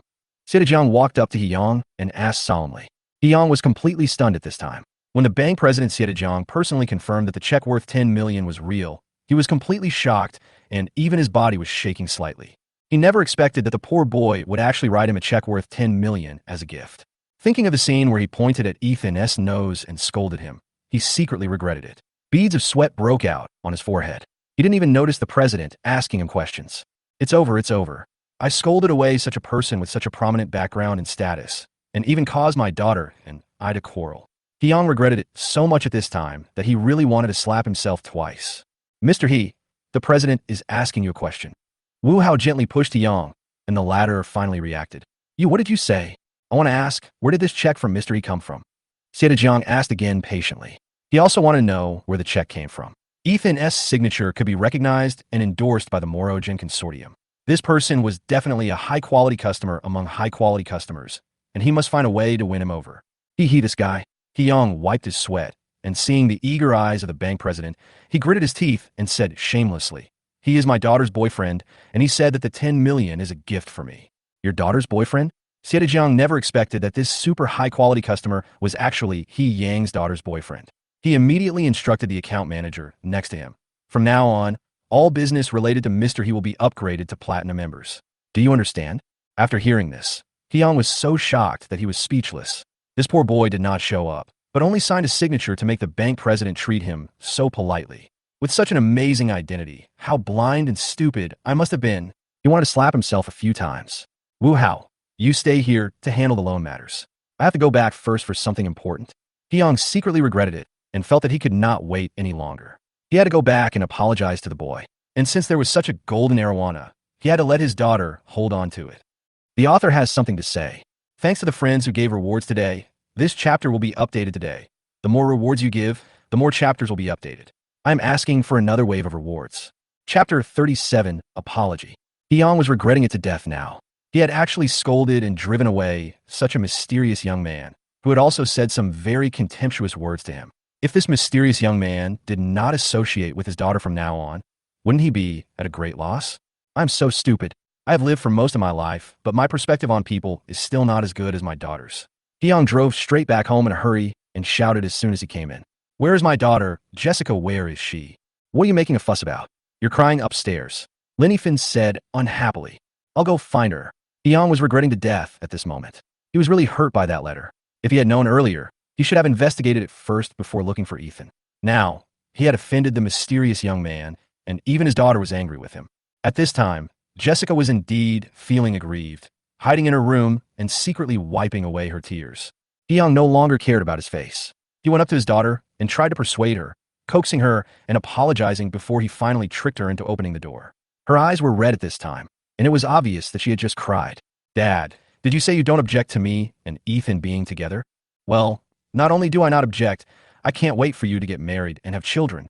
Before Hyang finished speaking, Jessica was stunned. How could her father's reaction change so much in just half a day? But soon her pretty face turned red and she looked shy. Dad, what are you talking about? We haven't even started yet. If there's no hint, then hurry up and get close to him. If there's no opportunity, create one. Ask Ethan to come out quickly and have dinner at our house. Dad will apologize to him. Hyang now wanted to send his daughter into Ethan's arms. Such a mysterious young man from a wealthy family must be firmly grasped. Whether the second half of his life can be successful depends entirely on this mysterious young man. If you want to make a call, give me your phone first. You took it away before. Jessica pouted and complained. Look at your dad's brain. Just wait. Hyang quickly took back the phone he had hidden before and immediately handed it to Jessica. He also urged her to make a call quickly, and the latter was slightly stunned. How could this father be more anxious than her? Well, I'll go make the call then. Jessica was stunned and hadn't reacted yet, but she was still very happy that her father accepted Ethan. At the same time, Ethan was holding the first meeting for employees in the department in the company. After receiving Jessica's call, he paused the meeting and went outside to answer the call. Ethan, are you free tonight? My dad wants to invite you to my house for dinner and apologize to you. Jessica's familiar voice came from the other end of the phone. Ethan was slightly stunned. Yesterday, Jessica's father scolded him severely, so why was he inviting him to dinner to apologize now? But he soon figured it out. It was probably because the check for $10 million was verified to be genuine that Jessica's father changed his attitude towards him. I'll be there in the evening. Send me your home address. Ethan agreed quickly, which made Jessica on the other end of the phone extremely happy. Ethan also told Jessica the news that he had returned to the company and was promoted to department manager, which made her even happier. In the evening, Ethan drove his Ferrari to the door of Jessica's villa on time. As soon as he got out of the car, Hyung came out to greet him in person, which surprised him. Ethan, you are finally here. Uncle was blind before and said things that I shouldn't have said. Please don't take it to heart. The first thing Hyung did when he saw Ethan was to apologize. His attitude was as sincere as that of a grandson. Jessica and Lin Ethan were stunned. They had never seen Hyung lick someone like this before, especially when the other person was a poor boy. It's okay. I've already forgotten what happened last night. Ethan would never bother with Jessica's father. It's just that Hyung was too enthusiastic towards him today, which made him a little uncomfortable. Uncle is old now. Young people's affairs should be handled by you young people. Why should an old man like me meddle in it? I will feel relieved that my daughter will be with you in the future. Hyung smiled and invited Ethan into the house. When he saw the steps at the door, he couldn't help but remind him. Be careful with the steps. Act like a bootlicker. Not only Jessica and Lin Ethan were stunned, even his servants were secretly frightened. Ethan was completely confused. Hyung's performance tonight was completely different from last night. He was as enthusiastic as when Robert first met him. While eating, Hyung kept toasting Ethan. However, Ethan couldn't drink alcohol because he had to drive, so Hyung tried his best to pick up some food for Ethan. Halfway through the meal, Hyung seemed to remember something very important and solemnly invited Ethan.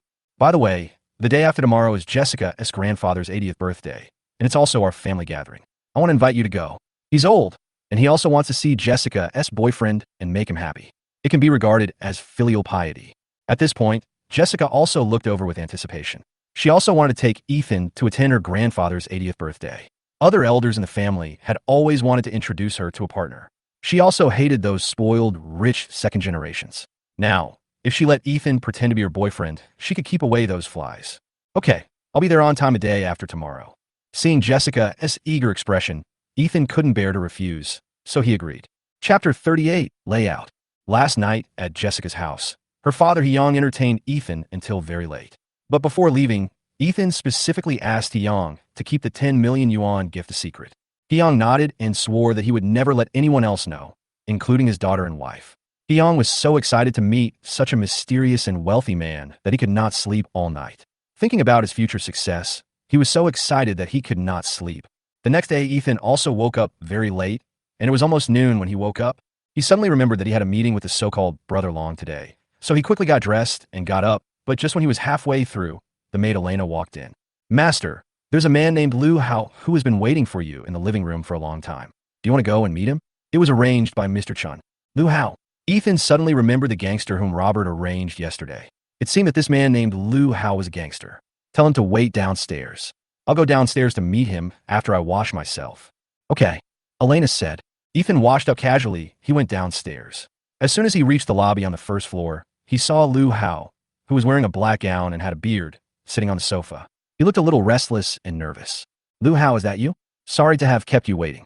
Ethan went up to greet him, then sat on the sofa opposite him. As soon as he sat down, Elena brought him breakfast. This time it was not simple millet porridge or something, but golden lobster, abalone, and sea cucumber porridge, shark fin, and seafood soup, which was very luxurious. Master Ethan, you could just call me Xiao Lu. Lu Hao, the bully in the east of the city, was actually a little nervous and uneasy when facing Ethan. Robert had told him before he came that he should follow Ethan in the future. If Ethan was satisfied, Qingshui City would be his world in the future. It was this sentence that made Lu Hao completely determined to follow Ethan. If you want to get ahead, sometimes you need to choose someone with strong strength to follow. Moreover, these words were said by Robert, and he absolutely believed them. Xiao Lu. Ethan was a little speechless. Lu Hao looked to be in his 40s, much older than him, yet he was asked to call him Xiao Lu. But the name was casual. He was more concerned about his strength and influence in the underworld and whether he could deal with Zhang Tianlong. Tell me what you mainly do and how capable you are. Ethan was still most concerned about his strength. Master Ethan, I mainly run entertainment clubs in the east of the city, including saunas, foot massage parlors, bars, KTVs, etc. There are about a dozen of them, and I have about 100 people under me. My brothers in the underworld respect me and call me Brother Hao. Lu Hao did not dare to lie and told the truth. Are they all legal? Ethan asked, glancing at him. It's formal, absolutely formal. Under the guidance of Mr. Chen a few years ago, I have already washed my hands and come ashore. If I don't wash my hands and come ashore, I will probably go to jail. The business I am running now is absolutely formal. Lu Hao responded with an awkward smile. That's good. Tell me about this Zhang Tianlong. Ethan picked up a bowl of abalone and sea cucumber porridge and started eating it with a slurp. Zhang Tianlong is a guy active on the street near the Jinhai bar. He's the one who looks after the place. He has about 30 to 50 people under him, looking after more than a dozen places. He doesn't have much power. I'll go over there later, and I'll make him kowtow to Master Ethan and admit his mistake. Lu Hao said indifferently, as if he didn't take Zhang Tianlong seriously at all. That's good. You go and make arrangements first. Call more people in case of any emergency. Wait for me outside the Yulong Club. I won't ask you to come in, so just wait for me outside. Ethan thought for a while and said, it would be safer to call more people. Okay, then I'll go and make the arrangements first, Master Ethan. Lu Hao nodded and stood up. Well, leave me your phone number, otherwise I can't find you. Lu Hao and Ethan exchanged phone numbers. They left in a hurry. A determined look flashed across his face, and he secretly made up his mind that this was his first time doing something for Master Ethan, and he had to do it well. Victoria, come with me later and meet Zhang Tianlong. Ethan turned his head and glanced at Victoria, who was following behind him. She was his personal beautiful bodyguard, so it was natural for him to take her with him to such occasions. Okay, young master. Victoria had already secretly prepared her weapon, the nunchaku, which could be long or short and could be merged together. It was definitely her most handy weapon. Elena, help me find out how many properties George, the second young master of Mingyang Group, has under his name. Ethan felt that he had to teach George a profound lesson this time. Instead of giving him a physical lesson, it would be better to make him a poor bastard, which might help him remember. By the way, you can also increase your own strength, killing 2 birds with 1 stone. Thinking of this, Ethan couldn't help but smile. Chapter 39, If you touch me, you have to think about the consequences. Victoria drove Ethan straight to the Yulong Club in the east of the city. In the car, Ethan received information about George's properties from Elena. I didn't expect that this rich second generation actually has some good shares in his name. Ethan took out his cell phone and carefully read the message Elena sent him. He actually owns 10% of the shares of the Mingyang Villa store number 3 in the east of the city. No wonder he has so much pocket money. Seeing this, Ethan smiled slightly. This time he wanted to teach George a profound lesson and let him know that he was someone he couldn't afford to offend. They drove quickly all the way and soon arrived at the Yulong Club in the east of the city. Outside, Lu Hao had already deployed his men and was waiting for Ethan's orders. Master Ethan, my people have been arranged. You can call me anytime if you need anything. Lu Hao opened the car door for Ethan personally. The latter walked out of the Ferrari with the demeanor of a big boss. Thank you for your hard work. I will call you when the time comes. Ethan planned to test Zhang Tianlong's strength first so that he could take targeted action. I understand. Do you want me to bring a few of my men in to protect you? Lu Hao glanced at the female bodyguard Victoria and said with some concern, with Victoria here, they can't hurt me. Besides, you are on the periphery, so nothing will happen to you. Ethan still has faith in Victoria's strength. As long as the opponent doesn't use dirty tricks, basically no one can beat Victoria. Okay then. Seeing that Ethan insisted, Lu Hao had no choice but to do this for now. Let's go, Victoria. Ethan smiled slightly and took Victoria towards the Yulong Club. When they were almost at the door, someone stopped them. However, after some negotiations, they made way for Ethan and his friends to pass, and they were immediately taken to Room C of the Yulong Club. After entering the Yulong Club, I saw that the decoration inside was quite stylish. There were calligraphy and paintings hanging on the walls every 3 or 5 steps, which made it look very cultured. Moreover, the rooms in the Yulong Club were divided into 4 numbers, A, B, C, and D. It could be seen that Zhang Tianlong was very much pursuing ancient charm. Zhang Tianlong really likes calligraphy and antiques. I wonder if he has any valuable authentic calligraphy and paintings in his collection. I can give a few to Jessica's grandfather as a birthday gift for his 80th birthday. Before coming back last night, Ethan asked Jessica. Her grandfather liked to collect calligraphy and antiques and was planning to hold his own collection exhibition. If he brought a few more collections back this time, he might be able to win her grandfather's favor. While thinking about it, Ethan and Victoria had been taken to Room C. As soon as they entered, they saw the fat Zhang Tianlong sitting on the armchair, turning the stone ball in his hand with a calm expression. Below him, George was standing with a smug look on his face. and there were more than 20 strong young men surrounding them. Looking at their exposed muscles, you could tell that these people were all martial artists. When they saw Ethan and the others come in, they immediately closed the door. Ethan, you really come here to die. This time, you and your cousin can't run away anymore. George shouted excitedly when he saw that Ethan actually dared to come. If you enter Brother Long's Yulon Club, you will be skinned alive if you don't die. Why should we run? Is there a seat available? I'm tired. Ethan glanced at the thugs around him without a trace of fear. Instead, he turned his gaze to Zhang Tianlong, who was sitting on the armchair. Look, Zhang Tianlong saw that Ethan was surrounded by his people. Instead of being nervous or afraid, he looked calm, which made him feel a little curious about Ethan. Soon his men brought a chair to Ethan. After Ethan sat down, he said calmly, "Okay, now you can tell me why you called me here, but I have to say this beforehand. If you ask me to come here, I will not go back empty-handed." Ethan, why are you still pretending to be so arrogant? Do you remember the last time at the Jinhai bar, when you ordered your cousin to beat me and 4 of Long Ji's men? George was furious when he saw Ethan's calm expression. He thought Ethan would be nervous and afraid and beg for mercy when surrounded by so many people. But he didn't expect this poor guy to still have a calm expression. "Yeah, I remember. What's wrong?" Ethan responded calmly. "Just remember it. Brother Long said that those who injured him must pay medical expenses. 1 million per person. If there are 4 people, that's 4 million. George said arrogantly. Today, with Brother Long backing him up, his voice was much higher pitched when he spoke. "For million? I don't have the money." Ethan shrugged. "It's okay if you don't have money. I'll just let your cousin stay with me, and then I'll cut off one of your legs and one of your arms. Then you'll kneel down and call me daddy 3 times, and that'll make it even. How about that? Isn't this a good deal?" George was very proud. With Brother Long's support, he would kill you today. This time he must get back the previous humiliation and drive Ethan out of Clearwater City, so that Jessica would be his. "Come and get it if you can." Ethan stared at George coldly, with a hint of coldness in his eyes. "Good boy." Zhang Tianlong finally spoke. He was surrounded by so many people and threatened to have his hands and feet cut off, but he didn't even blink. "As long as you come up with these 4 million today, we will forgive you for injuring my 4 men. If you can't come up with it, I can only let your cousin stay to pay off the debt." Zhang Tianlong's cunning eyes were already sizing up Victoria. It has to be said that Victoria has a very hot body, with a curvy chest and a curvy back. Moreover, due to years of martial arts training, her limbs are very powerful, which makes Zhang Tianlong even more interested. "I've told you all, come and get it if you can." Ethan suddenly changed the subject and said, "But if you dare to come and get it, you will have to bear the corresponding consequences. I'm afraid the price will be a bit high." You are really good at pretending. Even at this time, you're still pretending. You're really not afraid of death. Today, I will let you see how powerful my Brother Long is. Come on." After Zhang Tianlong roared, several people rushed towards Ethan. Victoria immediately took out the nunchaku from her arms and protected Ethan. The author has something to say. "Thanks to all the friends who gave rewards today. I could see every name on the list. Thank you very much for your rewards. This chapter is for you. I hope you can support and reward me more. I will also add more chapters." Chapter 40. Reversal of the situation. Victoria had a nunchaku in her hand, so she was even more ruthless. Anyone who dared to approach her would be dealt with mercilessly, and she would often knock them to the ground with just one move. In just a blink of an eye, several people fell down. Seeing this, George secretly took a breath of cold air. He never expected that Ethan's cousin was so abnormal. A woman could fight so many people alone and not lose at all. This woman is really amazing. Zhang Tianlong was greatly surprised to see that Victoria was actually so amazing. "Come on, capture that woman for me. Each of you will be rewarded 10,000 yuan later." Zhang Tianlong suddenly wanted to get Victoria. If he could subdue this woman, his strength would be much stronger. Therefore, he rewarded these brave men with a large sum of money.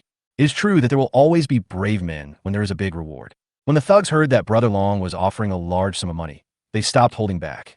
The men lying on the ground struggled to stand up, drew their wooden sticks, and attacked again. Victoria was very durable. She couldn't stand up to their large numbers. The round-the-clock fighting consumed too much of her physical strength. Fine beads of sweat began to appear on her forehead, and her breathing became a little disordered. The most important thing was that she was hit in several places. Ethan frowned when he saw this, and couldn't wait any longer. He immediately sent a message to Lu Hao, who was waiting outside, telling him that he could bring people in. When George saw Victoria gradually losing strength, he suddenly shouted excitedly, She's almost dying, brothers, try harder." As he spoke, his venomous gaze shifted to Ethan again, and he secretly became fierce in his heart. "Ethan, I'll beat your cousin down later, and then I'll see how you can still act so pretentiously. I'll make you kneel on the ground and call me daddy, otherwise I'll never be able to let go of the hatred in my heart." George was in such a good mood at this moment. It seemed as if he had already seen the scene where he was about to step on Ethan. But Victoria was still resisting tenaciously. At least 10 people fell to the ground. She fought against 20 people alone, and after a round-robin battle, she managed to knock down half of them. It was really amazing. Zhang Tianlong felt both distressed and excited when he saw this. He felt distressed because so many of his men were injured at once, but he was excited because Ethan, his cousin, seemed to be losing strength and had several injuries on her body. Well, this girl is quite good at fighting, but she will be defeated by me in the end. Zhang Tianlong found a comfortable position and continued to sit on the armchair, turning the stone ball in his hand, and began to relax and appreciate it. It was only a matter of time before Victoria lost. However, at this moment, shouting was heard outside the door, and then a younger brother who was in charge of patrolling outside ran in a hurry, rushed to Zhang Tianlong and reported anxiously. Brother Long, Brother Hao, and his men are breaking in. Brother Hao? Lu Hao? Zhang Tianlong had a look of surprise. The only person on the street who called him Brother Hao was Lu Hao. Yes, it's Lu Hao. The younger brother nodded in confirmation. Brother Hao and I have nothing to do with each other. What does it mean that he brought people here? How many people did he bring? Zhang Tianlong asked with a frown, looking puzzled. It seems like there are more than 100 people, the younger brother replied nervously. What? More than 100 people? Zhang Tianlong was horrified. Brother Hao only had more than 100 men under his command, but he actually brought them all here. Was he going to kill him? Thinking of this, Zhang Tianlong no longer cared about anything else. He quickly stood up and prepared to ask Brother Hao what he was trying to do. But just as he stood up, the door of room C was suddenly kicked open by someone, and then Lu Hao, dressed in a black gown and with a beard, rushed in without any scruples with more than 100 people. Brother Long, long time no see. When Zhang Tianlong saw Lu Hao's posture, he was so scared that sweat broke out on his forehead, and he hurried forward to greet him like a grandson. Hey, why are you here, Brother Hao? I'm sorry for not welcoming you in person. I'm sorry for not welcoming you in person. Zhang Tianlong hurriedly went to greet him with a smile. Lu Hao was much stronger than him, and he brought more than 100 people with him. If he didn't act like a grandson, he would probably be killed. George was also stunned at this time. Why did Lu Hao suddenly appear at this critical moment? And it seemed that he had bad intentions. Lu Hao didn't even look at Zhang Tianlong, but glanced at the crowd and suddenly fixed his eyes on Ethan sitting on the chair. Seeing that he was intact, he secretly breathed a sigh of relief. Then he hurried towards Ethan, and when he got close, he bowed slightly and saluted. Master Ethan, I'm late, and I'm sorry to have frightened you. Zhang Tianlong was stunned when these words came out. Looking at Lu Hao's respectful attitude, he regarded Ethan as the boss. Just now, he was thinking about dealing with Ethan and conquering his cousin. It's over, it's over. I've hit a wall this time. Zhang Tianlong's forehead was sweating, and he had no intention of playing with the two stone balls in his hands. He was secretly thinking about how to please Ethan later and try his best to make this matter smaller or even nothing. The most important thing was to save his life first. George was so shocked that he was speechless. Cold sweat broke out on his face, and his body was shaking slightly. How was it possible? When did this poor bastard get close to Brother Hao? George swallowed hard. The situation in the room suddenly reversed. How could he dare to be arrogant anymore? Chapter 41. It's my turn to compensate. George was disheartened at this time. With Brother Hao's support for Ethan, even if he had Brother Long's courage, he would not dare to deal with Ethan again. Why? Why every time I want to put Ethan under my feet, he always turns the tables? George was so angry at this moment. He thought that this calculation was perfect, but he never expected that Ethan would cling to Lu Hao's thigh. He was in trouble again this time. When he thought of Ethan as previous warning to him, he felt cold sweat on his back. He thought it would be better to pretend to be a grandson and admit his mistake, otherwise his other arm would probably be crippled. Zhang Tianlong was almost in the same situation at this time. He secretly wiped the sweat from his forehead and no longer cared about his face. He quickly trotted to Ethan and said flatteringly, Master Ethan, it's really like a flood that has washed away the Dragon King temple. It turns out that Master Ethan and Brother Hao are familiar with each other. Why didn't you say it earlier? Otherwise, there wouldn't be this misunderstanding. Misunderstanding?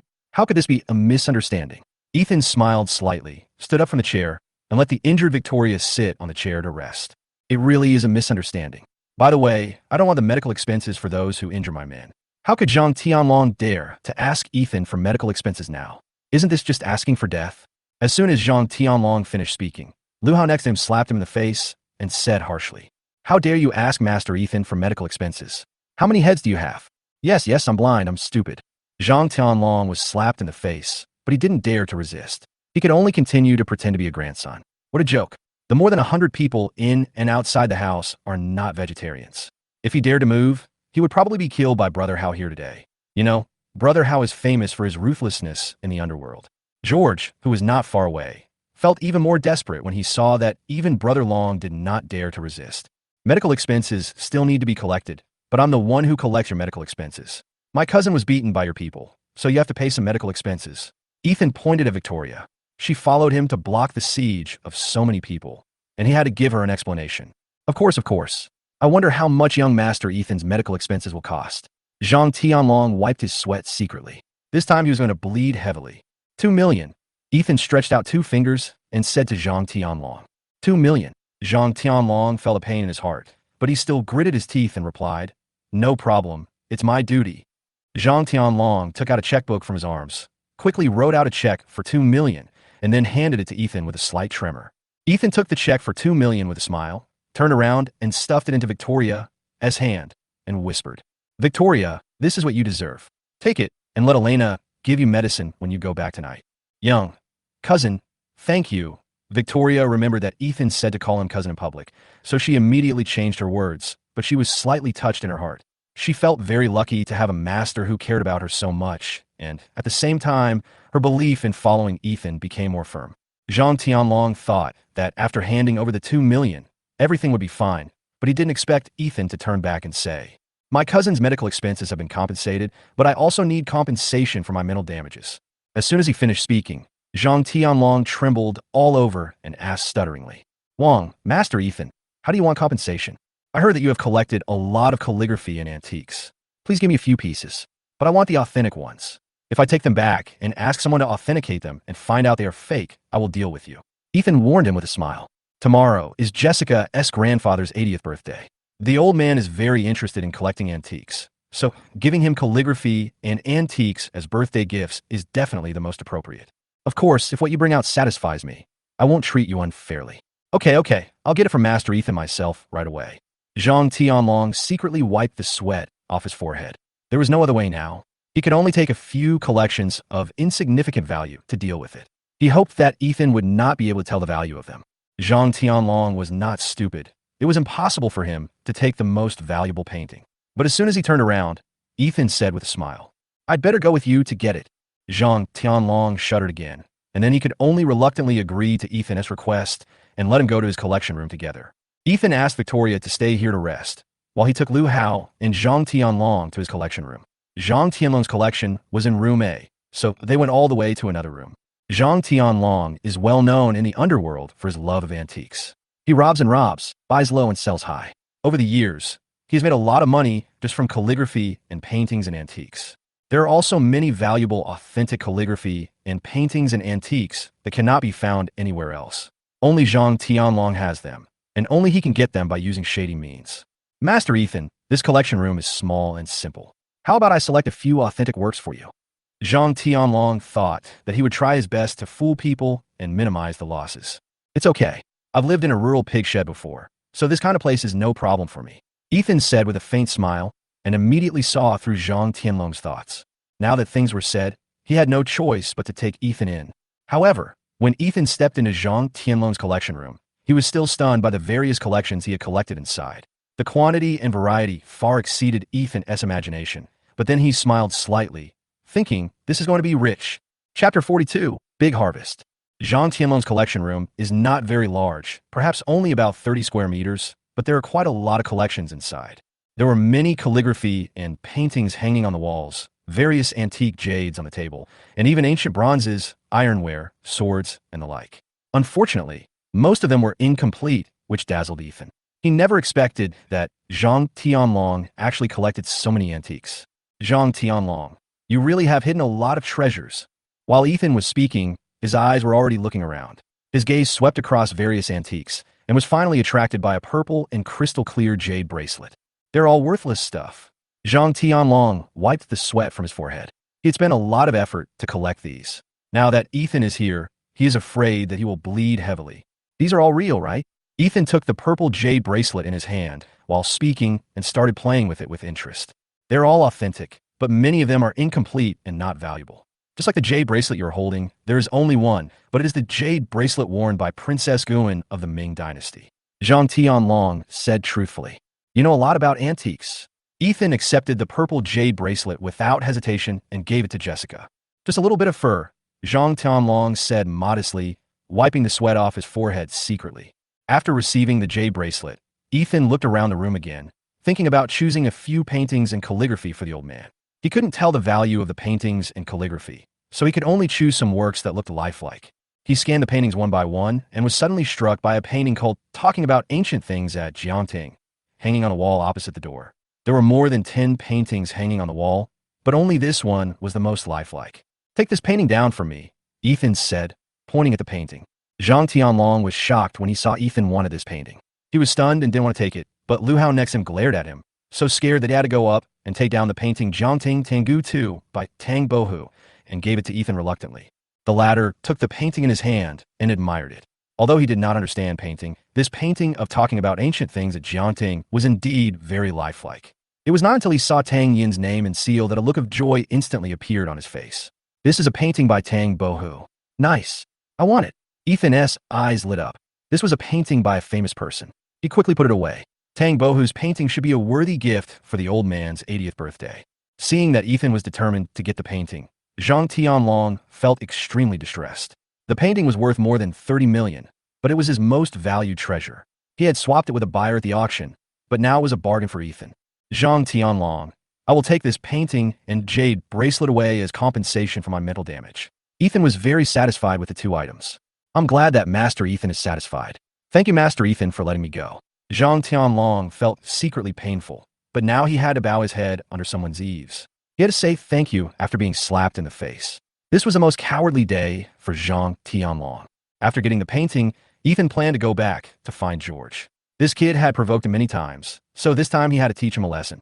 When Ethan brought Lu Hao back to room C, George had already turned pale with fright. "George, didn't you say that you wanted me to kneel down and call you daddy?" Ethan came up to George and said jokingly, "Ethan, I was wrong. I will never bother you again. Please let me go this time." George glanced at Lu Hao, who was following Ethan, and then at Zhang Tianlong, who was in danger himself. This time he admitted defeat.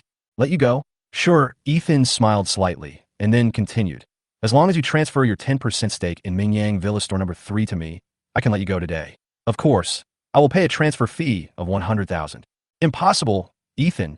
You poor bastard, still want to turn the tables and become the boss, right? I tell you, you're dreaming." George was not willing to agree. The shares were given to him by his father, and the dividends alone were several million every year. What's more, the third store of Mingyang Villa was worth at least 100 million. Ethan actually wanted to buy 10% of the shares with only 100,000. How could he accept this? "You haven't faced reality yet, have you?" Ethan didn't waste any time and slapped him directly. This slap in the face woke him up completely. George then looked at the room full of Brother Hao's people, and then looked at Lu Hao's obedient expression towards Ethan. He felt so angry. Then he swallowed hard, knowing that he had completely failed this time. Although he was unwilling, he could only nod in agreement. Ethan was becoming increasingly unable to see through him, so he could only think of other ways to avenge today's humiliation afterwards. Ethan was very satisfied with his attitude, and soon asked Lu Hao to draft a share transfer contract, and then signed the agreement for 100,000 yuan. "Not bad. Thank you, Mr. Zhang." Ethan held the agreement with a slight smile on his face. George collapsed to the ground like a puddle of mud. "Let's go, Xiao Lu." Ethan waved to Lu Hao and left the Yulong Club. His trip was not in vain, and he gained a lot. Ethan was very satisfied. Chapter 43, Pretending to be Bankrupt. Ethan came back. He immediately asked Robert to find a top expert in antique appraisal in Qingshui City.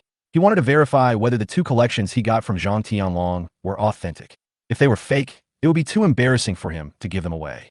Soon this person came to Ethan's purple gold crown villa. He was an old man wearing a green gown and with gray hair. He claimed to be the #1 antique appraiser in Qingshui City, and his name was Yuan Chong. "Master Yuan, can you help me check if this painting is real?" Ethan asked respectfully, with a look of anticipation on his face. "Okay, Master Ethan." In front of Ethan, Yuan Chong did not dare to act arrogantly, let alone take advantage of his seniority. This was very rare. Then Yuan Chong took out the identification toolbox he had brought with him, which contained various identification tools of many kinds. Ethan didn't recognize any of them, so he could only stand aside and watch. Yuan Chong spread out the Jiangting Talk About Ancient Things on the table and began to examine it carefully. As time went by, Ethan became more and more worried. He was not sure whether Zhang Tianlong had lied to him. Fortunately, Yuan Chong soon got the result. "Master Ethan, This painting talking about ancient things at Jiangting is indeed an authentic one, but I'm very curious. Where did Master Ethan get it from? Yuan Chong couldn't help but ask curiously after putting away the magnifying glass in his hand. I got this painting from a gangster brother. Ethan frowned, suddenly worried that the painting might be of unknown origin and that he would get into trouble if he gave it away. As far as I know, this painting, talking about antiquities at Jiangting, has not been seen since it was sold to a foreign buyer for 30 million 5 years ago. I never thought I would see it here again today. However, it is a blessing for such an antique to return to our country. When Yuan Chong saw this, there was an obvious flash of relief in his eyes. In the antiques community, people were still very saddened that precious cultural relics were lost abroad. This painting costs 30 million. Ethan was a little surprised. Zhang Tianlong didn't have the ability to buy this painting. It seemed that he had used some tricks to get it from a foreign buyer. But since the other party was a foreigner, Ethan had to cheer for Zhang Tianlong. After identifying the Jiangting Tangu II, Ethan asked Yuan Chong to help identify the purple jade bracelet. It was also authentic. It was indeed the bracelet of Princess Guan of the Ming Dynasty, and the market price was worth 300,000. Ethan was very satisfied with these two antiques. Early the next morning at Hongtai Hotel. Today is the 80th birthday of He Sheng, the head of the He family in Qingshui City. Many guests came to the hotel to celebrate the old man's birthday, but most of them were members of the He family, and some were friends and students invited by his grandfather. In his early years, He Sheng was a professor in the Department of Economics and Management at university, where he taught many students. Because he keenly captured the trend of the domestic economic boom, he voluntarily retired from his professorship. Since then, he has been very successful in Qingshui City with his extensive network of contacts, and has businesses in all walks of life. However, when he got older, he retired and divided the properties among his 3 sons and 1 daughter. He turned a deaf ear to the world outside and became obsessed with antiques. Therefore, He Sheng's sons and daughters are all well-known wealthy people in Qingshui City. They all own second and third-rate groups, and their children are all rich second generations. There were already more than 30 people in the VIP Superbox of Hongtai Hotel. It was not easy for relatives and friends to meet each other, so naturally, they would flatter each other. But today, Jessica and her family sat at a table in the corner, very low-key and quietly. Old He, you are usually keen on chatting with them. Why are you sitting here, smoking silently today? Jessica's mother Lin Yifan asked curiously when she saw He Yang sitting calmly in the corner smoking. I don't even think highly of these second and third-rate characters. Why bother wasting energy bragging and chatting with them? Ever since He Yang hooked up with Ethan, the mysterious rich young man, he has been dreaming of becoming rich and powerful. Naturally, his vision has also risen, and he no longer thinks highly of these second and third-rate characters in the family. Your own company is about to go bankrupt, and you're still pretending to be cool here. I think you read almost exactly like Jessica's poor boyfriend. You just like to pretend to be cool whenever you have nothing to do. Lin Yifan was furious when she saw him like this. He Yang had previously used car and house loans as well as all the company's working capital to buy the land in the east of the city, but the authorities did not allow the construction of a hotel, which meant that the money was wasted. The company was losing money every day, and board member Ma Yuan had been thinking about dethroning He Yang and making himself the chairman. In such a difficult situation, He Yang didn't think about building relationships with the upper management, nor did he think about taking this opportunity to attract some funds to fill the company's deficit. How could she not be angry when he sat here so calmly and pretended to be cool? Don't worry about the company. It won't fail. Our family won't go bankrupt either. He Yang said calmly. With Ethan as his future son-in-law, he has no reason to worry about money. However, He Yang did not tell his wife and daughter about Ethan's affairs, so this made Lin Yifan very anxious. It's really a waste of time telling you this. Seeing that she couldn't persuade He Yang, Lin Yifan wanted to persuade her daughter Jessica. Jessica, your father's company may go bankrupt. Our house and car are mortgaged. If it goes bankrupt, you won't be able to enjoy the luxurious life you have now. Mom, what do you want to say? Jessica said with a frown. Look, Sun Yao, the son of your grandfather's most proud student, was a genius in school. It's only been 5 years since he graduated, but now he has founded his own real estate company, which is ranked among the top 10 in Qingshui City. His net worth is over 10 billion. The key is that his family background is strong, and he is a wealthy bachelor. Didn't he pursue you in the early years? Go over and say hello now. Lin Yifan suggested. Mom, what are you talking about? I only like Ethan. Jessica is getting more and more confused about her mother. She keeps asking her to find a richer boyfriend. Ethan, you all have been charmed by a poor boy who comes from the countryside. How can he help us? I am really mad at you. We can only wait to go bankrupt, live on the streets, and be laughed at by our relatives. Lin Yifan was so angry that she almost died. Just at this moment, a handsome white-faced young man walked over. Jessica, long time no see. The tall, rich, and handsome man who spoke was none other than Sun Yao, mentioned by Lin Yifan, a rising star in Qingshui City. Chapter 44. Dog Eyes Look Down on People.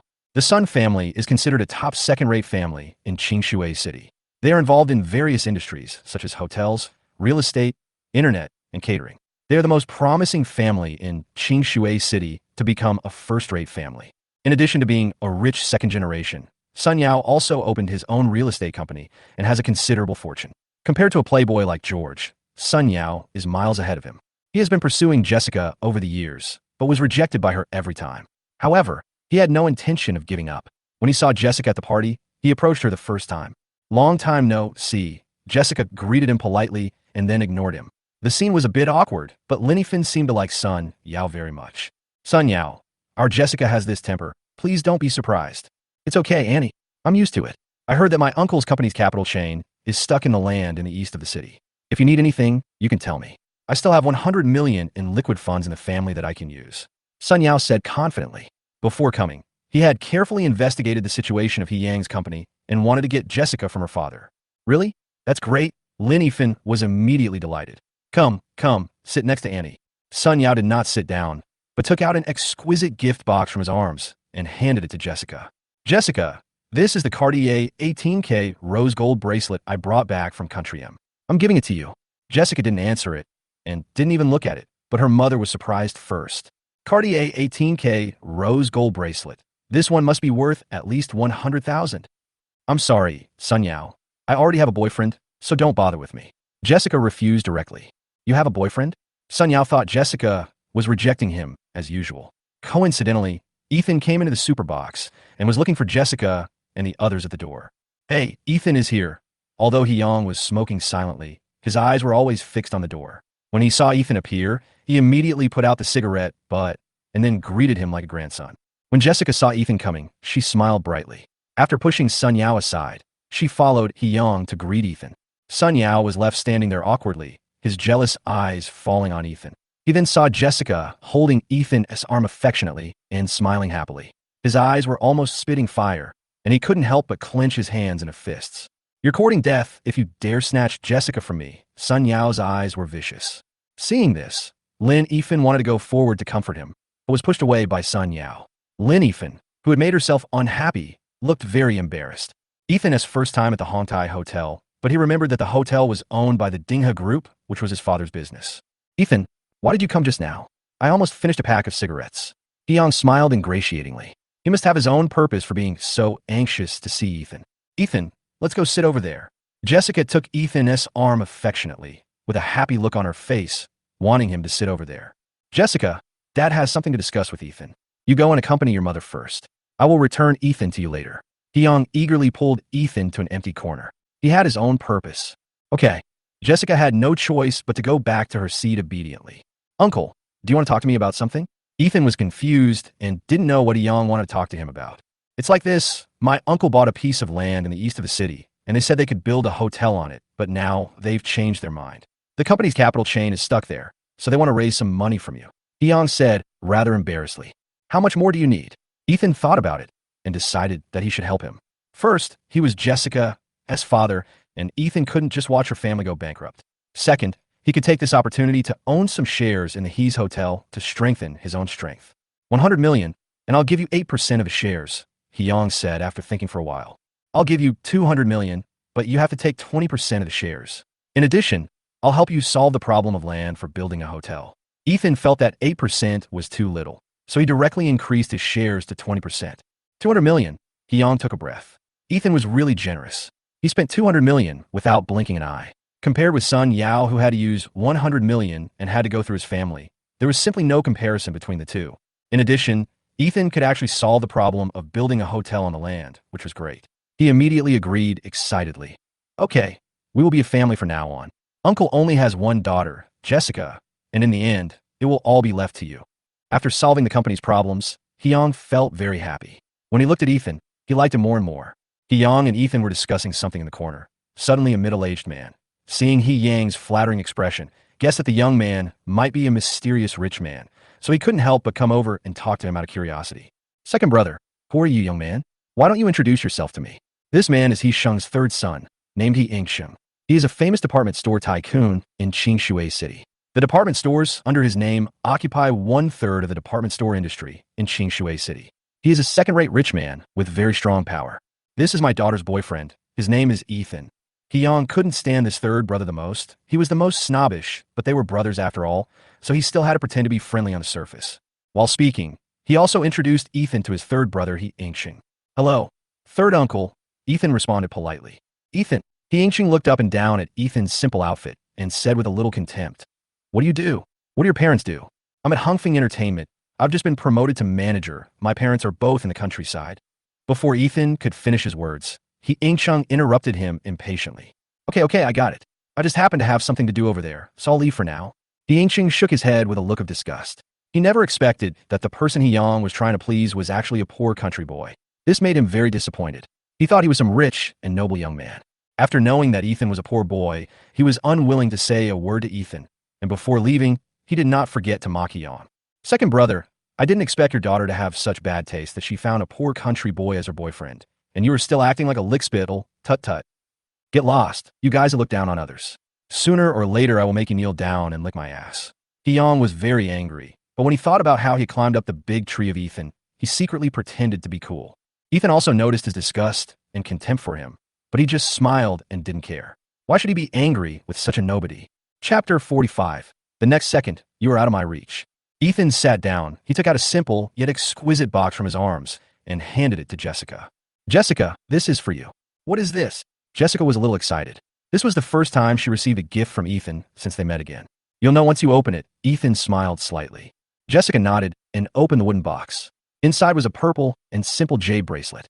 The purple jade bracelet is so beautiful. Jessica liked it very much. Her eyes were full of happiness, and she picked it up and put on herself, playing with it in her hands. Her love for it was beyond words. Ethan was happy to see that Jessica liked it very much, but Linifin next to him couldn't help but ridicule her. Look how happy you are with a broken bracelet. You don't want a Cartier rose gold bracelet worth more than 100,000 yuan, but you are so happy with a bracelet sold at a street stall. I really admire you. She didn't know that this purple jade bracelet belonged to Princess Guan of the Ming Dynasty and was worth 300,000. It was incomparable to the Cartier rose gold bracelet. Linifin was in a bad mood at the moment. Ever since Ethan sat with them, many relatives couldn't resist coming over to chat with him out of curiosity. After learning that Ethan was Jessica's boyfriend, they all showed curious looks. Then, when they learned that Ethan was a poor boy from the countryside, they instantly lost interest and even looked at them with disgust and contempt. Moreover, the rumors from some relatives and friends made Linifin very unhappy. Have you heard that the second son's daughter found a poor boyfriend from the countryside, and the second son is acting like a licker? It really makes me laugh to death. Is this true? How come Jessica, who is so beautiful, found a poor boy? Who knows? I also heard that the second brother's company is going to go bankrupt because their capital chain is trapped by the land in the east of the city. Their family has been really unlucky recently. My second sister-in-law used to love to show off, but today she can't even hold her head up. It really makes me laugh to death. The so-called relatives and friends are there to watch the show when you are in trouble. Linifin couldn't stand it anymore, suppressed her anger, and turned to Ethan. Ethan, come out with your Andy.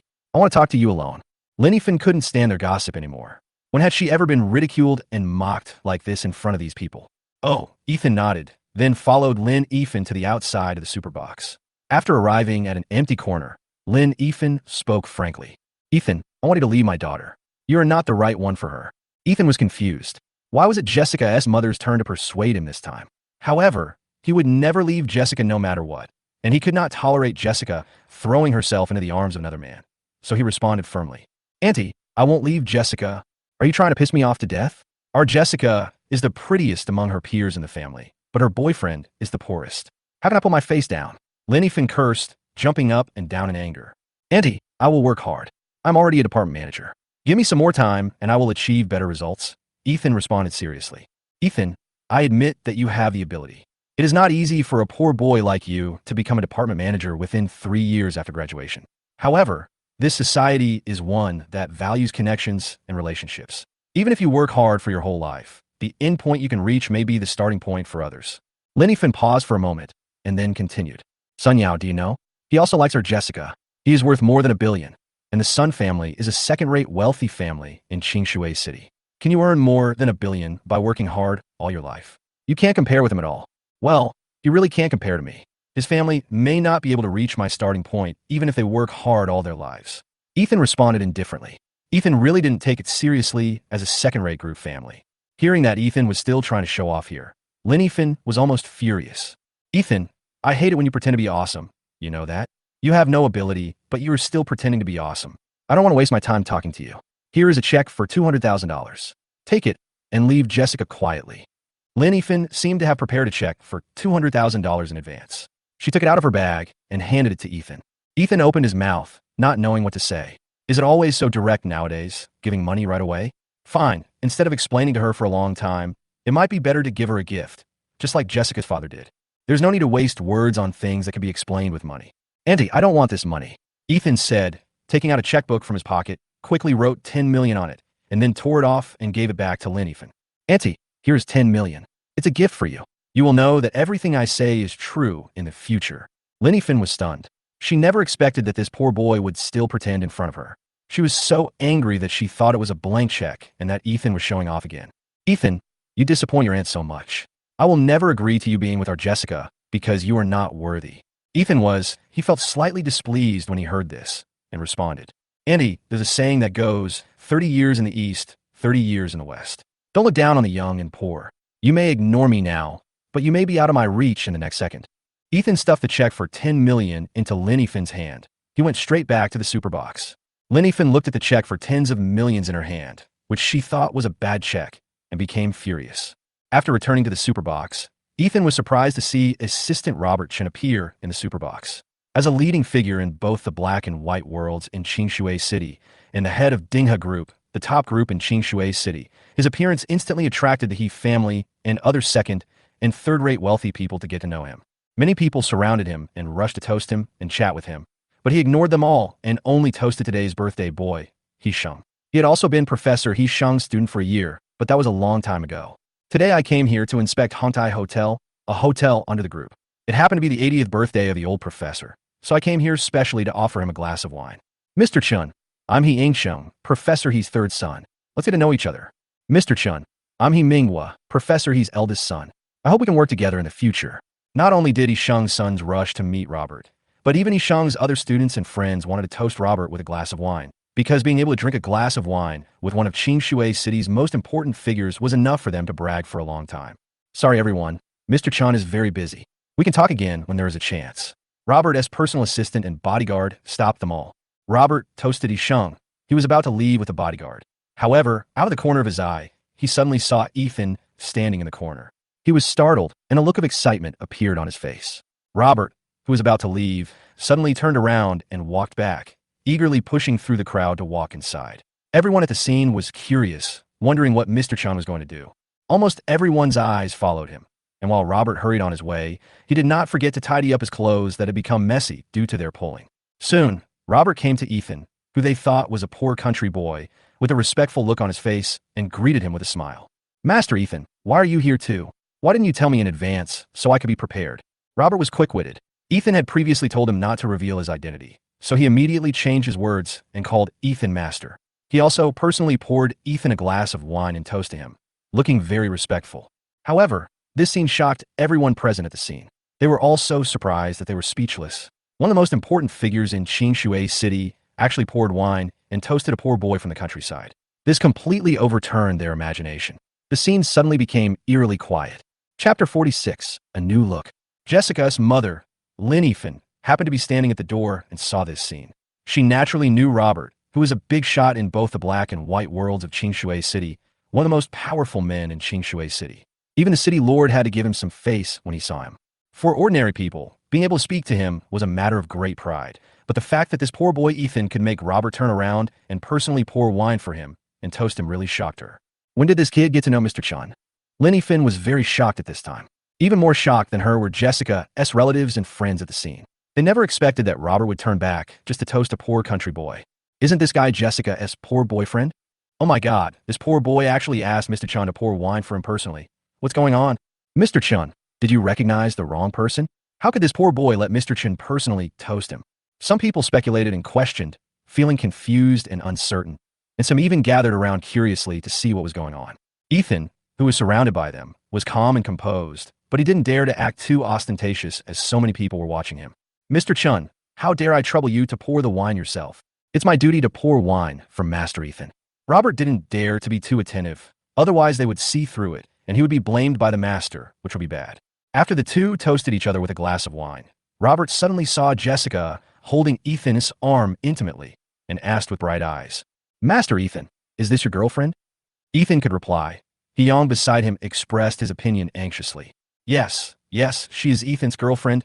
Her name is Jessica, and I am her father, Hyung. Hyung was finally able to say a word. It was really an honor to be able to speak to Mr. Chun, one of the most famous people in Qingshui City. Yeah, Ethan also nodded, tacitly agreeing to this matter. Although he only agreed to be Jessica's boyfriend for one day, it was still within the one-day deadline. So that's how it is, brother. You have a good daughter. Robert didn't dare to neglect the prince's girlfriend and her father. He took out a golden tripod and a super membership card and handed them to Jessica. This is our Dingha membership gold card. With this gold card, you can enjoy a 50% discount on any consumption in any industry under our Dingha group. As soon as he finished speaking, all the female friends of the scene couldn't help but exclaimed and cast envious and jealous looks at him. The Dingha group has businesses in all walks of life in Qingshui City, including hotels, entertainment, real estate, catering, the internet, etc. Not everyone can get this super gold card. A 50% discount is secondary. What's important is being able to get this super gold card, which is a symbol of status. I'm so envious. Jessica actually got Dingha's super gold card.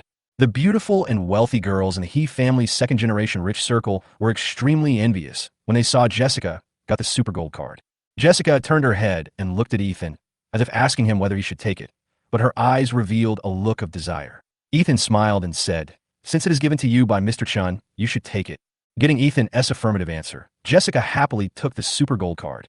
Then, Robert took out a business card from his pocket and handed it to Jessica's father, saying, Brother this is my business card. You can come to me if you need anything.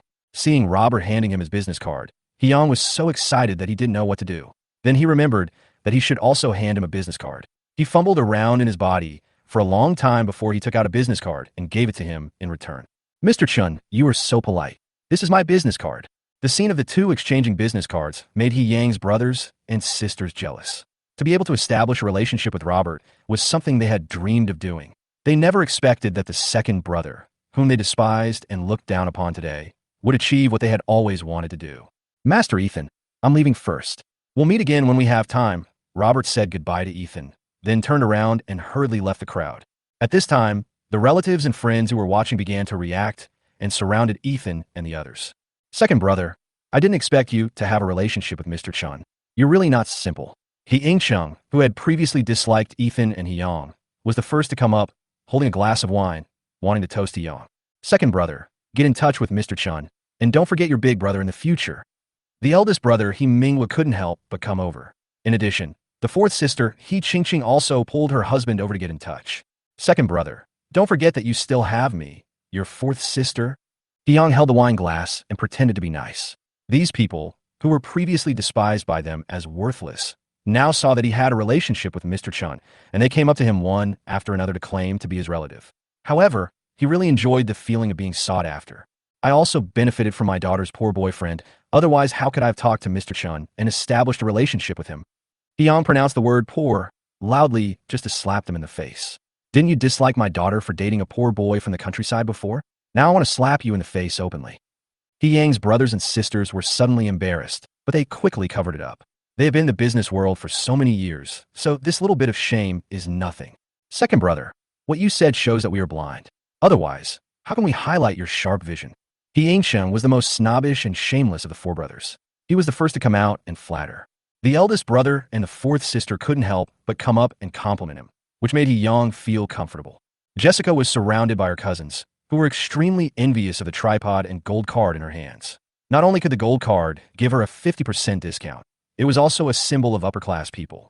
Jessica, let's go shopping together next time. Yes, Sister Jessica, we haven't gone shopping with you for a long time. Let's go to the Jinlong Entertainment Club in Dingha. I heard that it is the most upscale entertainment club in Qingshui City. I usually don't want to go there, but now I have Sister Jessica's gold card. It should be affordable at half the price. There are several white, rich, and beautiful girls. All of them are good-looking, but Jessica is still better. It depends on my mood.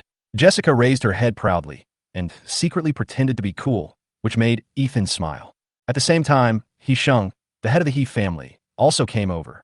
Although the old man was 80 years old, his face was ruddy and he was in very good health. Ethan, is that so? Come here and let Grandpa take a look. As soon as He Sheng said this, everyone's attention was once again focused on this poor rural boy Ethan. And Ethan went up as he was told. Old man He Sheng took Ethan's hand affectionately, looked him up and down carefully, and couldn't help but nodded. Grandpa has high hopes for you. It doesn't matter if you're poor. The key is to have ambition. Things change over time. Grandpa was also very poor when he was young, but he made his way through life with his own hands. Grandpa believes you can do it too. The old man's words obviously slapped the faces of everyone present. They were all born into wealthy families and had never experienced the hardship of life. Come, sit next to Grandpa. The old man seemed to be very optimistic about Ethan and even pulled him to sit next to him. This surprised everyone present and made them look at this poor boy with a new respect. The person who couldn't stand watching this scene the most was Sun Yao, who had a ferocious look on his face at this moment. Okay, I'll let you be proud for a while, and then I'll see how you make a fool of yourself. Chapter 47. I'm afraid the gift I brought will scare you. After Ethan sat next to the old man, Hyung and Jessica also sat at the head table. This was an absolute honor in the family, and all the relatives and friends looked at them with envy. Jessica's mother Lin Yifan also returned to Hyung anxiously at this time. She had seen the scene just now, and her opinion of this poor boy Ethan seemed to have changed a little. Why did you come back just now? Mr. Robertson came to meet us just now and gave me his business card. He also said that I could come to him if I had any questions. He also gave Jessica a Dingha Super Gold card. You know, that card is very valuable. If you were here too, there would definitely be a gift for you. Hyung couldn't help but complain to his wife. Robert's gift was not something that ordinary people could receive. It was a pity to miss it. After a pause, he turned his gaze to Ethan and continued. But all this is thanks to Ethan. He put us in touch with Mr. Chun. Now that we can sit at this table, it is also indirectly due to Ethan's help. Why do you talk so much? Lin Yifan was very impatient, but she still apologized to Ethan in a low voice. Ethan, Andy's words just now may be a bit harsh. Please don't take it to heart. Although Lin Yifan's attitude towards Ethan softened a little, she still looked down on this poor boy from the countryside. But after all, Ethan knew Mr. Chun and seemed to have a special relationship with him, so she began to accept him a little. But she still cared about Ethan's lack of money. It's okay, Auntie. I forgot about it a long time ago. Ethan naturally wouldn't argue with Jessica's mother. I told you that Ethan is fine, but you still dislike him, Mom. Jessica is very happy now. The more Ethan is accepted by her parents, the greater the chance of her and Ethan being together. Okay, you're the only one who talks too much. After the party, let's go shopping with Mom. Lin Yifan had already set her eyes on many items. Now that she has a gold card and can enjoy a 50% discount, she must seize the opportunity to go shopping. Okay, Mother. Jessica responded with a giggle. Soon the banquet for Old Man He Sheng's 80th birthday began. There were 4 tables in total, and almost all of them were full, making it lively and bustling. Come on, everyone can start eating. Old Man He Sheng is very happy today. It is his 80th birthday, and he has many children and grandchildren. This is his greatest joy. The dishes on the table were also very rich. After all, everyone here was worth hundreds of millions or even billions, and they were not short of money, so the dishes were naturally rich. For a while, the table was filled with the excitement of toasting each other. When the wine was halfway through, everyone took out gifts to present to today's birthday boy, He Sheng. Grandpa, this is the Hanyu cabbage I carefully prepared for you. I hope you like it. The eldest brother, He Minghua, was the first to take out the gift he had prepared. Well, you're thoughtful. This Han jade cabbage is of good quality. You must have spent quite a bit of money on it. Old Man He Sheng was obviously very satisfied with the Han jade cabbage. Grandpa, this is the Qishan jade carving I prepared for you. Please take a look and see if you like it. The second son, Hyung, also brought his own birthday gift. Next came the third child, He Ingcheng, and the fourth child, He Qingqing. Their gifts were also antiques. It seemed that they were familiar with the old man's habits and his obsession with antiques, so they gave antiques as gifts. You four are really thoughtful this year. Unlike previous years, you sent me all kinds of random things. He Xing accepted the gifts with satisfaction and a smile on his face. After the 4 elders presented their gifts, his students and 3 generations of descendants presented their gifts next. The gifts given by the 3 generations of descendants were all kinds of things. After all, they were young people, and the gifts were varied. It gave the old man a headache. He was old, and he really couldn't accept some of the gifts that young people liked. But they still accepted it with a smile. After all, it was their kindness, so how could they refuse it? Sun Yao waited for a while before standing up from his seat and confidently unfolding a painting in his hand. Professor He, do you like my painting? As he spoke, the painting in Sun Yao's hand was completely revealed. Suddenly, a lifelike landscape painting appeared in front of everyone. Seeing this painting, everyone couldn't help but stretch their necks out of curiosity. An old man, Hisheng, stood up from his seat excitedly, picked up the magnifying glass he carried with him, and walked a few steps forward to take a look. Ethan also glanced at the painting in Sun Yao's hand. But what shocked him was that the painting in Sun Yao's hand was exactly the same as the Jiangting talk about ancient things in his hand. Even Tang Yin's signature and seal were exactly the same. This kid actually made a high-quality imitation of Jiangting talking about ancient things. Ethan was secretly shocked, but he didn't say it out loud. If Yuan Cheng, the #1 appraiser in Qingshui City, hadn't appraised it, Ethan would have thought that Zhang Tianlong had given him a high-quality imitation of the painting.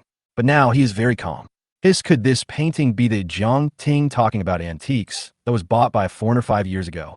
The old man has been in the antique world for many years, so he naturally knows that this Jiang Ting talking about antiques was finally bought by a foreigner for 30 million yuan. Yes, this painting is Tang Bohu's talking about antiquity at Jiangting. When I was on a business trip to Country M a few days ago, I specially asked someone to buy it from that foreigner for 38 million yuan, just to present it to Professor He today. Sun Yao was extremely proud at this moment. This was the embodiment of being rich and powerful. Is this Tang Bohu's painting? Speaking of Tang Bohu's paintings, everyone was attracted at once and came forward one after another, want to take a look at the famous artist paintings. After all, Tang Bohu was very famous. Several of Hisheng's good friends in the antique world were present, and they were very curious about the painting and came to see it. As they were all looking at Sun Yao's painting, talking about ancient things at Jiangting, the latter glanced at Ethan and said with some contempt, "I wonder if Master Ethan has brought any gifts for Professor He?" As soon as these words were spoken, many people present turned their eyes to Ethan. You know, he was a poor boy from the countryside. Although he had some relationship with Robert, he definitely had no money. For a moment, they were also curious about the gift Ethan brought. "Of course I have prepared a gift for Professor He, but I'm afraid it will scare you." Ethan smiled slightly and took out a scroll of painting from his arms. When everyone saw that Ethan also brought a painting, they couldn't help but feel curious. What painting could compare to Tang Bohu's talking about ancient things at Jiangting that Sun Yao presented? The author has something to say. "Dear brothers, I have updated almost 10,000 words today. Please give me some tips. I will update more tomorrow. Please give me some tips." Chapter 48. Aggressive, I won't be polite. Everyone was curious about what kind of painting Ethan would come up with, and everyone's eyes were focused on Ethan for a moment. After the latter stood up from his seat, he slowly unfolded the painting, and soon the content of the painting was revealed. It was a lifelike landscape painting. When everyone saw what was painted on it, they all showed shocked expressions. Isn't this the same painting as Sun Yao's Jiangting Tangu too? Soon someone recognized that the painting in Ethan's hand was also a painting of Jiangting Tangu too, and the signature was also Tang Yin, and even the seal was the same. How can there be two identical paintings of talking about antiquity at Jiangting? Many people had this question, but they soon realized that one of the two paintings was a high imitation. As for which painting was real and which was fake, everyone already had their own guesses. "Ethan, I didn't expect you to get a high-quality imitation painting to present to Professor He. Don't you feel ashamed?" When Sun Yao saw that Ethan also took out a painting of Jiangting talking about ancient things, his face looked very unhappy. He immediately accused Ethan of buying the painting of being fake. "You know, he spent 38 million to buy this painting. Why don't you say that the painting in your hand is a high imitation?" Ethan smiled slightly. The painting, talking about antiques at Jiangting, in his hand has been authenticated by Yuan Cheng, the #1 appraiser of antiques in Qingshui City. It is definitely authentic. However, the painting in Sun Yao's hand cannot be guaranteed. How can a poor bastard like you afford a painting worth 38 million? Sun Yao mocked mercilessly. Most people present actually didn't believe that Ethan's paintings were real. How could a poor boy afford an authentic Tang Bohu painting? Whether it's real or not, why don't we let Grandpa He identify it and find out? Ethan didn't want to waste time talking to him and asked the old man to identify it directly. Besides, there were several of the old man's friends in the antique world at the banquet. Letting them all identify it would be much more useful than talking nonsense. "Yes, let's let Father identify it. Several of his friends are present here, and they are all knowledgeable about antiques." The eldest brother, He Mingwa, agreed with this suggestion. Wouldn't it be clear if he just tested it? Many people present nodded, believing that this proposal was the simplest and most effective. "Just check it. I'm just afraid that you will be embarrassed when the time comes." Sun Yao sneered. "You spent 38 million to buy this painting. It definitely couldn't be fake. You should worry more about yourself." Ethan shook his head, speechless about his mysterious confidence. As he spoke, Ethan presented the painting Jiangting talking about ancient things in his hand to old man Hisheng, who carefully took the painting with a serious expression. Then, together with a few good friends in the antique world, he began to carefully examine the two paintings. Everyone at the scene stretched their necks, with an expression as if they were watching a good show and were whispering and discussing the matter in private. Guess which painting is real? Of course it belongs to Sun Yao. He spent $38 million to buy it. How could it be fake? I think so too. Although Ethan has some relationship with Mr. Chan, he is a poor boy from the countryside after all. How can he afford such a famous painting? He's going to make a fool of himself now. Why would he make a fake painting if he didn't have money? This is not the way to pretend to be cool. Those relatives and friends were whispering about it again, and almost all of them were not optimistic about Ethan, thinking that Ethan's paintings were fake. However, Hyun believed in Ethan very much. Such a mysterious and wealthy nobleman would definitely not embarrass himself by using a fake painting. Jessica was a little worried and nervous. She didn't care whether it was true or not. However, Lin Yifan looked unhappy and couldn't help blaming herself in her heart. Why are you pretending to be rich when you don't have money? You have to use a fake painting to make yourself look rich. What's the point? Old man Hisheng and several of his friends studied the two paintings carefully for a long time, but they could not find any difference between the two paintings. Even the ink concentration and the subtle details was basically the same, which made them really helpless. These two paintings look exactly the same. With our identification ability, we can't tell which one is the real one. A friend of the old man frowned and said, "After all, they are not professionals. They just became interested in it, so it is understandable that they cannot identify such a famous painting." Well, the painting standards of these two paintings have reached an extremely high level. Even if one of them is found to be a fake, it is still worth a lot. The old man nodded in agreement. If you want to tell whether it's real or fake, perhaps only Yuan Chong, the top appraiser in the antique world in Qingshui City, has this ability. Another old man explained. After discussing it, the few of them quickly reached a decision, which was announced by old man Hisheng. The painting standards of these two paintings are extremely high. Our appraisal ability is limited and we cannot determine whether they are real or fake. We will ask Master Yuan Chong to appraise them privately. Now, let's continue eating. Hisheng thought this was the best way. If the authenticity was not determined in person, neither Ethan nor Sun Yao would have a chance to embarrass themselves. But if the authenticity was determined on the spot, one of them would definitely be embarrassed. Eat. Continue eating. Seeing that no results could be obtained from the identification, the relatives and friends present could only return to their seats in disappointment and continue eating and drinking. However, Sun Yao was unwilling to give up. He couldn't expose Ethan's fake painting in person. He really couldn't swallow this. When he saw Jessica picking up food for Ethan intimately, the anger in his chest surged up again. "Professor He, I heard that you're going to hold a personal collection exhibition in 3 days, right? Well, we are indeed preparing it. Are you interested in coming to see it?" Hisheng attached great importance to this personal collection exhibition. This was the first collection exhibition he held after his retirement, so he attached great importance to it. "Professor He, how about this? Hang these two paintings at the same time when the collection exhibition opens, and let the visitors judge them.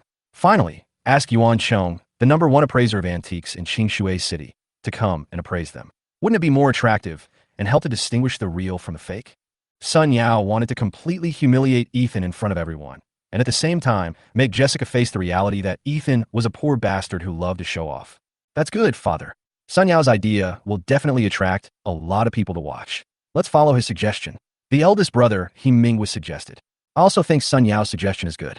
It can not only attract people to watch, but also professionally identify which painting is the real one. Others also agreed with this suggestion. They also wanted to know which of the two paintings was the real one. Hisheng hesitated. He originally didn't want to identify it openly. He just wanted to ask Yuan Chong to identify it privately, so as to save face for the two children. But Sun Yao was aggressive, which really made him dislike him. "Grandpa He, let's do as Sun Yao suggested." Ethan smiled slightly. Yuan Chong had already authenticated his painting, so what was he afraid of? Since Sun Yao stood up himself and was going to be slapped in the face, he could only obey him. Chapter 49. Humiliating me will cost you a price. Ethan be timid in the face of Sun Yao's provocation? The two paintings were temporarily handed over to Mr. Hisheng for safekeeping. In order to avoid mistakes, Sun Yao also specifically suggested signing their respective names on the back of the paintings in pencil to avoid mistakes. Ethan naturally wouldn't refuse his request. Since he wanted to be slapped in the face, he could only meet his request. After the banquet, everyone dispersed, but Jessica got a super gold card from Ding He. The rich second generation and young friends in the family suggested going to Jinlong Entertainment Club in Qingshui City to continue playing at night. This is a high-end entertainment club in Qingshui City. They have never been there, so they're eager to try it. "Ethan, are you going?" Jessica turned her head and asked Ethan out of habit, with a look of desire in her eyes. It seemed that this girl also wanted to go to Jinlong Entertainment Club to see it for herself. Go ahead, I'll drive the car over. Ethan smiled slightly. Jinlong Entertainment Club is a high-end entertainment club under the Dinghe Group, which is also his father's business. Ethan has never been to such a place. Sun Yao will also go. Of course, he wants to show off in front of Jessica, demonstrate his financial resources and strength, and find an opportunity to suppress Ethan. It would be best if he could embarrass Ethan and make Jessica dislike him. This is his ultimate goal. This group of people are all wealthy second generations, and they drive Porsches and Maseratis. Sun Yao even drives a Rolls-Royce worth more than 10 million yuan, which shows that he is indeed very rich. However, when they found out that Ethan was driving a Ferrari sports car worth more than $5 million, they looked at him with a little surprise. Wow, Ethan, aren't you from the countryside? How come you were driving a Ferrari? The person who spoke was Jessica's cousin Xin, who was quite sexy and beautiful, dressed very fashionably, and had exquisite makeup on. This is my boss's car. I can't afford it. Ethan made up an excuse to get away with it. So it's your boss's car, how boring. Xin immediately lost interest and secretly despised Ethan for showing off even though he had no money. Then she turned around and got in his son Yao's Rolls-Royce. The others also secretly looked down on him. They also looked down on Ethan for showing off by borrowing the car. Sun Yao was secretly proud of himself. A poor guy is a poor guy. He has no money but still borrows a car to show off. Just wait and see how I kill you. Sun Yao is no pushover. He has accumulated a net worth of over $1 billion at such a young age, so he must have many tricks up his sleeve. Ethan smiled and didn't care. There were 8 people in a group, and 3 cars drove straight to Jinlong Entertainment Club. The club's underground parking garage is full of high-end cars, including Porsche, Bentley, Maserati, Rolls-Royce, etc. Cars like BMW and Mercedes-Benz are considered the lowest configuration here. Oh my god, the cars here are so luxurious. Cousin Elong's eyes lit up when he saw these luxury cars. You're such a loser.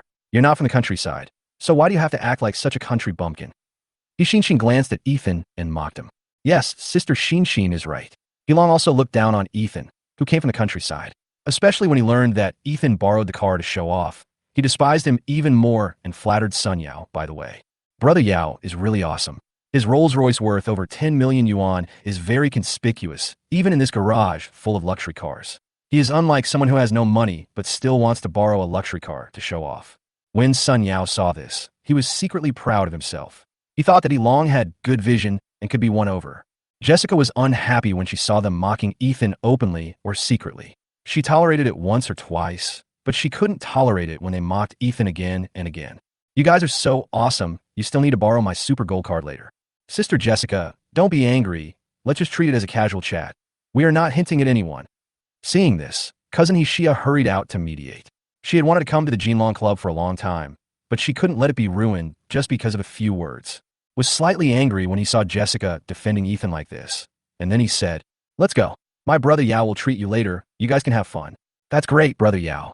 Only someone like you with a net worth of over 10 billion is worthy of Jessica. The guy from the countryside is really overestimating himself. He long had known for a long time that Sun Yao liked Jessica, so he followed suit and flattered Sun Yao again. Jessica was very angry and regretted hanging out with them. She was about to turn around and leave, but was stopped by Ethan. It's okay, since it wants to treat us. Let's just have fun. Ethan smiled slightly, but he was a little angry in his heart. They had insulted him again and again, and the time had come to teach them a lesson, especially Sun Yao. Chapter 50, My Territory, My Rules. Jinlong Entertainment Club is the most prosperous center in the east of the city. Those who can come and go here are basically high-ranking officials or wealthy businessmen. Sun Yao seemed to have been here before. After coming out of the parking garage, he led Ethan and the other 8 people to the first floor of the entertainment club with familiarity.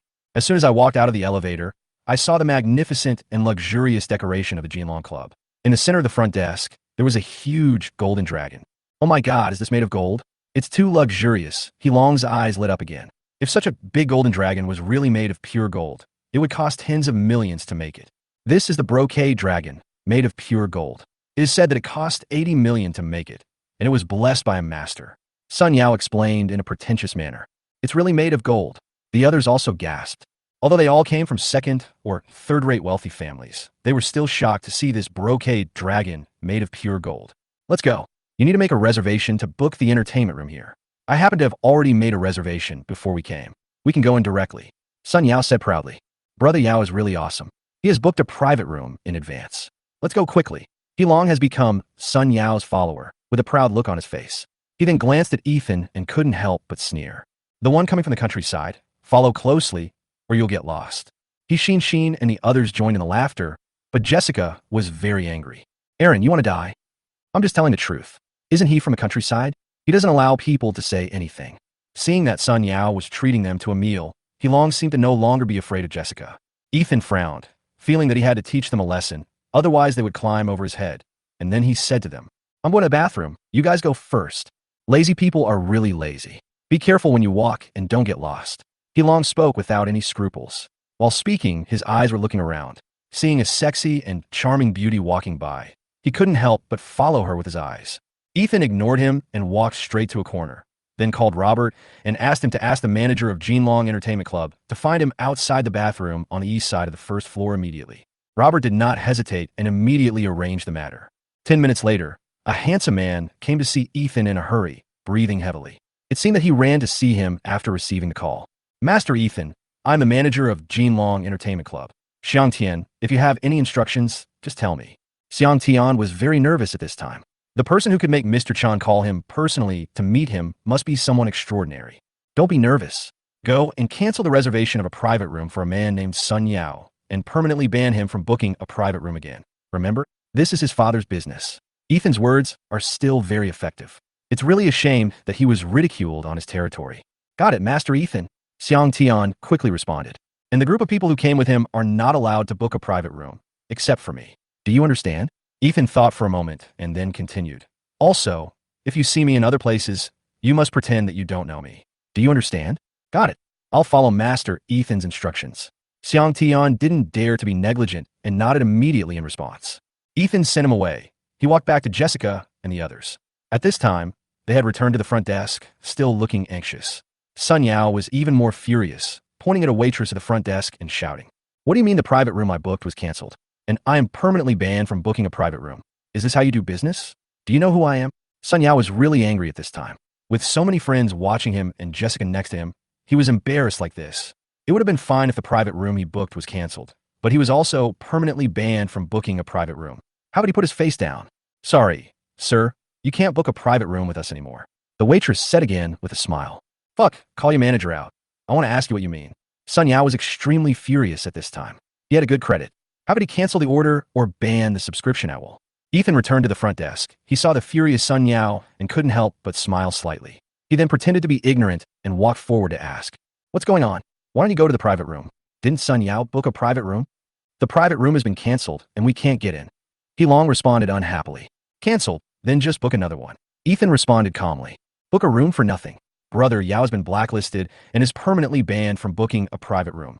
He long was a little disappointed and got even angrier when he saw this poor country boy. Oh, didn't he say he was very good? How come he was blacklisted? Then let others try. Everyone has come here from far away. They can't just go back in disgrace. If we tell others about it, we will be laughed at. Ethan said with a smile. That's right. Then let's get someone else to book a private room. Sheen agreed. Then let's book it quickly.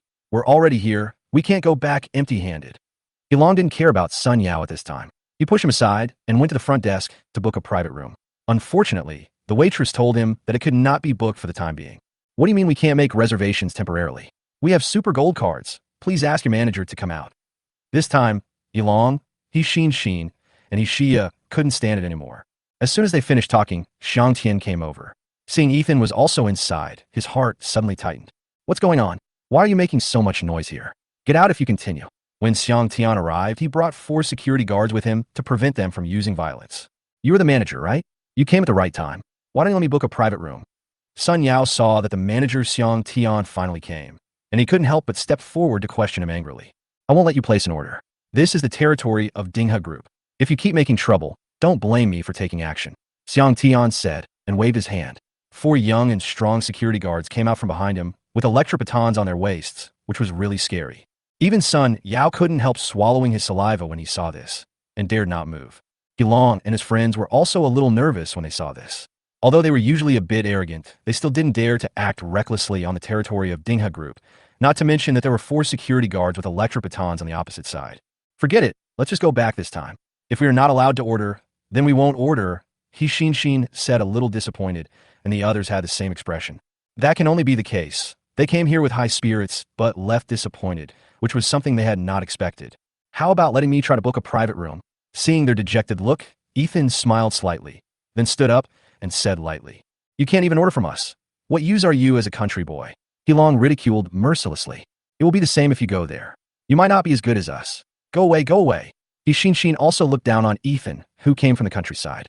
"How do you know if you don't try? What if it's ordered?" Ethan said with a smile. "If you can get the order, I'll bark like a dog. A poor boy from the countryside dares to show off in front of me. You talk too much." Heilong had an expression of impatience and disgust. "That's what you said." Ethan wanted to teach them a lesson, so he walked up to Manager Xiang Tian and said, "Manager, can you please give me a favor? I want to book an entertainment room for 8 people. Can I still book it?"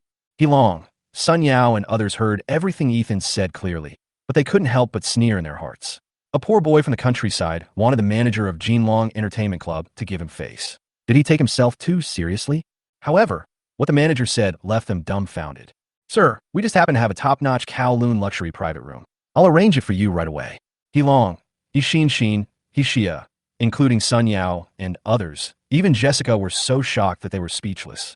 This poor boy actually booked a room in the top-notch Kowloon luxury room. The author has something to say. "Dear brothers, please give me rewards. Please give me rewards." Chapter 51. Let you bark like a dog. These young rich second generations were all shocked by Ethan, a poor boy from the countryside. They never expected that with just a few words from him, the manager would actually give him face and not only book a private room, but also a top-notch Kowloon luxury room. You have to know that this luxurious private room in Kowloon is only prepared for big shots. Rich second generations like them, who are second or third-rate tycoons, can't even book it. However, Ethan booked it with just one word, which really shocked them. How is this possible? This poor boy actually booked a private room. Shin's face was filled with shock, and she hadn't recovered from her previous reaction. No way. The manager actually gave face to that poor boy. This is totally illogical.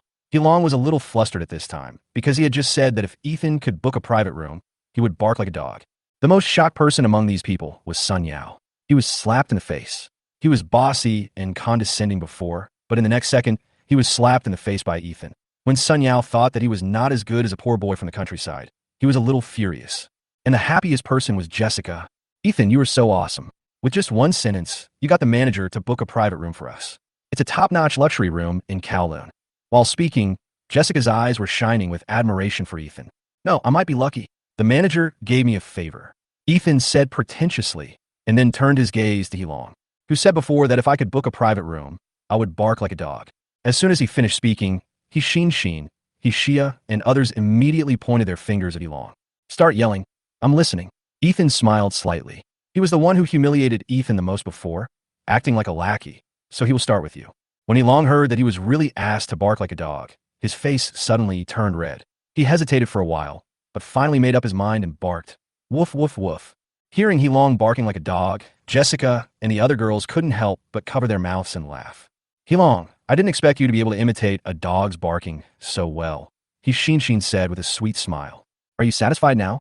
Let's go. Let's go to the Kowloon private room." Heilong seemed to be quite thick-skinned and didn't care about the ridicule of Shin and the others. Instead, he was a little impatient to go to the Kowloon private room, but he was still a little dissatisfied with Ethan in his heart. "Wait, there's one more thing I need to confirm." Ethan stopped them and said, "Is there anything else?" Shin and the others turned around and asked, "I have booked a private room, but someone said before that it was his treat." Ethan said with a slight smile, "Sun Yao, you keep confronting me. Today I'm going to teach you a lesson and let you know that people from the countryside are not easy to bully." "Isn't it, Brother Yao? Didn't you just say that you would treat us tonight? Does it still count?" Heilong immediately changed the tone and asked, "You have to know that Jinlong Entertainment Club is a high-end entertainment club, and Jiulong Private Room is a top-level private room. It costs at least 200,000 a night, not counting other expenses. Is this going to make him bleed a lot?" However, Sun Yao is worth more than 10 billion yuan, so he doesn't care about this little money. Sun Yao, naturally keep my word. I will pay for tonight's consumption." Sun Yao finally regained a little face and sense of existence. "Oh yeah, Brother Yao is so awesome." Seeing that Sun Yao agreed, Heilong immediately flattered him excitedly. The other people also became excited, even more excited than before they came, because they were about to see the legendary top-level Kowloon private room, which was said to be very luxurious. Sun Yao glanced at Ethan and secretly took note of this grudge. Ethan glanced at Sun Yao's sinister face and knew that he was not convinced, but he didn't care much in his heart. This Jinlong club was his territory, so why would he be afraid of him? The 8 people, led by the beautiful lady, soon came to the legendary Kowloon private room. They met many handsome men and beautiful women along the way, especially Heilong. This guy was the most dandy. He changed women more frequently than he changed clothes. Naturally, he wanted to find a beautiful woman here to soak in, but he held back for the time being. The door of the Kowloon private room is all golden yellow and is engraved with 9 giant dragons entwined together, puffing out clouds and mist, which is quite impressive. This door alone must have cost a lot of money. This Kowloon private room is really grand. Even the door is so imposing. Xinxin couldn't help but sigh. Come in, don't act like a country bumpkin who has come to the city. Sun Yao couldn't help but say. This was obviously a sarcastic remark to Ethan. Yes. After all, we are the second generation of rich people. We can't be compared with those rural people. Heilong responded, then followed Sun Yao in. After pushing open the door and entering, I saw that the Kowloon private room was very large, at least 200 square meters. There was even a small fountain in the middle, and around the fountain was a miniature artificial lake with fish in it. This was completely beyond their imagination. Directly opposite the fountain was a small stage with a huge display screen on top. Various musical instruments were placed on the left and right below the display screen. On the left side of the stage is an extra large and luxurious sofa, behind which are various wines. You can just take them when you want to drink. On the right side of the stage is a small dance floor. In addition to these, there are also cool computers, VR games, bars, and other leisure and entertainment venues in the corner. There are even secret compartments with luxurious beds. Wow, this is so luxurious. I'll hold parties here next time. It's so cool and can satisfy the preferences of all kinds of people. Heilong was extremely excited after seeing it. The dog's barking was not in vain. That's great. Look at the ceiling. It's designed with stars. If we turn off the lights, the effect will be very cool. Xinxin was also dazzled by the sight. Her beautiful eyes were full of little stars. Even Sun Yao, who had been to Jinlong Club before, was shocked by the luxurious decoration. It would be too boring to be in such a cool Kowloon private room without a woman to accompany you. You guys go have fun first. I'll go chat up a pretty girl. Heilong had been itching to go in. He had seen several sexy young ladies alone in the corridor before. While they were talking, Heilong had already run out to chat up the young lady. No one cared about him at this time, as they all want to play their own games, singing, dancing, or playing VR games, and they all had a great time. After Sun Yao poured himself a glass of wine, he became angry when he saw Jessica looking at Ethan lovingly while he sang. Haha, a poor boy dares to fight with me. Let me show you what strength is. Sun Yao's eyes turned cold, and he immediately took out his mobile phone and started making a call. If soft tactics didn't work, he had to use hard tactics. Hello, Brother Long. I'm Sun Yao. Chapter 52, come on. Zhang Tianlong has been very depressed recently. Ever since he was taught a lesson by Ethan, he has been seriously injured. Not only did he have to pay 2 million in compensation, but his favorite painting Jiangting Tangu 2 by Tang Bohu and a purple jade bracelet worth 300,000 were also robbed. What made him even more depressed was that half his men were beaten by Ethan's cousin and are still recuperating.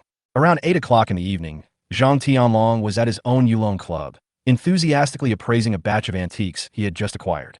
However, just as he picked up a painting, his cell phone rang. After glancing at the caller ID, he chuckled. Looks like there's business again. The person who called was Sun Yao, who was far away in Jinlong Entertainment Club. Sun Yao, what do you want from me? Zhang Tianlong said while playing with a piece of ancient jade in his hand. I'm in some trouble, and I want you to come over and help me. Sun Yao replied in a low voice. Do me a favor. Zhang Tianlong thought of that stupid, rich second-generation George. He also asked him for a favor, but ended up cheating him so badly. It's the other party, right? Zhang Tianlong learned his lesson this time and asked vigilantly. He's just a poor boy from the countryside, with no money or power, but he always pretends to be cool in front of me. Sun Yao's voice was very soft, as if to prevent others from hearing him. A poor boy from the countryside. Does he have a cousin? Zhang Tianlong thought of the tall cousin next to Ethan, and he was still frightened. He fought against 20 people alone and beat half of them. He was too strong. There is no cousin, just him, and the price is still the same as before. Sun Yao wanted to use Brother Long's influence to let Ethan know how powerful he is, to see if he dared to snatch Jessica from him. I'm a poor rural boy with no cousin, no money, and no power. Okay, I'll take the job. After making sure that he wouldn't hit a wall this time, Zhang Tianlong readily agreed. When you come, just say you're my friend and that you're here to have fun together. Sun Yao on the other end of the phone became excited when he heard Zhang Tianlong agree. However, to be on the safe side, it would be better for him to pretend to be his friend. After all, that was the Jinlong Club, and being too ostentatious would only bring him trouble. According to the old rules, Sun Yao first transferred 100,000 yuan to Zhang Tianlong and also sent him the address. After receiving the money, Zhang Tianlong chuckled then saw that the address was Jinlong Entertainment Club. He hesitated a little, but since he had been accepted, there was no reason for him not to go. He quickly called 4 brothers, got in a van, and headed straight for Jinlong Entertainment Club. At this time, in the Kowloon private room, Sun Yao was very proud after hanging up the phone. "Ethan, you're a poor boy with no money and no power. What can you use to fight me?" With Zhang Tianlong's agreement, Sun Yao became bolder and went straight to Ethan, speaking in a cold tone. "Ethan, come here. I have something to tell you." "What do you want to talk to me about?" Ethan glanced at Sun Yao. "I hope you can leave Jessica. You're not suitable for her, and you can't help her." Sun Yao said directly and frankly. "I'm not suitable, but are you suitable?" Ethan said unhappily. "Let me tell you straight, Jessica's father's company's capital chain is about to break. Without huge financial help, her family will soon go bankrupt, and I am the one who can help them get rid of bankruptcy." Sun Yao said very proudly. "I can help them too," Ethan said calmly. Ethan had already solved the problem of He Yang's company's capital chain, and even let Robert handle the land in the east of the city. "I believe that his hotel will resume normal operations soon, but Sun Yao doesn't know yet." "Just you? How much can a poor boy from the countryside like you help them? 10,000? Or 20,000? They need at least 100 million. Do you have that? You'll never be able to earn that much in your lifetime." Sun Yao sneered disdainfully. "I think I can," Ethan said again lightly. "You can? Ha, what a joke. I heard you're a department manager, right? How can you help them with a salary of 10,000 yuan a month? Even if you sell all the houses and land in your rural hometown, it won't be enough for 1,000 of the funds they need." When Sun Yao said this, his tone became heavier and he said mockingly, "It is important for a person to know himself. You should date the kind of person you are. You should go back to the countryside and find a girl who is more suitable for you." "Really? I think Jessica is a good match for me. If you don't have anything to do, I'll go back first. Jessica is waiting for me to sing with her." Ethan didn't take him seriously at all. A second-rate rich second generation actually dared to teach him a lesson. Seeing that Ethan refused to give up Jessica, Sun Yao's expression suddenly turned gloomy, and he immediately warned him sternly. "Ethan, don't refuse a toast. I, Sun Yao, have managed to make a real estate company one of the top 10 in the industry. I have some skills. You better not force me." "Okay, come on, whether it's civil or physical, I'll take it. I'm just worried that you won't be able to afford to lose when the time comes." Ethan smiled slightly. This rich second generation is a little more powerful than George, the dude, but the result is the same. "Okay, let's wait and see." Sun Yao snorted coldly, then turned and walked away, feeling extremely angry. While drinking silently, he secretly called Brother Long to urge him to come quickly. After receiving the news that they were about to arrive, Sun Yao's face suddenly showed an expression of confidence. Jessica got tired of singing. She came down from the stage, took Ethan's arm affectionately, and walked to the sofa, talking and laughing. When Sun Yao saw this, he became even angrier. Half an hour later, the door of the Kowloon luxury private room was suddenly pushed open, and then a familiar and fat middle-aged man walked in, followed by 4 young and strong men. When Sun Yao saw that Zhang Tianlong had finally arrived, he was immediately excited. He put down his wine glass and went to greet him. "Brother Long, you are finally here." Sun Yao couldn't help but be happy when he saw Brother Long coming. "Sun Yao, I didn't expect that after not seeing you for a few months, you have already made it to the Kowloon private room of the Jinlong Entertainment Club. This room is not something that ordinary people can book." It was also the first time for Zhang Tianlong to come to this luxurious Kowloon private room. He couldn't help but look around curiously. "How can I compare with Brother Long?" Sun Yaodue smiled and welcomed Zhang Tianlong in, then glanced at Ethan, who was chatting with Jessica, and a hint of coldness flashed across his eyes. "Ethan, you forced me to do this." "Brother Long, did you see that young man in plain clothes? I want you to help me persuade him to leave the beautiful woman next to him." Sun Yao said it very tactfully, but the meaning of his words was already very clear. Zhang Tianlong is not stupid. It is not the first time that the rich second generation is jealous of each other. "Okay, leave it to me, Brother Long." Zhang Tianlong's gaze moved over and finally landed on the young man in plain clothes, but with his back facing him, so Zhang Tianlong could not see the other's face clearly. But this back figure gave Zhang Tianlong a familiar feeling, but he still walked over and challenged him. "Brother, come with us outside and smoke a cigarette." This is jargon. While speaking, Zhang Tianlong took out a cigarette from his pocket and put it in his mouth with an arrogant look. Ethan heard the familiar voice. He turned his head subconsciously, but this turn scared Zhang Tianlong. Wang, Master Ethan." Zhang Tianlong's face turned pale in an instant. The cigarette in his mouth fell to the ground, and his legs became limp with fear. The 4 helpers behind him felt inexplicable fear after seeing that it was this evil spirit. Chapter 53. This script is wrong. Zhang Tianlong never expected that the idiot Sun Yao would ask him to deal with young Master Ethan. He had just been taught a lesson by Ethan a few days ago, and now he is walking into trouble again. Doesn't he think that he hasn't paid enough? King, Master Ethan, Zhang Tianlong greeted tremblingly. Zhang Tianlong, why are you here? Were you the one who asked me to go out for a cigarette? Ethan turned around and was surprised to see Zhang Tianlong. But Ethan was not stupid. He subconsciously glanced at Sun Yao, who looked very proud. It seemed that he was the one who asked Zhang Tianlong to come and teach him a lesson. No, we have walked into the wrong room. We are sorry to disturb Master Ethan's fun. We will leave first. Zhang Tianlong didn't dare to stay any longer.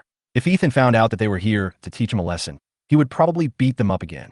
Really, Ethan smiled faintly, while Jessica next to him had a confused expression. She had no idea what was going on. I really walked into the wrong room. Master Ethan, I'm so sorry. Zhang Tianlong was about to turn around and leave, but Sun Yao, the second-generation rich kid, didn't understand the current situation at all. He walked up to Ethan and shouted at him arrogantly. Poor bastard. This is my brother Long. Don't blame me for not warning you before. It was you who didn't want to leave Jessica, so don't blame me for being rude to you. Did you call these 5 people here? Ethan asked, pointing at Zhang Tianlong and the others. Yes, it's me. Before Sun Yao could finish his words, anxious Zhang Tianlong slapped Sun Yao in the face, trying to stop him from continuing. You're an asshole. It's obvious that we walked into the wrong room.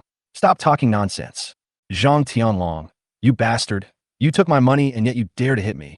Are you looking for death? Sun Yao couldn't believe that Brother Long, whom he had hired with money, had inexplicably gone back on his word and hit him. Where did I take your money? Stop slandering me. Zhang Tianlong was afraid that Ethan would blame them, so he slapped Sun Yao and covered his mouth. Ethan couldn't help laughing as he watched them biting each other. It looked like Sun Yao wanted to call someone to deal with him. No wonder he had warned him before not to refuse a toast and drink a forfeit. Unfortunately, the Brother Long he called had just been beaten up by him a few days ago, so he was afraid of seeing him now. Brother Long, huh? Since you're here, have a drink. Sun Yao's treating us tonight, so drink as much as you can. Ethan is not someone to be trifled with. Sun Yao has already sent people to deal with him, so he will definitely make him pay a price. Of course, Zhang Tianlong's slap doesn't count. No, Master Ethan, we have something else to do tonight, so we'll leave first. Zhang Tianlong didn't dare to stay here any longer for fear that Ethan would come after them to settle accounts. I told you to drink, so drink now. Finish the wine next to the sofa before you leave. Although Ethan's voice was calm, there was a hint of threat and coldness in his tone. Zhang Tianlong subconsciously wiped the sweat from his forehead and nodded in response. Since Sun Yao is treating us, we brothers will not be polite. As he spoke, he called upon his 4 men to start opening the wines on the wine rack. There were some expensive red wines and wines that had been collected for many years, which were of extraordinary value. The 5 adults drank it to their heart's content, as if they were drinking money. Sun Yao covered his face and looked at the scene in shock. This was completely beyond his imagination. This script is totally wrong. Originally, he called Brother Long over to teach Ethan a lesson, but now he comes and starts drinking directly. You know, these drinks are not cheap, and he has to pay for the bill in the end. Zhang Tianlong, are you crazy? I asked you to come here to teach Ethan a lesson. What the hell is the point of drinking? Sun Yao shouted loudly from behind, but Zhang Tianlong and the others didn't listen to them at all. They just opened the bottle and drank. Jessica, Hixia, and others were standing nearby, also rushed over after hearing the news. When they saw 5 unfamiliar men in the private room, they couldn't help but ask, who are these 5 people? Why do they drink as soon as they come in? I don't know them. It seems that Sun Yao asked them to come here. They might be his friends. Ethan said lightly. He felt very comfortable watching Zhang Tianlong and the other 4 people drinking these expensive wines. These wines all cost extra, and they're all famous wines. Hixin opened her mouth with a surprised expression. It's okay. We're not paying anyway. They can drink as much as they want. Ethan's words were obviously agreed by Hixin and the others. That's right. Let's go and have a drink. We can't usually drink this kind of famous wine. Otherwise, it would be drunk up by them. Hixia also wanted to drink some. After all, this was a famous wine that we couldn't usually drink. Okay. Even Jessica nodded. She was happy to see Sun Yao bleed a little, because he had humiliated Ethan before. Ethan had to drive, so he didn't drink. Sun Yao was a little angry when he saw that they were all drinking his money, and all this anger was directed at Ethan. It was very late at night, and Zhang Tianlong and his friends had almost finished drinking. The 5 of them finished more than 20 bottles of wine. They could be said to be drinking hard. As for Hixin and the others, each of them couldn't drink a whole bottle. They just opened the bottle and took a few sips. Very late at night, Long came back hugging a young lady. He had drunk a lot of wine, and his steps were a little unsteady. Go back. If you stay any later, your family will be worried. Ethan saw that Jessica's pretty face was slightly red, so he couldn't help but say with concern. Yeah, Jessica nodded. The other people were also almost drunk. Zhang Tianlong and his friends left after they were almost drunk. Before leaving, they apologized to Ethan repeatedly. Ethan didn't care about them. He just thought that Sun Yao's 100,000 yuan was wasted. And when it came time to pay the bill, the amount was shocking. It was more than 3.2 million, and Sun Yao's face suddenly became very ugly. The consumption in Jinlong Club was already high, and the wine they drank was famous wine. In addition, the money spent by He Long on the date with the girl was also counted on Sun Yao, which brought the total to a staggering 3.2 million. Jessica, can you lend me your super gold card? Sun Yao asked Jessica with a stern face to borrow the gold card, but Jessica responded playfully. I'm sorry, Sun Yao, I don't know where I put my gold card. Isn't it obvious that you don't want to lend it to him? You know, gold card can get a 50% discount. Okay, you two, a pair of bastards. You will regret this. Sun Yao felt a little embarrassed. Just tonight he lost more than 3 million and was slapped in the face, but he didn't gain any advantage, which made him extremely angry. Fortunately, Sun Yao felt that he still had a chance to turn things around. The painting, Jiangting Talk About Ancient Things, was his chance to turn things around. He had 100% confidence in the painting that he had spent 38 million to buy. Haha, Ethan, for the damage you caused me today, I will make you pay double back at the collection exhibition someday. Chapter 54. Are you here to cause trouble again? Today is the weekend, and Ethan could have gotten up later because he slept late last night, but he got up very early. There is only one reason for this. His brother Jack's girlfriend Lu Henin was going to have surgery today, and he wanted to go visit her. After all, in Qingshui City, Ethan only had this one brother who treated him sincerely. What's more, Jack's family has basically cut off ties with him because of his seriously ill girlfriend, Lu Henin. Now is the time when he is most isolated and helpless. As a good brother, Ethan should go and accompany him at this time. However, when he rushed to Union Hospital, he actually found several familiar people in the hospital corridor, including Maria, George, and a young man who looked very similar to George and wore a pair of black frame glasses. Among them, George had just come out of the orthopedic clinic after changing his wound medicine. It seemed that they came to the hospital to see their arms, but the man who looked very similar to George made Ethan couldn't help but take a few more glances. However, he had no intention of going up to greet them. He was in a hurry to get to the inpatient department to find Jack, so he just glanced at them and left. Maria, George, and the other two did not notice Ethan's existence. George, how long will it take for your hand to heal? Maria asked with pretended concern. The doctor said it will take about half a month. George hated Ethan at this moment. His hand was disabled, and even the small treasury given to him by his father, the shares of Mingyang Villa No. 3 store were defrauded. That was an income of millions of dividends a year. Now he had lost his source of money all of a sudden, and he was becoming poorer and poorer. He didn't dare tell his father for fear of being beaten to death, so he found his eldest brother, Zhang Mingliao, and asked him to find a way to resolve the matter. It would be best if he could get the 10% shares back from Ethan, otherwise his father would surely find out after a long time. Brother, you have to help me get revenge, George said with a sad face. He can only rely on his brother to help him now. He is basically at the point of no where else to go. What do you do for a living? Your hand was broken, and even your shares in the Mingyang Villa store No. 3 were taken away. How can you be such a loser? If my dad knew about this, he would beat you to death. Zhang Mingliao was very angry. Such a big thing had happened, but this kid didn't tell him until now. Brother, I have no choice but to come to you. That poor boy from the countryside has many tricks up his sleeve. He seems to know brother how. I can't beat him at all. George was a little depressed, but there was hatred in his heart. You can't even beat a poor boy from the countryside. You're such a loser. I can help you, but after you get the shares back, you have to transfer 5% of them to me. Zhang Mingliao was not polite to his younger brother. George hesitated, then responded through gritted teeth. Okay, as long as I can get it back. George was also angry. He was his eldest brother, but he was taking advantage of his misfortune. But now he was desperate and could only rely on his eldest brother for help. It was not bad to get back 5% of the shares. The most important thing was that it was better to give it to his eldest brother than to an outsider. Even if his father knew about it, he would only say a few words at most. After all, the shares were in his own hands. Well, watch how I deal with him. You should learn a lesson. Don't think about using force all the time. Use your brain to solve problems. In today's society, force doesn't work anymore. Do you understand? Zhang Mingliao is very confident in himself. He doesn't take a poor boy from the countryside seriously. Even if he is with brother Hao, he has 100 ways to force him to give up the shares he has acquired. I heard that his girlfriend is Jessica. Is that right? Zhang Mingliao suddenly turned around and asked. Well, it's really infuriating to say that such a poor guy actually hooked up with a famous beauty in the east of the city. It's really fucked up. George was not convinced. A poor boy with no money and power actually hooked up with a white, rich, and beautiful girl. It really made him jealous. That's fine. Later, I will not only make him give up his shares, but also make Jessica disappointed in him and break up with him. Zhang Ming Liao smiled slyly. This was a plan to kill two birds with one stone. Maybe he could even use this opportunity to strike up a conversation with Jessica, which would be even more perfect. That's great. We'll just have to wait and see. George was slightly delighted. George was very respectful of his elder brother.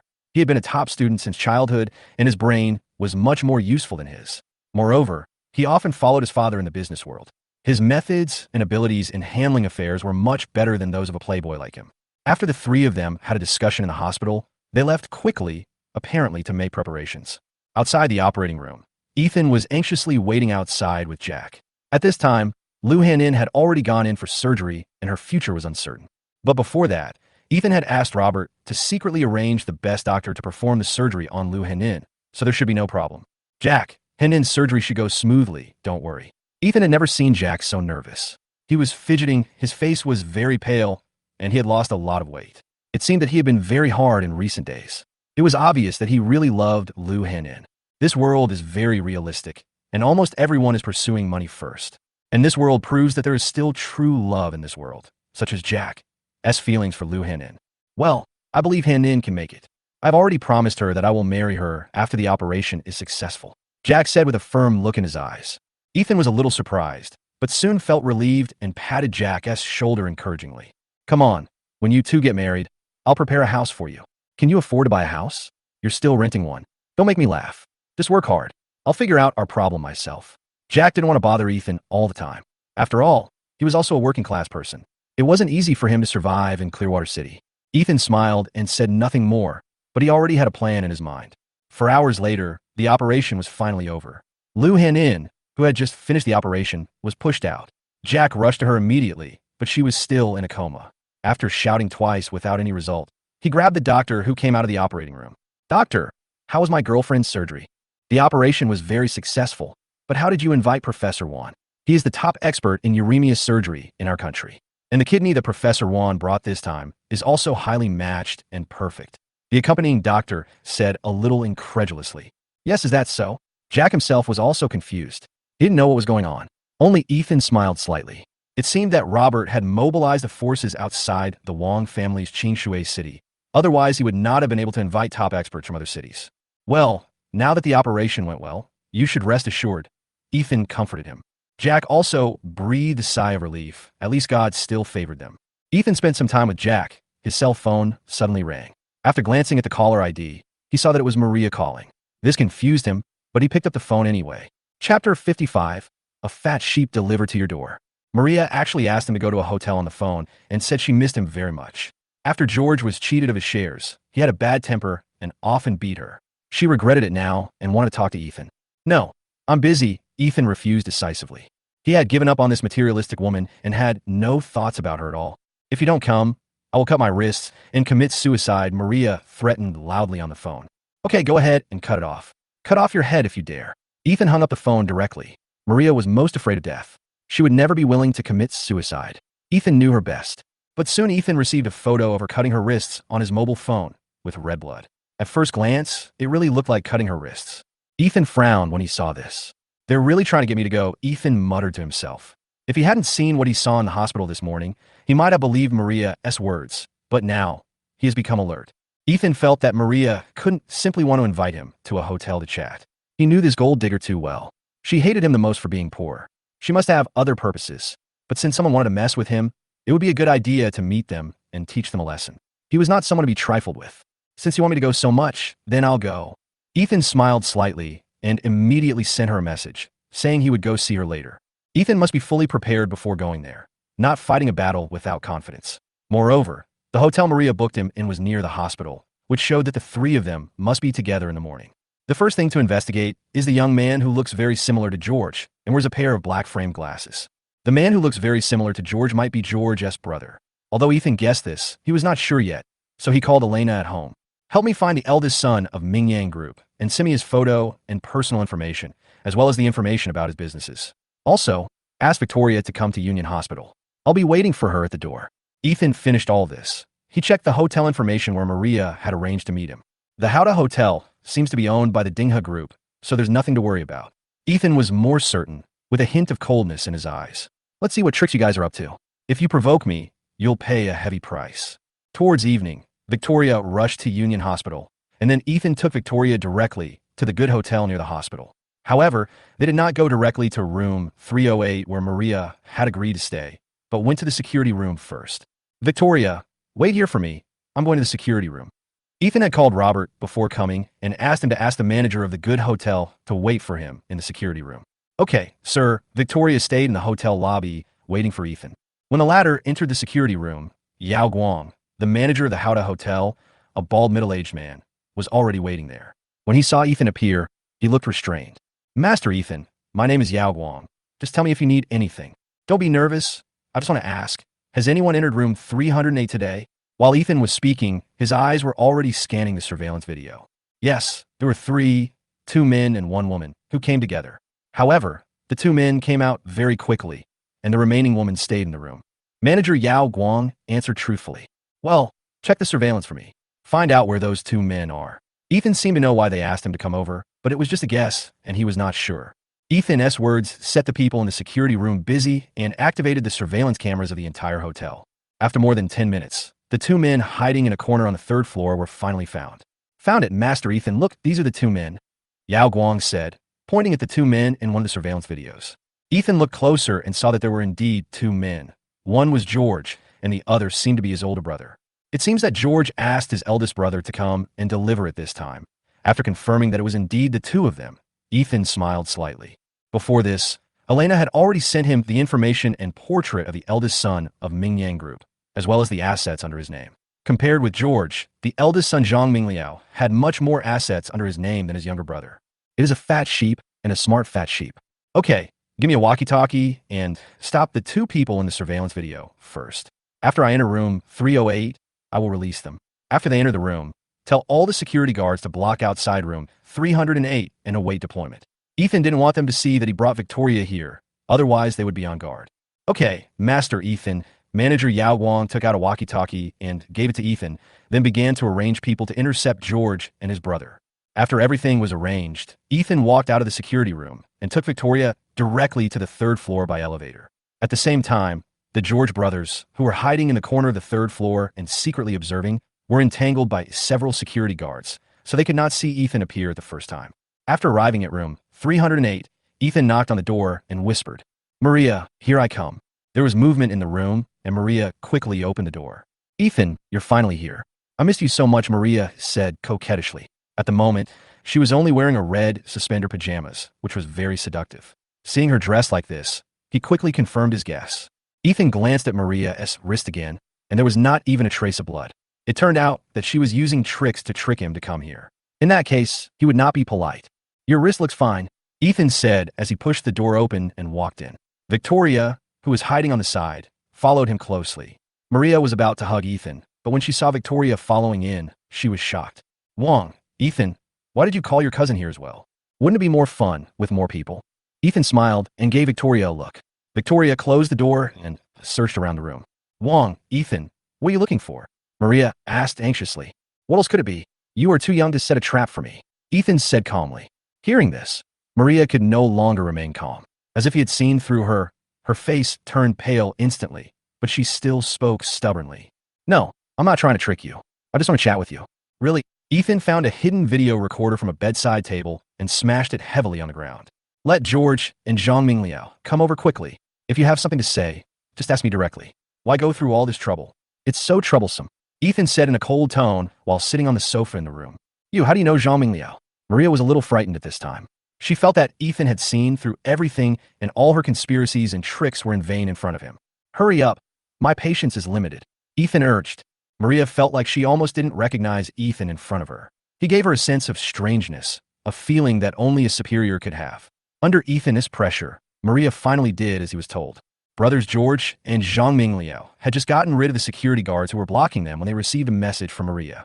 After opening it, they were stunned. "How come Ethan is in a room? I didn't see him at all.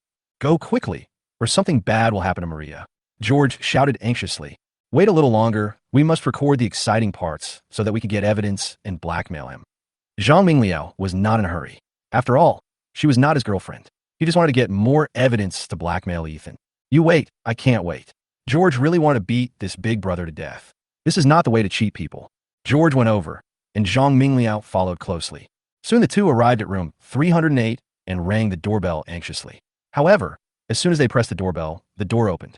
Victoria hid behind the door, while Ethan and Maria were on the side of the wall, so they didn't see anyone at all. It's so quiet. Zhang Mingliao was a little suspicious, but George went in first, so Zhang Mingliao had no choice but to follow him in. As soon as the two entered, the door of the room was closed and Victoria guarded the door. At this time, Zhang Mingliao and George discovered that there was someone hiding behind the door. When he saw that it was Victoria, George suddenly turned pale and trembled. Ethan's cousin, why is she here? When George saw this female devil, cold sweat broke out on his forehead. What's there to be afraid of about his cousin? Zhang Mingliao had never seen how powerful Victoria was. In his opinion, there was nothing to be afraid of about a woman. Hurry up, we seem to be trapped. George didn't care about Maria at this time. When he saw Victoria appear, he knew that the plan of Honey Trap had failed. He wanted to run away quickly, but with Victoria guarding, it was difficult for them to get out. Now that you're here, why are you in such a hurry? Besides, you can't get out even if you open the door. Ethan smiled slightly, then walked out and even opened the door for them himself. Then, the Zhang Mingliao brothers saw that there were many hotel security guards standing outside the room, blocking their retreat. George collapsed to the ground with a look of horror in his eyes. Zhang Mingliao seemed to understand why they were stopped by the security guards just now. Thinking of this, when he looked at Ethan again, he deeply felt the horror of this so-called poor boy. A drop of sweat broke out from his forehead, and an ominous premonition rose from his heart. Chapter 56. Thank you. How did this poor boy make so many security guards listen to him? Zhang Mingliao asked himself. He was quite capable. Countless people had been trapped by his schemes. The honey trap was the most useful, and he had never failed. But today, when he met this seemingly ordinary poor boy, he was defeated by him. I didn't expect you to be so good. You actually figured it out.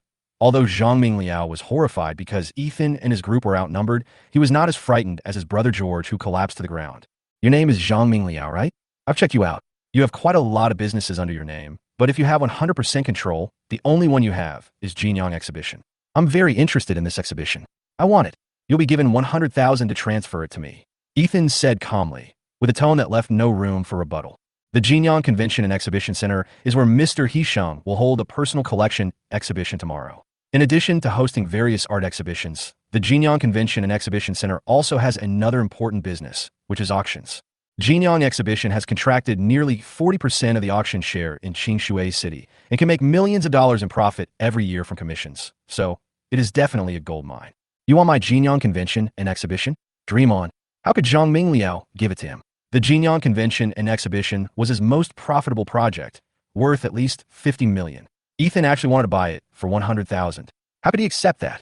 Okay, Victoria, let him recognize the situation. Seeing that he refused, Ethan was too lazy to talk nonsense with him. Victoria came up and slapped Zhang Mingliao in the face with such great force that his nose started bleeding and his face was burning with pain. Zhang Mingliao covered his face with his hands, looking both afraid and angry. Ethan, do you know who I am? I'm the eldest son of Mingyang Group. If you dare to offend me, I will make you regret it. Zhang Mingliao has not yet fully understood the situation and still wants to be arrogant in front of Ethan, wanting to use his power to overwhelm him. But Ethan didn't bite at all, or he didn't take Mingyang Group seriously at all. Their threats were nothing more than shit to Ethan. Ethan gave him a look, and Victoria stepped forward again and slapped him a few times, which made him quiet down and blood flowed from the corner of his mouth. Zhang Mingliao never expected that Ethan could be so cruel and would hit him as soon as he said so. You are the first one who could be so arrogant in front of me. Ethan came in front of him and said lightly. Zhang Mingliao was frightened and took a few steps back, not daring to look at Ethan again. Here is a transfer agreement for Jinyang Exhibition, worth 100,000. If you don't want to sign, I'll let you leave lying down later. Faced with their repeated provocations, Ethan had no choice but to use force to let them know that he was not someone to be trifled with. When Zhang Mingliao heard that he wanted to lie down and leave if he didn't sign the agreement, he was trembling with fear. He completely believed that Ethan did not lie to him, but he was so resentful in his heart. He originally wanted to trick Ethan into asking for George's 10% shares, but he never expected that he would get himself involved. Okay, I'll sign, Zhang Mingliao said, gritting his teeth. This Ethan was the first person who made him lose face, but as long as there is life, there will be no shortage of firewood. He and Ethan have a grudge against each other. Just sign it. Ethan was very satisfied with Zhang Mingliao's attitude of knowing the current situation. I immediately transferred 100,000 yuan to him via mobile phone, and the deal was concluded. Thank you. You went to so much trouble to give me such a great gift. You are such nice people. Ethan picked up the agreement and smiled proudly. As for the frightened Maria and George, Ethan was too lazy to pay attention to them because such small characters were not worth his attention. Soon, Ethan took Victoria out of room 308, and the security guards blocking the door also dispersed. But Zhang Mingliao felt as if all the strength in his body had been drained.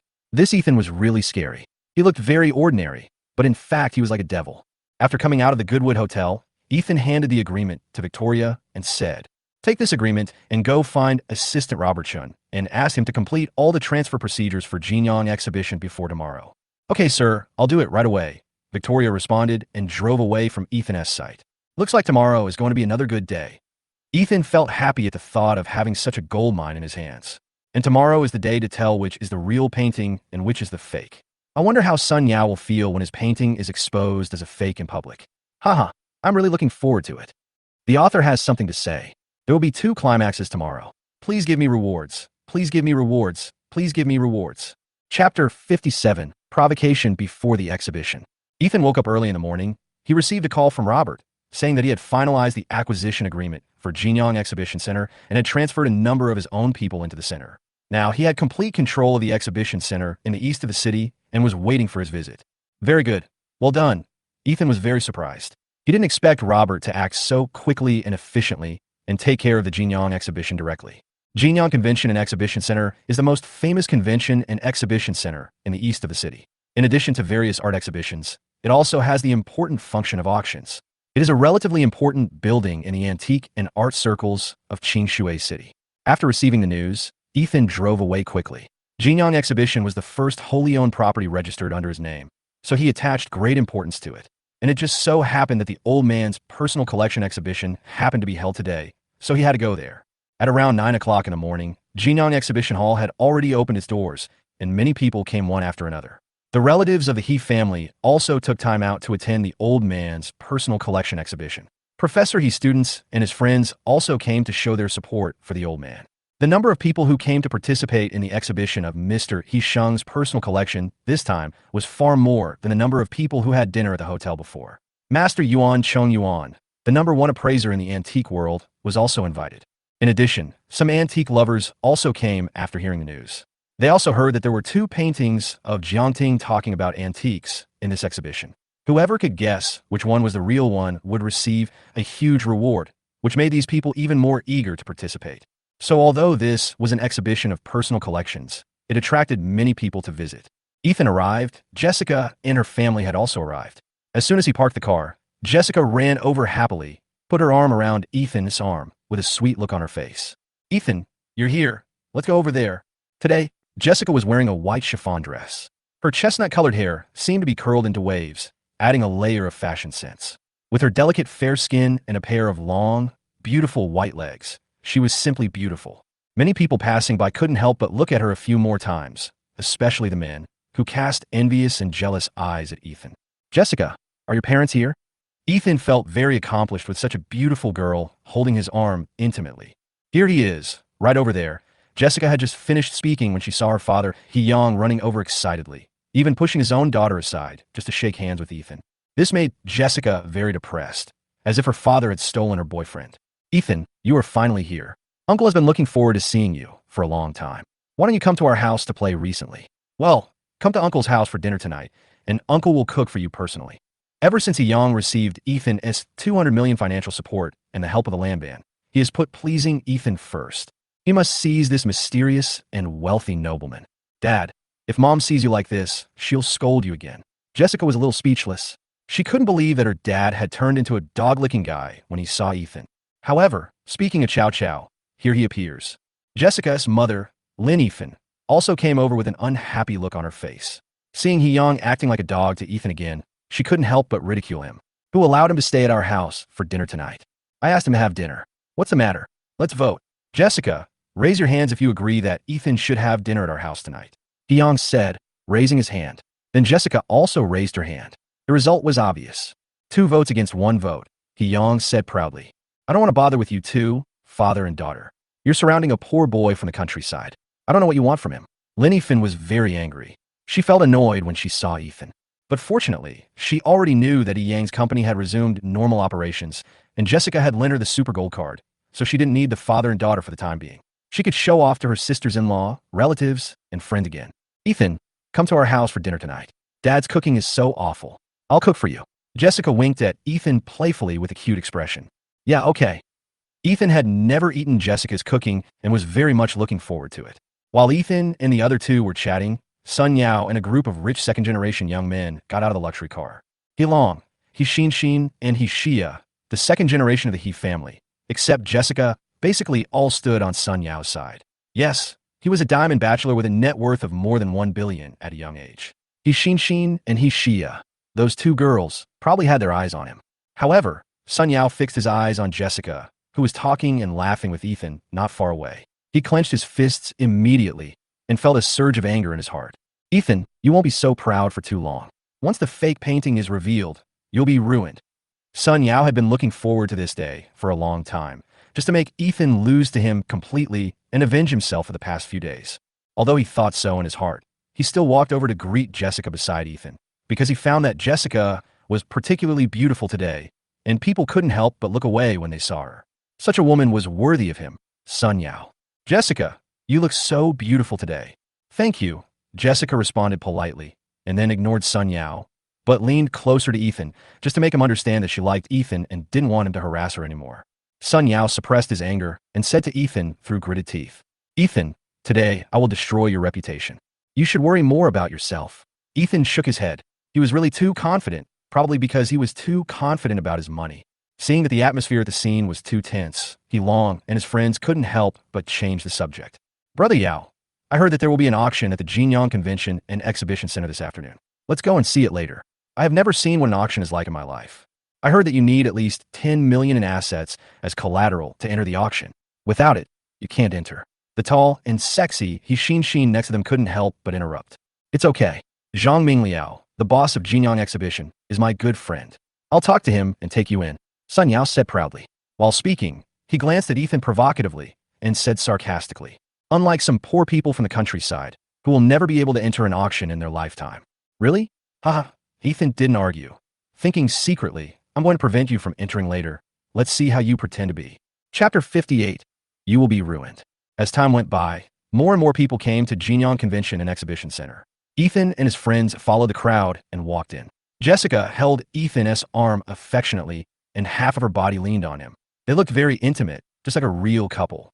Sun Yao was so angry that he followed behind in a rage.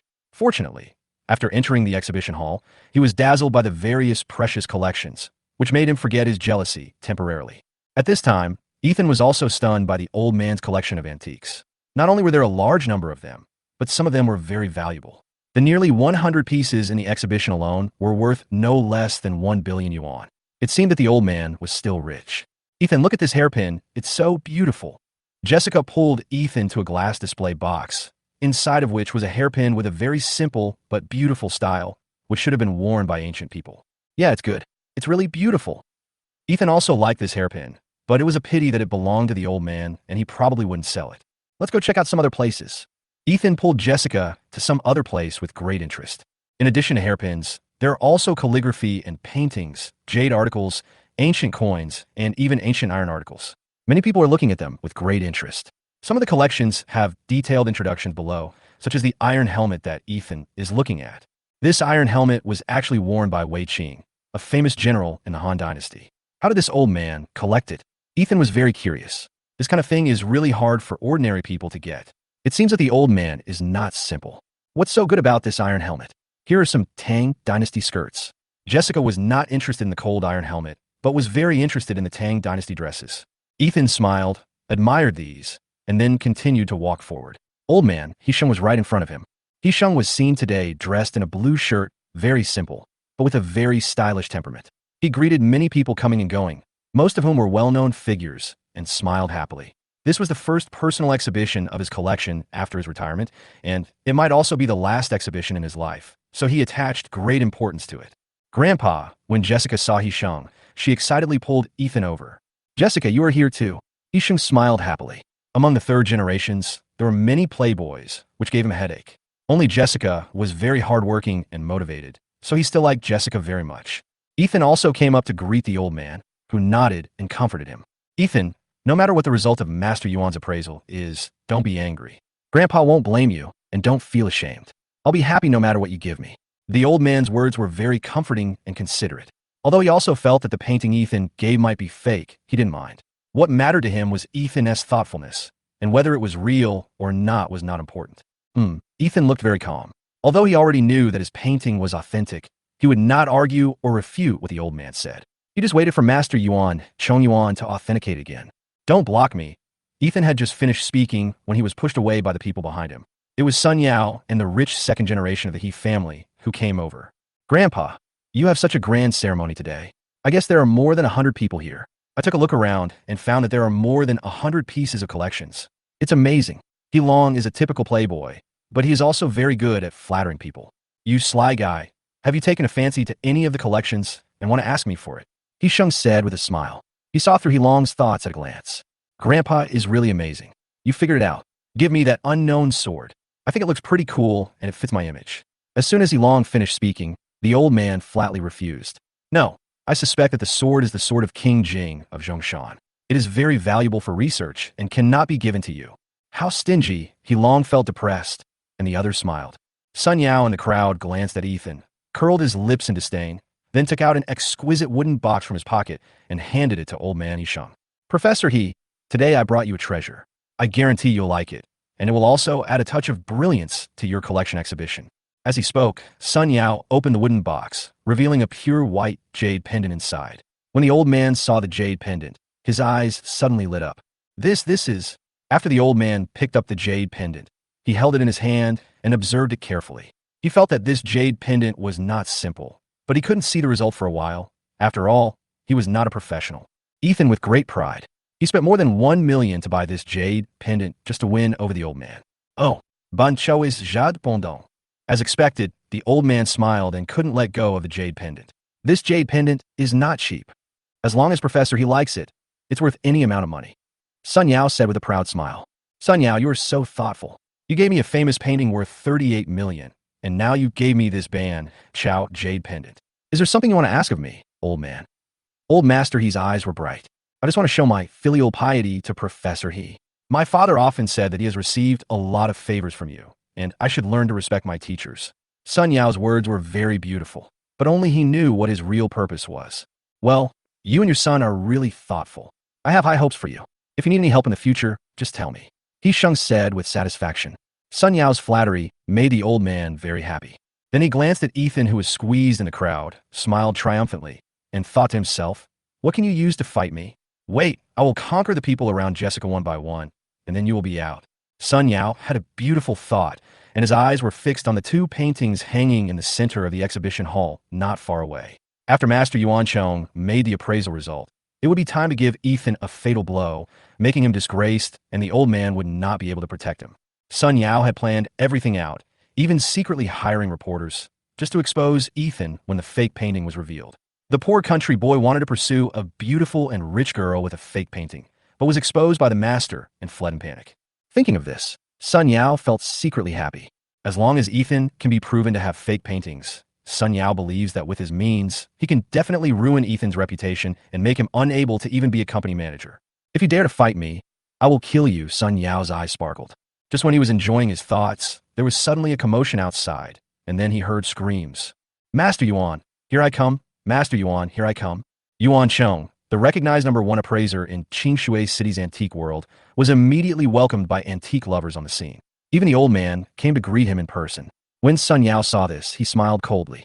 God help me, Ethan. You won't be so proud for long. Chapter 59, finally, the appraisal.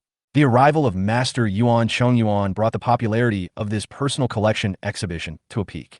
You should know that Master Yuan is not someone that anyone can invite. This time, the old man spent a lot of effort to invite him. In addition to asking him to help identify the Jiangting Tangu II, there are also several antiques in the exhibition hall that need Master Yuan's help in identification. Master Yuan is here, Ethan. Let's go and take a look. Jessica couldn't help but be curious and wanted to see what the #1 antique appraiser in Qingshui City looked like. Let's go and see later. There are too many people now and we'll be squeezed. Ethan was not very interested in meeting Yuan Chong. He could call Yuan Chong over any time if he wanted to see him, But there were too many people now, and Ethan was afraid of squeezing Jessica and hurting her. Then let's stand outside. Jessica held Ethan in his arm, afraid that they would get lost in the crowd. Standing on the periphery, Ethan slightly tiptoed and saw Yuan Chong walking in surrounded by people. Yuan Chong was wearing a long green gown with gray hair and bright eyes. Master Yuan, you are finally here.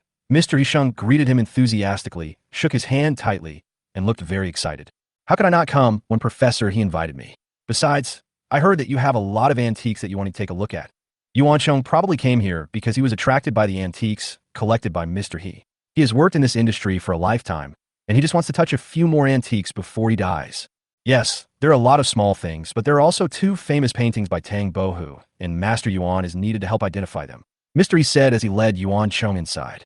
There were a lot of people crowded in. There are 2 more famous paintings by Tang Bohu. Yuan Chong was pleasantly surprised. He didn't expect to come across such a masterpiece. He paused for a moment and continued to ask, which masterpiece of Tang Bohu is it? Jiang Ting talks about ancient paintings. Old master, he said truthfully. Jiang Ting talks about antiquity. Yuan Chong subconsciously stopped in his tracks. He seemed to have seen the original painting of Jiang Ting talks about antiquity at young master Ethan's place a few days ago. Could it be that a counterfeiter sold it to Grandpa He? Thinking of this, Yuan Chong subconsciously glanced at the crowd around him and happened to see Ethan standing on tiptoe to look inside. He was immediately shocked. It turned out that Master Ethan was here.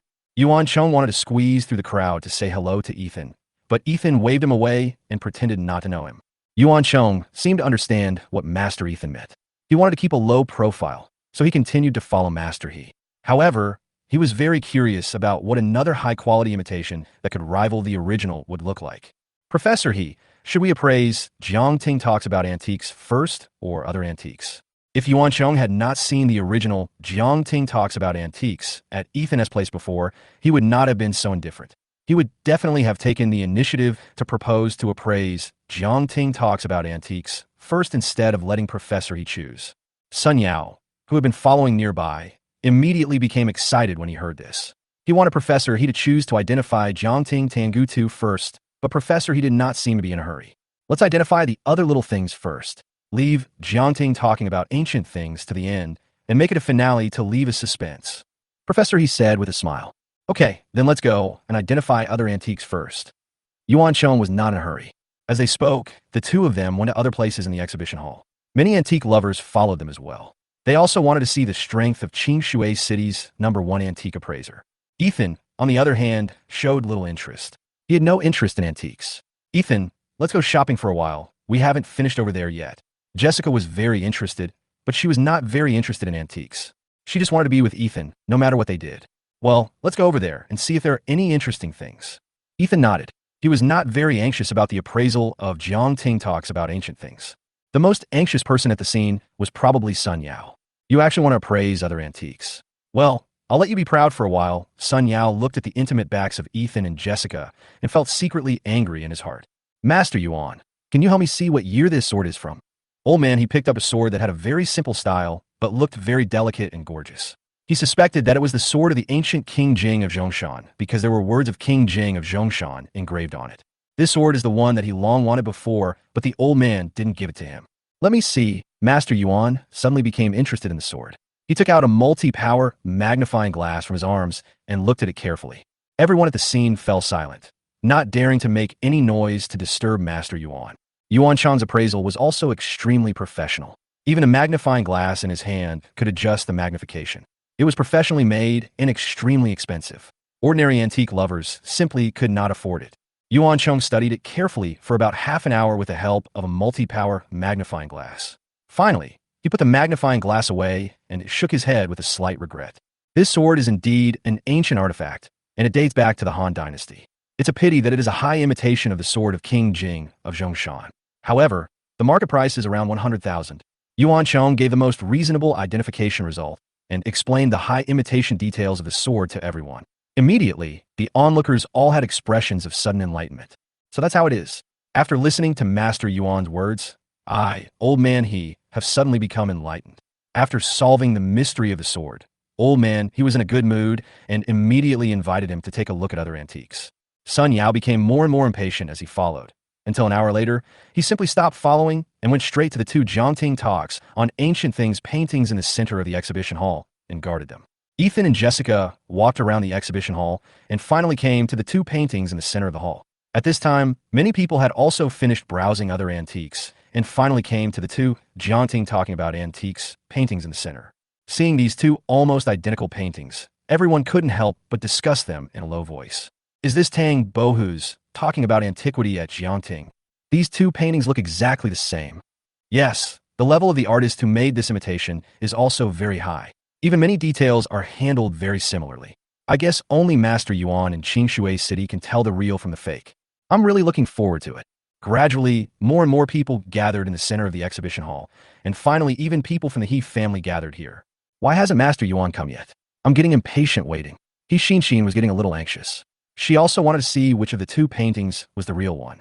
Of course, other members of the He family had similar ideas, but they basically believed that the painting that Sun Yao spent 38 million to buy was real, and the painting by the poor rural boy Ethan was fake.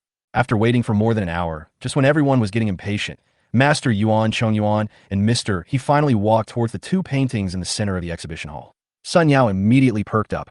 It finally came. Master Yuan, these are the two paintings of Jiangting talking about ancient things that I told you about. The two paintings are exactly the same. Please tell me which one is the real one.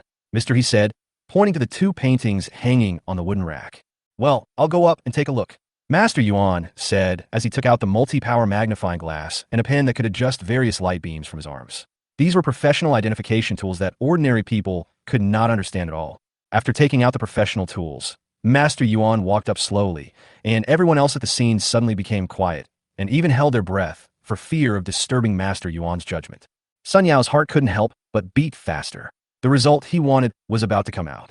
When he thought about Ethan's disgraced end, he was secretly excited. But Ethan was very calm. The author has something to say. Thank you for your support. Please give me a reward. Please give me a reward. Please give me a reward. I have to say it 3 times. Chapter 60, the results are out. Almost everyone at the scene concentrated and held their breath, for fear of disturbing Master Yuan's appraisal. Yuan Cheng was holding a multi-power magnifying glass and a professional light beam pen, carefully proofreading every detail on one of the paintings with a very serious expression. Tang Bohu's Jiangting Tangu 2 is a famous painting, and there are many counterfeiters, including some high-level counterfeiters. Some can even imitate the concentration of ink and the saturation of lines exactly. It can be seen that it is really difficult to distinguish without professional props for identification. Sun Yao was so excited at this moment that his palms even sweated because he was too excited. Ethan, you poor boy, I will ruin your reputation today, and no one can stop me. Thinking back to the scene where he was slapped in the face by him at the Jinlong Entertainment Club, he felt extremely humiliated. He was a rich second generation with a net worth of over 10 billion, but he was slapped in the face by a poor boy from the countryside. How could he tolerate this? Yuan Cheng on the stage was extremely slow in his appraisal, and the people below couldn't help but whisper about it, especially the rich second-generation relatives of the He family. Which painting do you think is real? Need I say more? Of course it belongs to Sun Yao. He spent 38 million to buy it. How could it be fake? That's true, but judging by the way Master Yuan was judging, Ethan's fake painting seems to be extremely difficult to tell. I don't know where this poor boy got this fake painting from, but it's so well imitated. Most of the people watching below thought that Ethan's painting was fake. Half an hour later, Master Yuan finally finished identifying a painting and then moved to another one. The audience's attention also shifted to another painting. Compared to the previous painting, which took a long time to identify, Master Yuan only took 10 minutes to identify this painting. Because he had identified this painting once a few days ago, he had a clear memory of the details, ink concentration, and even line saturation, so he identified it quickly. When he turned around, the audience below all looked expectant. I have finished the appraisal. Yuan Cheng put away the 2 tools and announced with some tiredness. The painting in front is fake, and the one being appraised is real. Although the first one is fake, its imitation is the best I have ever seen in my life.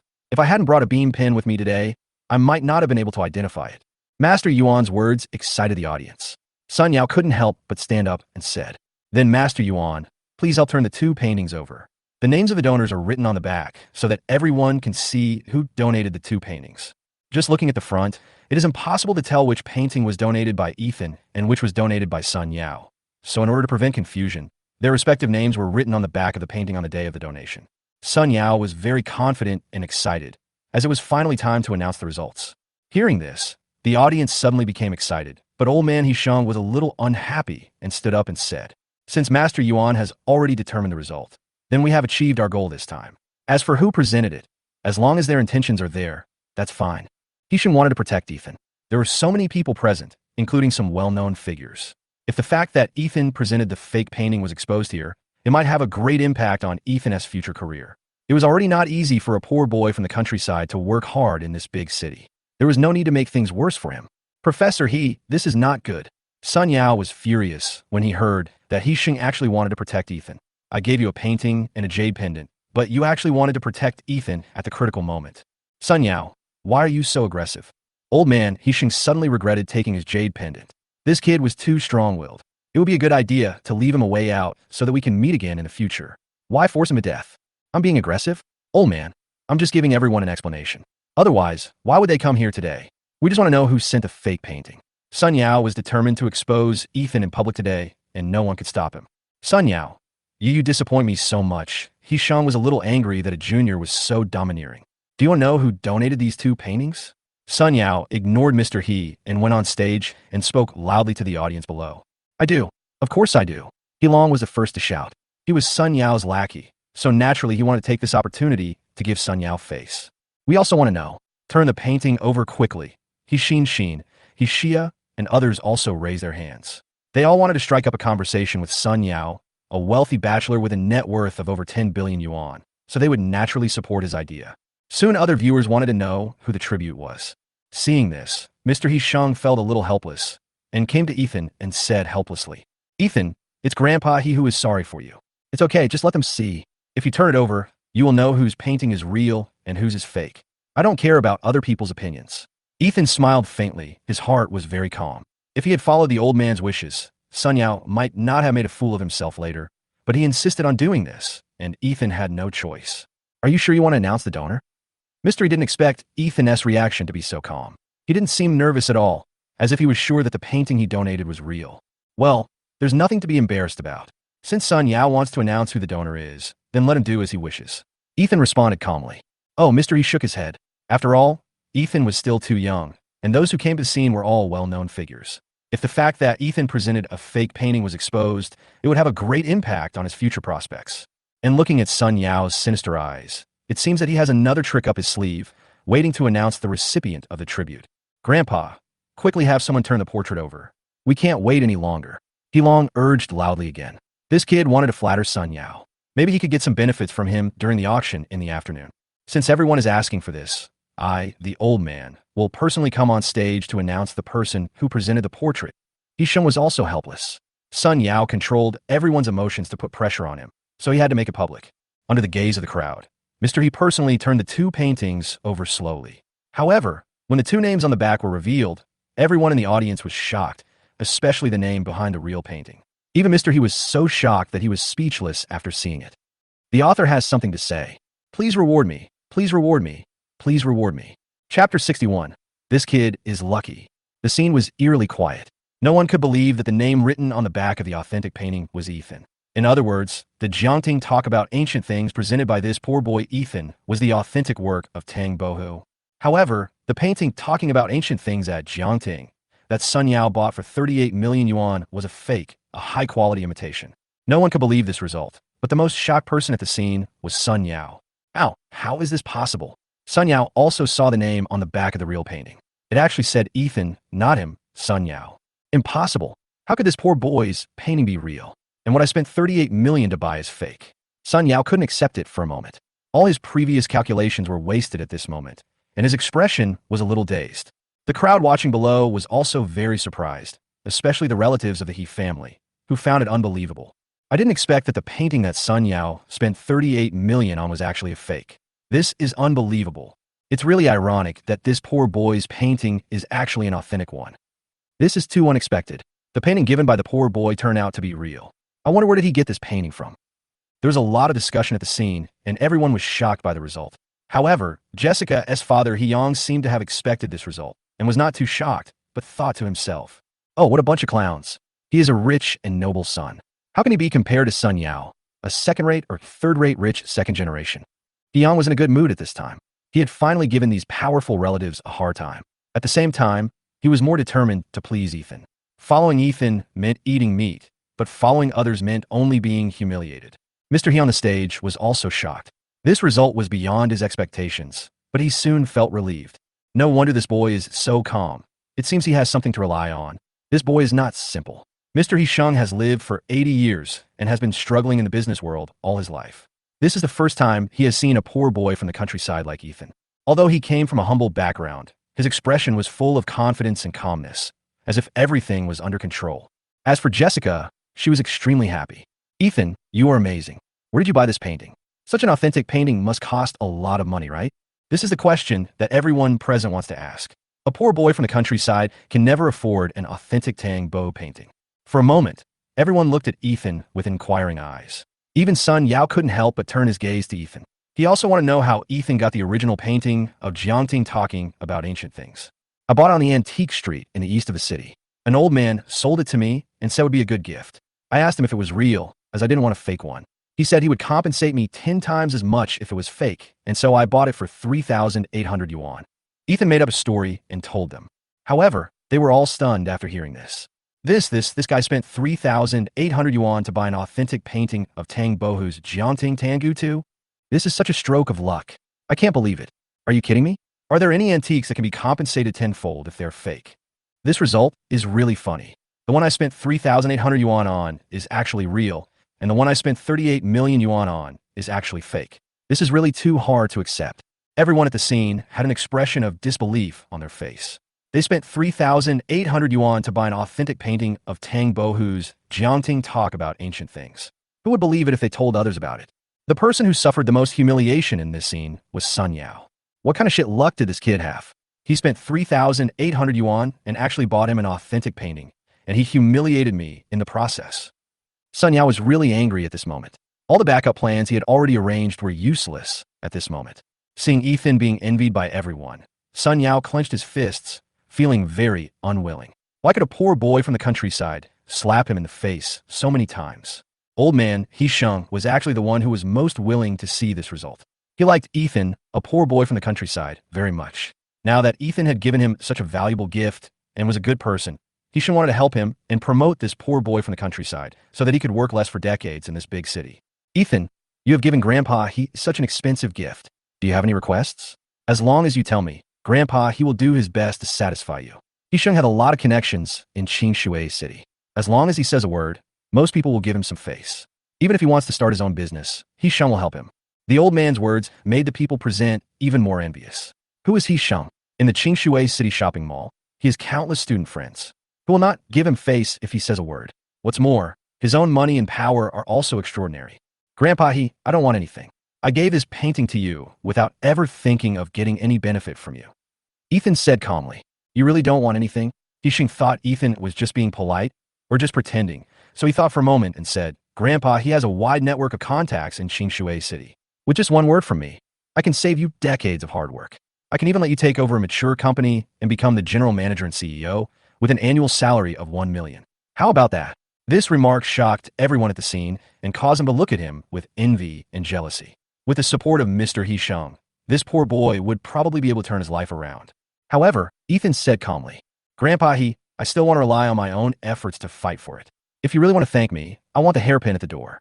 The hairpin at the door? Hisheng was shocked, and the others were even more confused.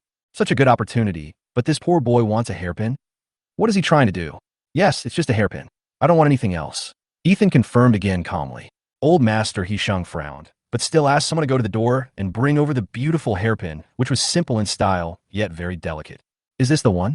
This hairpin is not valuable. Are you sure you want this? Don't you want Grandpa to help you in your career? Hisheng confirmed again. Yes. Ethan took the hairpin from Mr. Hisheng and gave it to Jessica. Jessica, didn't you like this hairpin very much just now? Now I'll give it to you. Ethan said with a smile. These words shocked everyone present again. Is this poor boy stupid? He gave up a good future and exchanged it for a broken hairpin. But Jessica's eyes were full of love for Ethan at this time. Thank you. Jessica didn't expect that Ethan still remembered that she liked this hairpin and even gave up his future career just to make her smile. Jessica blushed as she spoke, and she stood on tiptoe and gave Ethan a light kiss on the face, her heart beating like a deer. Chapter 62. See how you get into the auction. Sun Yao was very angry. He originally wanted to use the fake painting incident to ruin Ethan's reputation and win the beauty for himself, but now the opposite happened. Not only did he lose face, but also made Jessica like Ethan even more. Some people were secretly laughing at him, saying that he spent $38 million to buy a fake painting and was even demanding that it be made public.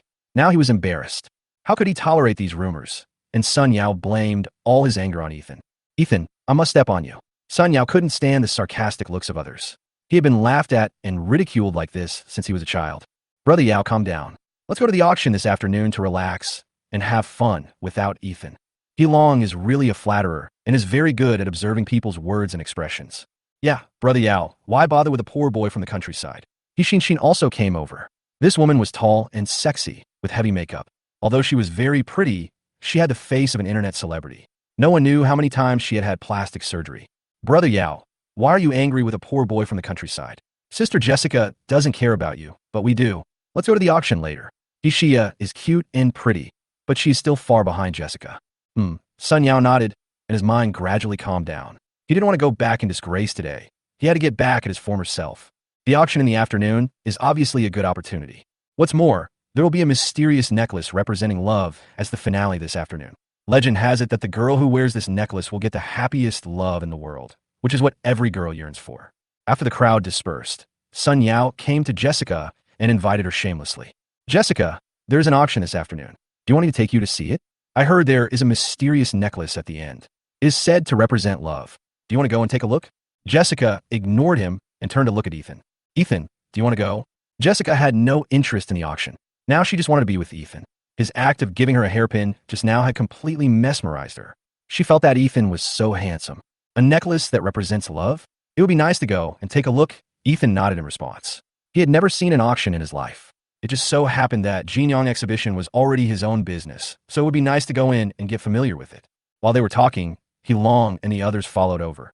And when they heard that Ethan also wanted to go, they couldn't help but mock him. Sorry, only people with a net worth of tens of millions can enter the auction. A poor boy from the countryside like you. I'm afraid you can't even get in the door. He Long ridiculed him without any hesitation, not giving Ethan any face at all.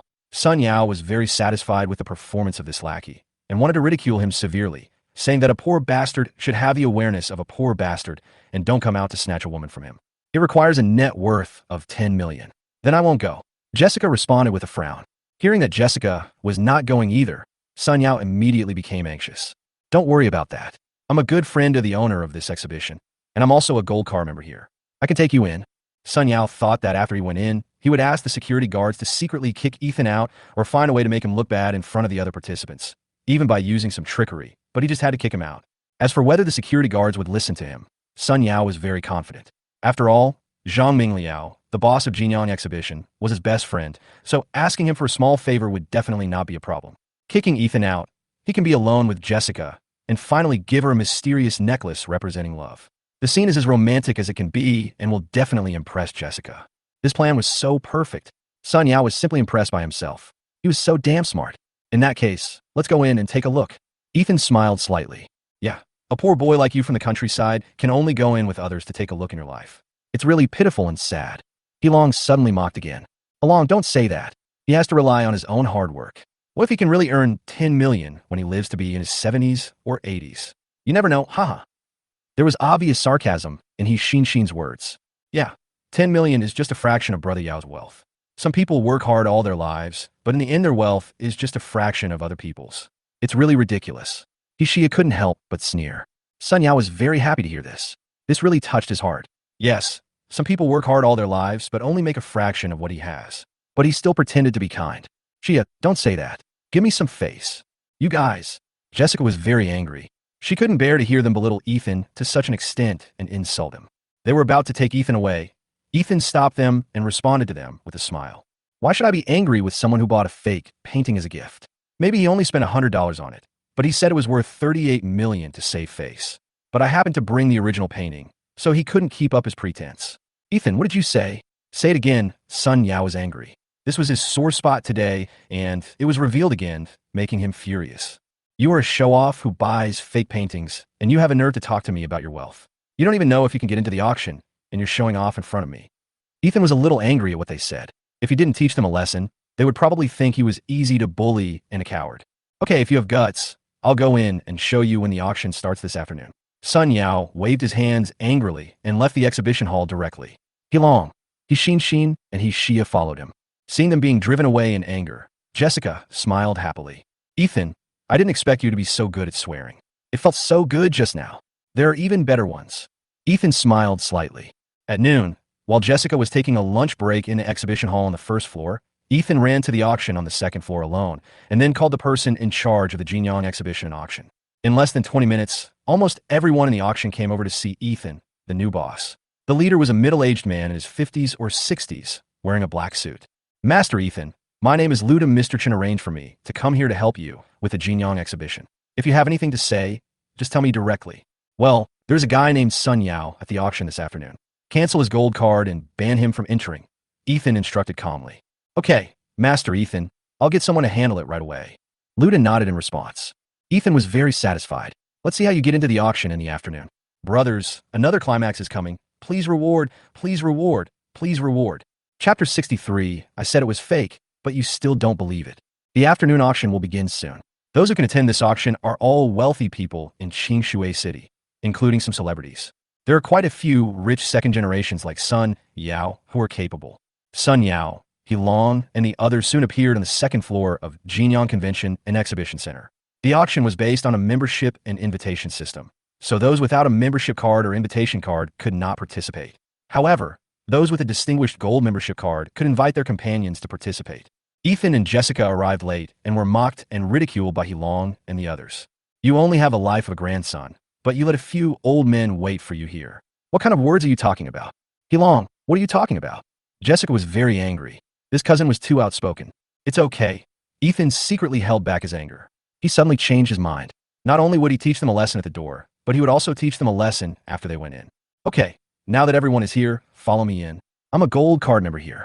You should know that since the establishment of Jinyang Convention and Exhibition Center, there have been only 58 people who have gold cards here, and I'm one of them. Sun Yao said as he took out the shiny gold card from his pocket with a proud look on his face. Long hurried forward and started to flatter him. Brother Yao is really awesome. He is not like some people who come from the countryside and look like bumpkins. They may have to struggle for their whole life to get an ordinary membership card. Aaron, what nonsense are you talking about? He Xin said with a sneer. Sun Yao was very comfortable listening to this and was secretly proud of himself. Ethan, you poor bastard will never be able to catch up with even a fraction of me in your entire life. He couldn't stand their repeated sarcasm, so he stood up and retorted. You don't even know whether this gold card is real or fake, yet you dare to show it off. After all, you have a history of selling fake paintings. This remark angered Sun Yao again. Poor bastard who is showing off. My gold card is a fact. With my wealth, I still need to show off. What a joke. Just wait, I'll show you the privileges of being a gold card member. In order to slap Ethan in the face, Sun Yao walked towards the entrance of the auction with the gold card.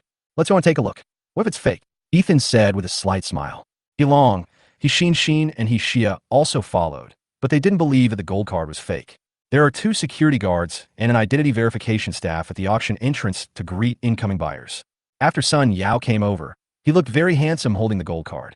He also looked at Ethan with a provocative look and secretly despised him. This is my gold card. Let me verify my identity.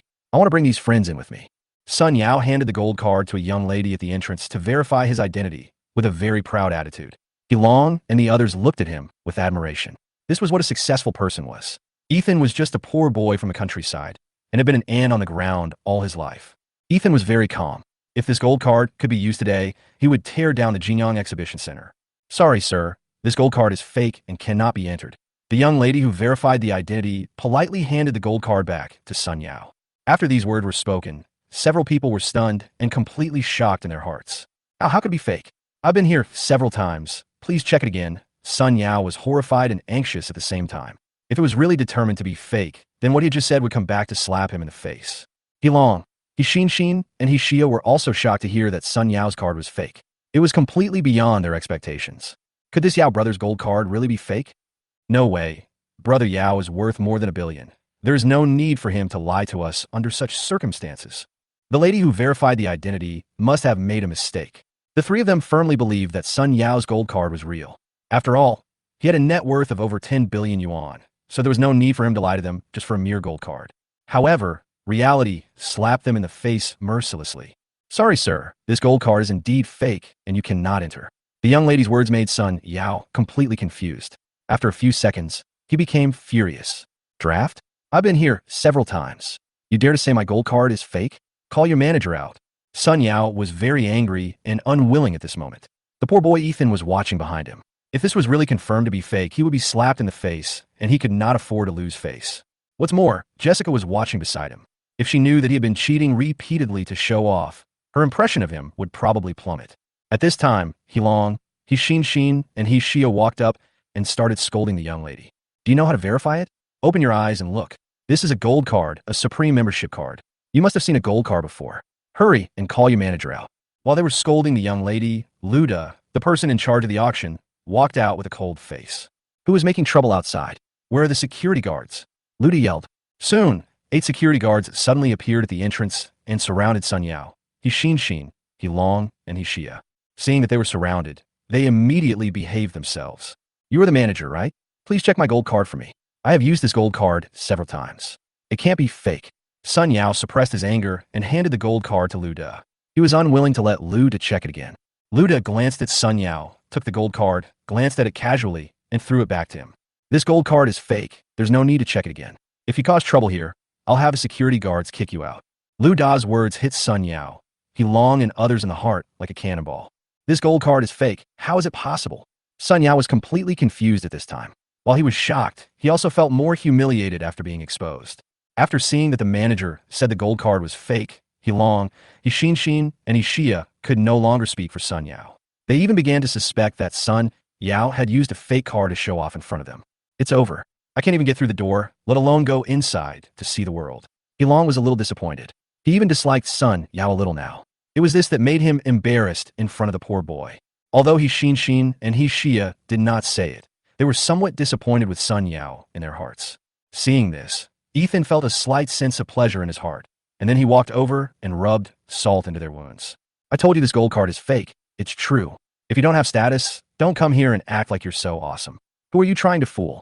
These words were like rubbing salt into Sun Yao's wounds, making him want to get angry, but he couldn't.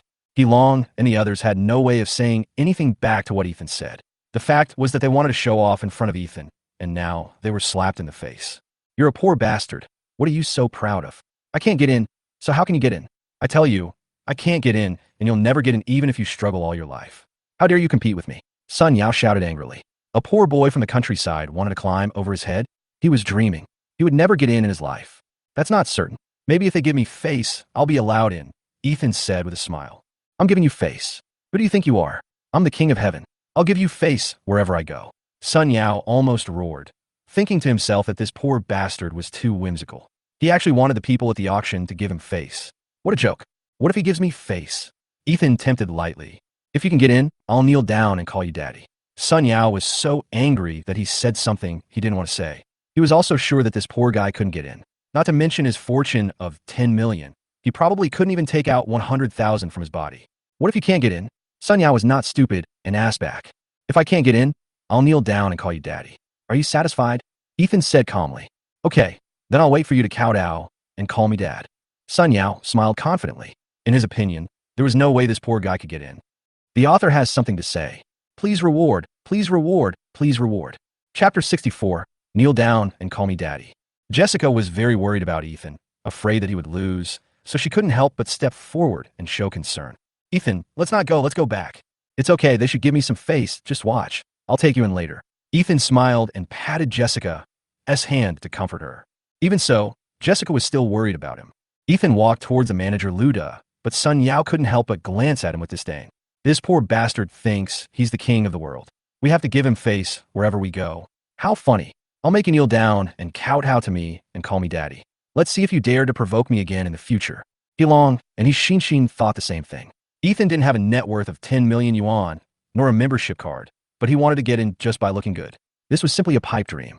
Look at his poor appearance. Who would give him face? This poor bastard is so arrogant. Several people were not optimistic about Ethan, but they were still very interested in what he would do next when he kowtowed and called him daddy. Ethan came in front of Luda. He said calmly, My name is Ethan. Can you give me a favor and let me in to participate in the auction? Sun Yao, He Long, and the others heard this and couldn't help but sneer, but Luda's next words completely shocked them. No problem, Master Ethan, you can come in any time. Lu Da's words instantly shut up Sun Yao, He Long, and the others. The scene was dead silent. They opened their eyes wide with an expression of disbelief and were deeply shocked in their hearts. This manager actually gave face to the poor bastard. How is this possible? How did this poor bastard do it? Is his reputation really invincible? He can get in anywhere by using his face. He Long and He Xin still remember that when they were at Jin Long Entertainment Club, Ethan also used facial recognition to book the top-notch Kowloon box, and now he also used facial recognition to get the admission to the auction. How come this poor boy has such good luck? People give him face wherever he goes. He Xia frowned with a puzzled expression. He obviously looks poor, but people give him face wherever he goes. This is too unreasonable. At this moment, Sun Yao was so shocked that he was speechless. Why can this guy get in anywhere by scanning his face? How can this be possible?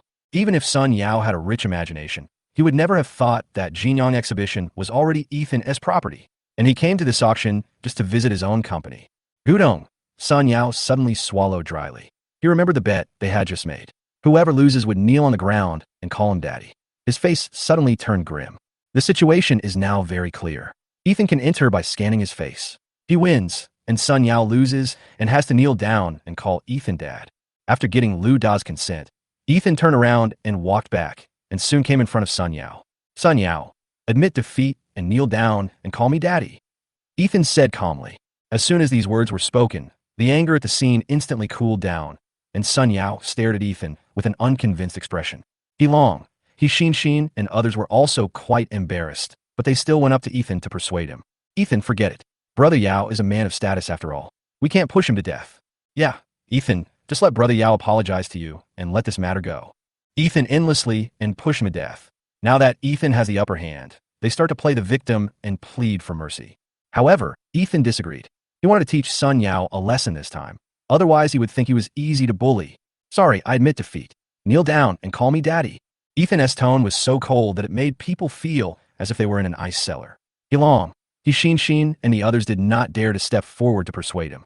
Okay, I admit defeat, Sun Yao shouted with red eyes. Then he bent his knees and knelt directly in front of Ethan and called softly, Dad. He Long, He Xin, and He Xia were all so shocked that they were speechless. A second-generation rich man with a net worth of over 10 billion, the heir to the Sun Group, actually knelt down and called a poor boy from the countryside his father. Who would believe this if they told others? I didn't hear, Ethan said calmly. Sun Yao was extremely angry and was on the verge of rage, but he still clenched his fists and shouted again. Dad, you've heard it, right? Sun Yao clenched his fists tightly. This time he had completely made up his mind with Ethan. You want to be my son, but you don't deserve it. Ethan hit him hard in the face with his words again. These words shocked He Long, He Xin, and others. Ethan was too bold. He humiliated Sun Yao so blatantly and didn't give him any face at all. You have to know that he is the heir of the Sun Group, and his own net worth is more than 10 billion. Isn't he afraid of Sun Yao's revenge for offending such a person? Ethan, am I drafting it? Sun Yao was completely enraged. He stood up violently and punched Ethan with clenched fists. Want to touch me? Ethan took a step back slightly, and the 8 security guards saw this and stood in front of Ethan to protect him. This action shocked them again, but Sun Yao had already made up his mind to shoot, so he rushed forward but was instantly subdued by 8 security guards. How dare you cause trouble here? Get out! Lu Da ran up to Ethan and shouted loudly, not giving Sun Yao any face at all. Immediately, under the incredulous gazes of He Long, He Xin, and others, Sun Yao, who was so awesome in their eyes, was kicked out of the auction by the security guard. Ethan, I will remember you. Just wait for me. I will make you pay back 10-fold and 100-fold. Sun Yao, who was dragged away, was so angry with Ethan that he reached its peak. He would not be a human being if he did not avenge himself, and he would make Ethan pay back 10-fold and 100-fold. He Long, He Xin, and the others were completely dumbfounded, opening their mouths with expressions of disbelief. Brother Yao was kicked out. What's going on here? Sun Yao, the heir to the Sun Group, who is worth more than 1 billion, was kicked out just like that. It's over. This time, Ethan has completely pissed off Brother Yao. He Long could foresee that after Sun Yao was repeatedly teased and toyed with by the poor boy Ethan, he would unleash a violent storm against Ethan. His revenge would be very crazy. Jessica was also very nervous when she saw this. Sun Yao was the heir of the Sun Group. He himself was worth more than 10 billion, and his connections and strength in Qingshui City were still very strong. Ethan, let's go back and discuss with my dad how to deal with this. No need. If he dares to provoke me again, I will make him lose everything without even his underwear left. Ethan said it calmly, but there was a hint of chillness in his tone. Ethan from the countryside is not easy to bully. He is a tough guy, and they couldn't help but swallow their saliva. But at the same time, they couldn't help but shake their heads, thinking secretly in their hearts, how can you, a poor boy with no money and power, deal with the next storm from Sun Yao? Just wait for death. Chapter 65. A sinister revenge plan. After returning from the auction, Ethan was dragged by Jessica to have dinner at their house. Ethan had no choice but to go. Ethan's arrival made Jessica, his father Hyun, excited, but her mother Lin Ethan disliked him a little. This morning, the old man promised to let you run a company as general manager and CEO. You are so stupid that you don't want $1 million annual salary and choose a broken hairpin instead. In the morning, Lin Ethan was quite excited to see the old man promoting Ethan. This way, she could tell others about it and show off. After all, her daughter's boyfriend was a general manager and CEO with an annual salary of $1 million. He couldn't be any worse. But Ethan, that silly boy, chose a broken hairpin, which made her so angry that she couldn't eat. Mom, I think Ethan is fine, Jessica said with a smile as she brought a large pot of boiled fish she made from the kitchen. You are the stupidest girl. You didn't choose Sun Yao, who is worth tens of billions, but hugged a poor boy so tightly and did that in broad daylight. What do you think those rich young men will think? Lin Ethan scolded. What if one day Ethan also becomes a rich and nobleman? His net worth will be 100 times higher than Sun Yao's. Hyung said with a laugh. He naturally knew that a hidden rich nobleman like Ethan would not look down on the so-called general manager and CEO of a company. So Ethan refused. Just this poor boy? He is a rich and noble young man. If he is a rich and noble young man, I will eat this table. Lin Ethan said with contempt. Okay, let's stop talking and eat. I made all of this, Ethan. You try it. Jessica is very good at cooking, and she quickly made a table full of dishes. While speaking, she put a piece of braised pork into his bowl, her eyes full of love. Delicious. Ethan took a bite of the braised pork. It was fatty but not greasy. It was indeed delicious, and was no less delicious than Elena's, who was a professional. Meanwhile, in the Crown Bar in the east of the city, Sun Yao was sitting in the box, anxiously waiting for a gangster. He was humiliated by Ethan during the day and had no dignity left. He swore to take revenge, and he must take revenge tenfold or 100-fold. As for Jessica, he had also lost his patience with her. Since he couldn't get her by soft means, he could only use hard means to get her. There was only Sun Yao drinking alone in the huge box. After a while, the door of the box suddenly opened, and a middle-aged man in a black gown and a beard walked in. His eyes were deep and energetic. When he saw this person, Sun Yao immediately perked up and stood up to greet him in person. Brother Hao, you are finally here. Please sit down. The visitor was none other than Liu Hao, a well-known figure on the east side of the city. In this area in the east of the city, Liu Hao was considered the most powerful and the one who had lasted the longest. The others were either too weak or had been imprisoned, and their forces had scattered. Only Liu Hao had stayed in the east of the city the longest, and was considered an evergreen on the east side of the city. People on the street call him Brother Hao. Xiao Sun, how come you have time today to invite me to the Crown Bar? The food here is not cheap. Liu Hao sat down on the sofa. I haven't seen Brother Hao for a long time, and I want to catch up with you. Sun Yao clapped his hands towards the door while speaking. Immediately, a row of beautiful young ladies with exquisite makeup came in and stood in front of them for them to choose. You kid, you're really thoughtful. Is there anything you need my help to solve? Liu Hao is not a fool. He is treating guests and choosing girls. Liu Hao is not polite either. He pointed at one of the innocent-looking pretty girls and hooked his finger. The latter smiled and walked towards Liu Hao obediently. Sun Yao also chose a young lady and poured Liu Hao a glass of wine before speaking. It's not a big deal. I just ran into a tough, poor boy recently. Not only did he steal my woman, he also slapped me in the face. I really can't swallow this anger. Which poor boy has the ability to snatch a woman from you, Sun Yao, and even slap you in the face? Liu Hao was really interested. When did such a capable boy appear in the east of the city? How come he didn't know about it? His name is Ethan. He comes from the countryside. Before Sun Yao could finish his words, he was interrupted by Liu Hao.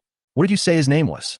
His name is Ethan, a poor boy from the countryside. Sun Yao thought Liu Hao didn't hear clearly, so he raised his voice and continued. Do you have a photo of him? Liu Hao asked with concern. Isn't Master Ethan called Ethan? If the guy Sun Yao wants to deal with is Master Ethan, then this matter will be complicated. Photos. Sun Yao thought for a moment and suddenly said, yes, I'll show them to you. Sun Yao himself had never taken a photo of Ethan, but Jessica's circle of friends was full of Ethan's photos, and he had seen them more than once. Thinking of this, Sun Yao opened Jessica's circle of friends, and the first post was about Ethan having dinner at her house. The words were full of dog food, which made Sun Yao angry again. Jessica, you will be mine in a few days. Whether you like it or not, once we are done, You will never be able to escape from my 5 fingers mountain. After suppressing his anger, Sun Yao showed Lu Hao a photo of Ethan from Jessica's circle of friends. Brother Hao, this is Ethan, who repeatedly provokes me. Lu Hao took the phone and glanced at it and was frightened. Isn't this Master Ethan? This idiot Sun Yao actually asked him to deal with Master Ethan, which was like asking him to die. He was about to refuse, but suddenly changed his mind and decided to stabilize Sun Yao first and report to Master Ethan later. This was the right way to go. Otherwise, if he rejected him now, Sun Yao would look for other gangsters later, and Master Ethan would be in even greater danger. Thinking of this, Lu Hao said with a smile, "This is the guy, right? How are you going to deal with him? I'm planning to organize a camping activity outdoors, then call your people and take them to the wilderness to create an accident. This way, your people won't have to take risks and won't suspect you." Sun Yao said rather sinisterly after taking a sip of wine. "You are indeed insidious, but this is indeed a good idea. But if you invite him, will he definitely come?" Lu Hao asked curiously. Lu Hao wanted to find out Sun Yao's entire plan so that he could report it to Master Ethan. His girlfriend's best friend Linda is going back to China tomorrow. She loves camping in the wild the most. We just need to deal with Linda and then ask her to invite Jessica and Ethan, and the matter will be settled. Sun Yao thought of a perfect plan. Also, I can also introduce Linda to you. This woman is very beautiful, and she's mixed race. If she refuses, I prepared some food that will surely make her submit. Sun Yao laughed. What he prepared was also for Jessica. If she refused to give in, he would have no choice but to resort to this last resort. He had lost his patience with Jessica and was determined to get her this time. What a good plan. Lu Hao felt a little scalp tingling. Sun Yao was really insidious. Not only did he want to deal with young Master Ethan, he also wanted to force his girlfriend. Fortunately, Sun Yao invited him. Otherwise, young Master Ethan would be in great danger this time. Of course, I won't treat you unfairly. 5 million will buy Ethan an accident. Your people won't be at any risk, and they won't suspect you. They'll be safe, Sun Yao said confidently. Okay. Lu Hao secretly took note of Sun Yao. He wondered how this guy would die after Master Ethan found out. The author has something to say. Please reward, please reward, please reward. Another climax is coming. Let's reward. Chapter 66. Taking advantage of the situation. It was very late when Ethan returned to the Purple Crown Villa, but as soon as he came back, Elena came to report. Master, Lu Hao has been here for a long time and is waiting for you in the living room. He said he has something important to report to you. Lu Hao. Ethan frowned slightly. It was already midnight. Why did Lu Hao come to see him? Could it be that there was something extremely urgent? Otherwise, he wouldn't have come to see him in the middle of the night. Thinking of this, Ethan walked quickly towards the living room, and sure enough, he saw Lu Hao, wearing a black gown and a beard, sitting on the sofa, waiting for him with a nervous look on his face. Xiao Lu, what do you want from me so late at night? Ethan sat down on the sofa, and Elena obediently handed Ethan a glass of water. Master Ethan, Sun Yao just asked me to go to the Crown Bar. Lu Hao said nervously. Sun Yao. Ethan thought about it, and immediately guessed why he was looking for Lu Hao. He couldn't help but smile and said, Is he looking for you to deal with me? Well, this guy is too insidious. He spent 5 million to make you have an accident in the wild. What's more, he also wants to do something to your girlfriend.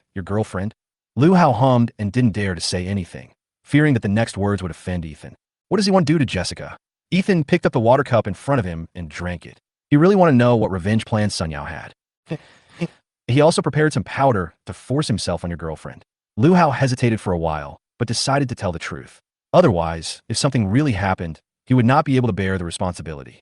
Hearing this, Ethan's face turned cold instantly, and he held the cup of water tightly in his hand. It seems that Sun Yao can't catch up with Jessica, so he wants to use force. Ethan's eyes flashed with murderous anger. He could touch him, but since he plotted against Jessica, Ethan would make him pay for it. What does he want to do to me? Ethan asked after suppressing his anger. Lu Hao then told Ethan all the plans that Sun Yao had told him before, and the latter smiled slightly after hearing it. Did you promise him? Not yet. I said I would go back and think about it, because I wanted to wait for Master Ethan's reply before responding to him. Besides, I haven't taken on this kind of work since I followed Mr. Chun. Sun Yao. This fool came to me without even figuring out the situation. Lu Hao reported truthfully and couldn't help blushing. Well, the right thing to do is to learn more about business from Mr. Chun, and don't focus your energy on this kind of work. But this time, you can promise him. Let it be happy for a while, and then you will see how I deal with him. Ethan said lightly, wanted to use a trick on him and teach him a profound lesson to let him know that he is not easy to mess with. Okay, I'll follow Master Ethan's instructions. Lu Hao responded seriously. Well, you go back first, and we'll see what happens when the time comes. Ethan sent Lu Hao away. His eyes turned cold. Fortunately, Sun Yao went to Lu Hao this time. If he had gone to someone else, Ethan and Jessica would have been in danger. Especially Jessica, who might have been taken advantage of by Sun Yao. It seems that Sun Yao will not give up unless he destroys him. Ethan thought secretly.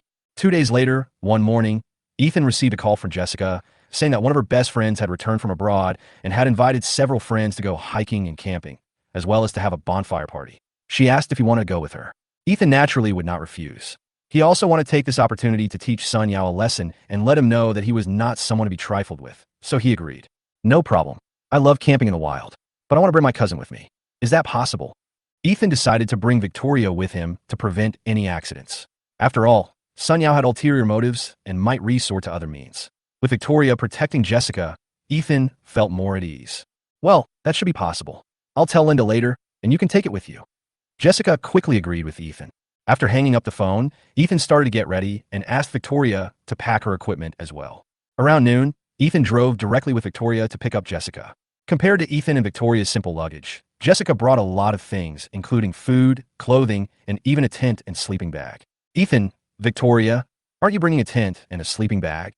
Jessica blinked in surprise. How could you go camping in the wild without a tent and a sleeping bag? Ethan looked at Victoria awkwardly. This time, he was so focused on teaching Sun Yao a lesson that he forgot about the most important things for camping in the wild, the tent and the sleeping bag. Fortunately, I have a spare tent and sleeping bag. Victoria can sleep with me, and Ethan can use the spare tent. Jessica was thinking for Ethan and the others like a young wife. Then do as you say. Ethan originally wanted Victoria to protect Jessica closely, so it would be safer for them to sleep together. By the way, Ethan, many of the people going this time are my close friends and sisters, and there are also some beautiful girls, so you'd better not look at them too much. Jessica warned coquettishly. Yes, they're not even 1/10,000th as pretty as you. It's better to look at you than at them. Ethan said with a smile. That's better. Jessica blushed and was very happy. After everything was ready, Ethan drove straight to the agreed outdoor location, but everyone had different moods. Chapter 67. Dare you set a trap for me? Qingdang Mountain is a very beautiful wild place outside Qingshui City, with green mountains and clear waters, which is very suitable for young couples to date there. But today is not the weekend, so there are fewer people here. It is evening again, and the setting sun shines on the entire mountain, reflecting a different kind of beauty. Ethan and his friends arrived. Jessica's best friends were almost there too, but they had already climbed to an open area on the mountainside. The area was flat and the scenery was pleasant, making it suitable for camping. Linda and the others are already halfway up the mountain. Let's hurry up too. After receiving the message, Jessica quickly took out all the luggage from the trunk. But some of the items were too heavy and had to be carried by Ethan and Victoria. Victoria had practiced martial arts and was even stronger than Ethan. She lifted all the items in the trunk in no time. Wow, Victoria, you are so awesome. Jessica opened her mouth in surprise. She didn't expect a girl could be so strong. Ethan couldn't help but whisper a reminder when he saw this. Be careful to hide yourself. If Victoria were to carry all the bags up the mountain, once she reached halfway up the mountain, Jessica's girlfriends would definitely see her and become curious, which might even attract Sun Yao's attention and change his plans. Therefore, Victoria is a hidden trump card that can deal a fatal blow to the opponent at a critical moment. Okay, Victoria said as she threw away a big bag on her body. She only carried a small bag and stood there easily. In order to help Victoria, Ethan himself had to work hard, carrying large and small bags and climbing mountains, which made him very tired. Ethan was sweating profusely when he had not climbed halfway. Jessica felt very distressed when she saw this. She took out a tissue and gently wiped Ethan's sweat off his face and couldn't help but show her concern. Ethan, are you okay? Why don't we take a break? No, I can still take a few more steps. Ethan said this, but his body was honest. He sat down on the ground and took a rest. Have a drink of water. Jessica handed Ethan a bottle of water and wiped his sweat herself. Victoria couldn't bear to watch such dog food. Fortunately, after a short rest, Ethan's strength was restored.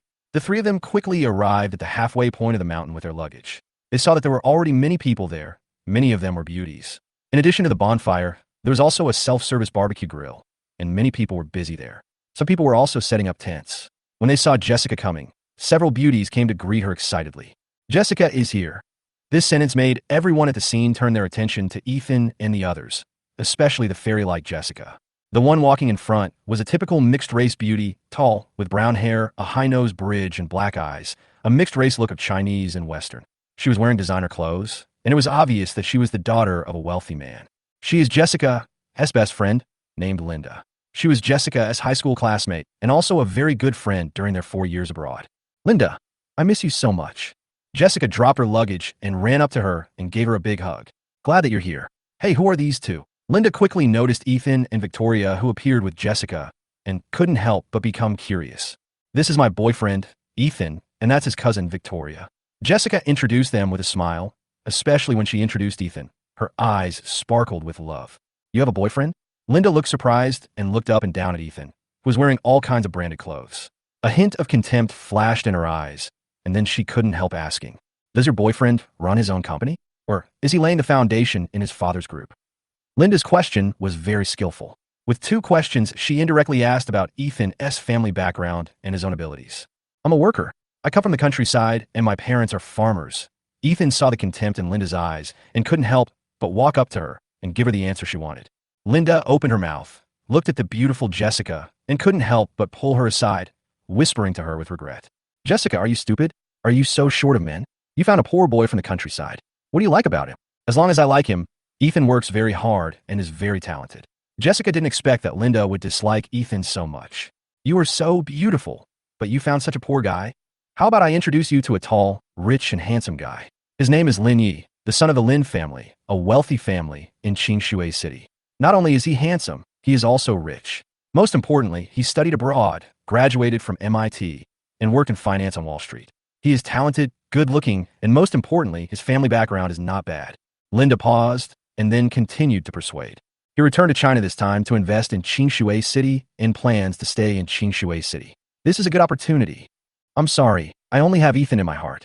Since Lin Yi is so nice, just keep him for yourself. Jessica refused with a smile. Ew, why are you so stubborn? Linda wanted to continue persuading her, but at this moment, her other sisters also came. They were all Jessica's high school classmates and best friends or sisters during her 4 years abroad. When they heard that Jessica had a poor boyfriend, they couldn't help but sigh. These girls, either from the second generation of rich people or with rich boyfriends, regarded money as the most important thing. So how could they be interested in Ethan, who was wearing cheap clothes? Okay, let's stop talking and go have a barbecue first. I'll introduce you to Lin Yi in a few days. He's really good. If I didn't have a boyfriend, I would definitely keep him for myself. Linda also wanted to bring Lin Yi and Jessica together. Her main purpose was to win over Lin Yi. This time, Lin Yi returned to China with $1 billion, which he was going to use for investment. Several projects in Linda's family happened to need investment, so she set her sights on Lin Yi. Ethan put down his luggage. He looked around first, but did not see Sun Yao, which made him a little uneasy. He immediately sent a message to Lu Hao, asking if he had seen Sun Yao. The latter responded quickly, saying that he was looking for a place where you could have an accident and was still figuring out how to trick you into going there. In short, he was setting a trap for Ethan. Ethan received the message. He smiled slightly. It seemed that Sun Yao was determined to deal with him this time. If Lu Hao hadn't helped secretly, he and Jessica might have been in real danger this time. You're digging a hole for me now, and I'll make you taste the pain yourself later. Ethan's eyes turned slightly cold. Chapter 68, Reversal of Situation. Ethan saw that it was getting late, so he started to set up the tent and then asked Victoria to stay close to Jessica in case of any accidents. When Ethan was almost done setting up the tent, Jessica brought a lot of grilled chicken wings, chicken legs, and sausages to Ethan. Ethan, eat something first, and then we can set up the tent later. Jessica's eyes were full of love and care, and she took out a tissue to wipe the sweat from Ethan's forehead. After putting down his tools, Ethan sat down on the ground, then took the grilled wings and chicken legs from Jessica and started eating. I'm sorry, because of me, I embarrassed you in front of your friends again. What's there to be ashamed of? My grandfather was a poor boy from the countryside. You see, through his own efforts, he has become a well-known figure in Qingshui City. I believe you can do it too. Even if you can't reach the heights of Grandpa, it's not bad to be together just like him. Jessica sat down next to Ethan, took a deep breath of the mountain air, and felt very relaxed. Ethan smiled, feeling secretly touched. If it were his ex-girlfriend Maria, she would probably be disgusted and complain about him being useless and embarrassing her in front of her sisters and girlfriends. Because Maria had once despised and complained that Ethan was useless and a waste. So when Jessica encountered the same situation, she protected him so much. The strong contrast made him feel that Jessica was really a good girl. Ethan suddenly held Jessica's soft little hand tightly, thinking that he must not let this good girl down in this life.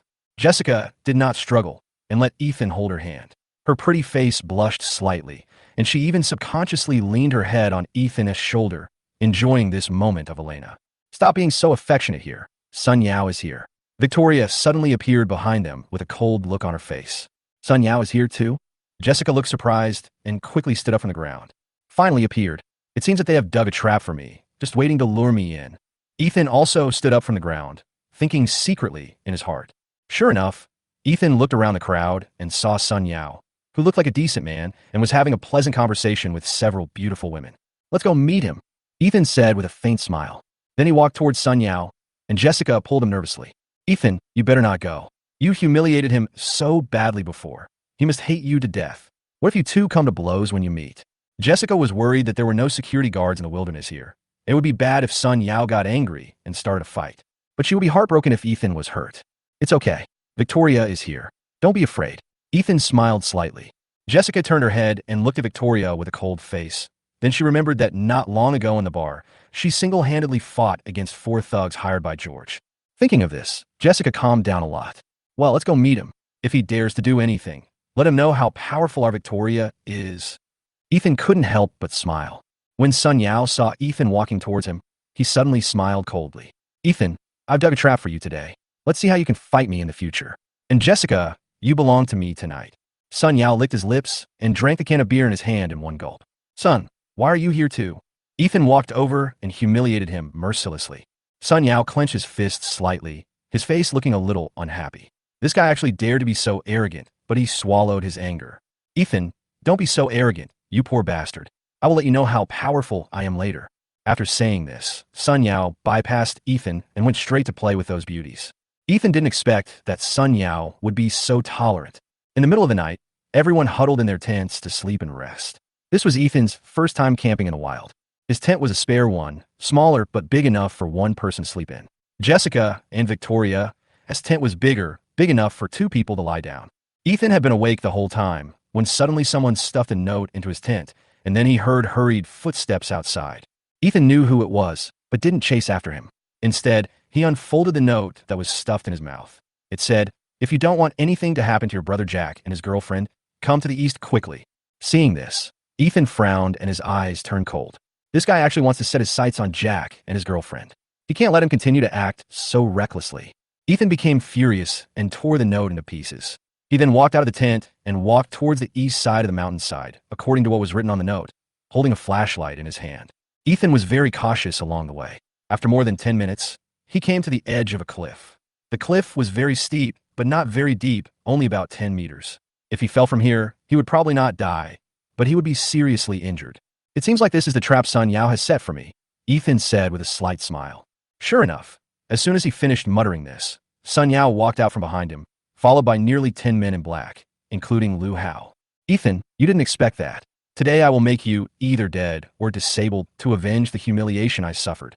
Sun Yao was a little crazy at this time. He must get back 10-fold and 100-fold the humiliation he suffered when he knelt down and called him daddy that day. Really? Are you going to use your numbers to defeat the minority? Ethan said calmly, without a trace of nervousness. No, I just wanted to fall off this cliff accidentally. It has nothing to do with us. As for whether you die or become disabled, it depends on your luck. Sun Yao had a confident expression, even with a hint of sarcasm. Are you so confident that I will fall from here? Ethan asked back calmly. What else? Do you think these 10 black-clad brothers around me are just decorations? They are just here to help you jump down from here accidentally. Sun Yao shouted proudly. Don't worry. After you fall from here, I will help you take over the care of Jessica, and I will make her happy every night, haha. When he got excited, Sun Yao burst into laughter. Sun Yao, don't be too complacent.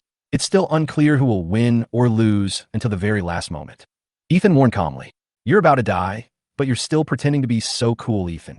I really admire your courage. Okay, I can't wait to see Jessica, so just stay here and jump off the cliff. Sun Yao paused for a moment, then said to a man in black next to him, Brother Hao, I'll leave this to you. Brother Hao nodded, and then Sun Yao laughed a few more times and quickly disappeared into the night. In his opinion, Ethan was surrounded by Hao Ji's 10 men, and it was basically impossible for him to escape. He would either die or be disabled tonight. Now that Ethan has been dealt with, the only thing left is to find Jessica. If she refuses to surrender, Sun Yao has plenty of ways to make her surrender. 10 minutes later, Sun Yao came to Jessica's tent. Without saying anything, he cut open Jessica's tent with a knife, and then saw her sleeping with another girl. Just right, let's have a double blossom. Sun Yao didn't take Victoria seriously at all, thinking she was just a weak girl. As he was thinking about it, Sun Yao excitedly took out the things he had prepared long ago from his pocket. However, As soon as he took them out, he found that Victoria suddenly opened her eyes, which scared him. Ew, before Sun Yao could even ask, Victoria punched him, hitting him directly on the left eye. The pain was so severe that he rolled on the ground, covering his eyes. Looking for death, Victoria said nothing and went straight up to him and started punching and kicking him again. Scrap, you dare to hit me? I'll find someone to beat you to death. Sun Yao suddenly thought of Brother Hao and quickly called someone. You just wait for death. My people are nearby. You can be killed without a burial place in 10 minutes. But if you beg for mercy now, I might be gentler to you later. Sun Yao had a fearless expression at this time. Brother Hao is nearby, and he is still afraid of a woman? Soon, many people came outside the tent, including Brother Hao. When Sun Yao saw Brother Hao coming, he immediately became excited. My big brother is here. Just wait for death. However, as soon as he said this, he heard a voice that he was familiar with and afraid of. I'm afraid it's you who's waiting to die. Ethan walked out of the darkness with a faint smile on his face. Behind him, Brother Hao and his 10 brothers followed closely. Brothers, please give me rewards. Please give me rewards. Please give me rewards. Important things should be said 3 times. Chapter 69, Completely Surrendered. When Sun Yao saw that the person coming was Ethan, an expression of disbelief gradually appeared on his face. Ethan, how come you didn't fall off the cliff? How could I fall off the cliff? Didn't I tell you? It's not certain who will win or lose until the last moment. Ethan walked towards him with a smile on his face. Sun Yao was a little horrified and scared. Ethan was not dead and was still standing here well. What was going on? Brother Hao, what's going on? Why is he still standing here? Sun Yao turned his gaze to Lu Hao, and an ominous premonition arose in his heart. What do you want me to do? Lu Hao followed Ethan and walked forward. Quick, kill this guy for me. And help me kill this woman too, and I will give you another 5 million.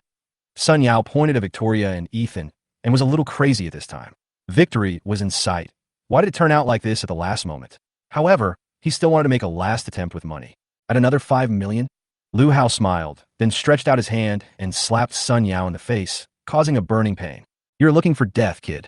This is our young master Ethan, and you still dare to think about dealing with him? You're courting death. Lu Hao yelled viciously, trying to make him see the situation clearly. What? Sun Yao was in disbelief, and a deep fear arose in his heart. Ethan's identity was definitely not simple, as he could make Lu Hao so willing to obey him. Sun Yao, do you still want to fight me? Ethan squatted down and said with interest. Sun Yao was unwilling to be humiliated by such a poor boy from the countryside, but he dared not resist when he was surrounded by so many people. However, he still had his father and the Sun family to rely on, so he was not completely afraid of him. Ethan, don't think you can climb over my head just because you are with Brother Hao. My father is the head of the Sun Group and the chairman of a second-rate group in Qingshui City.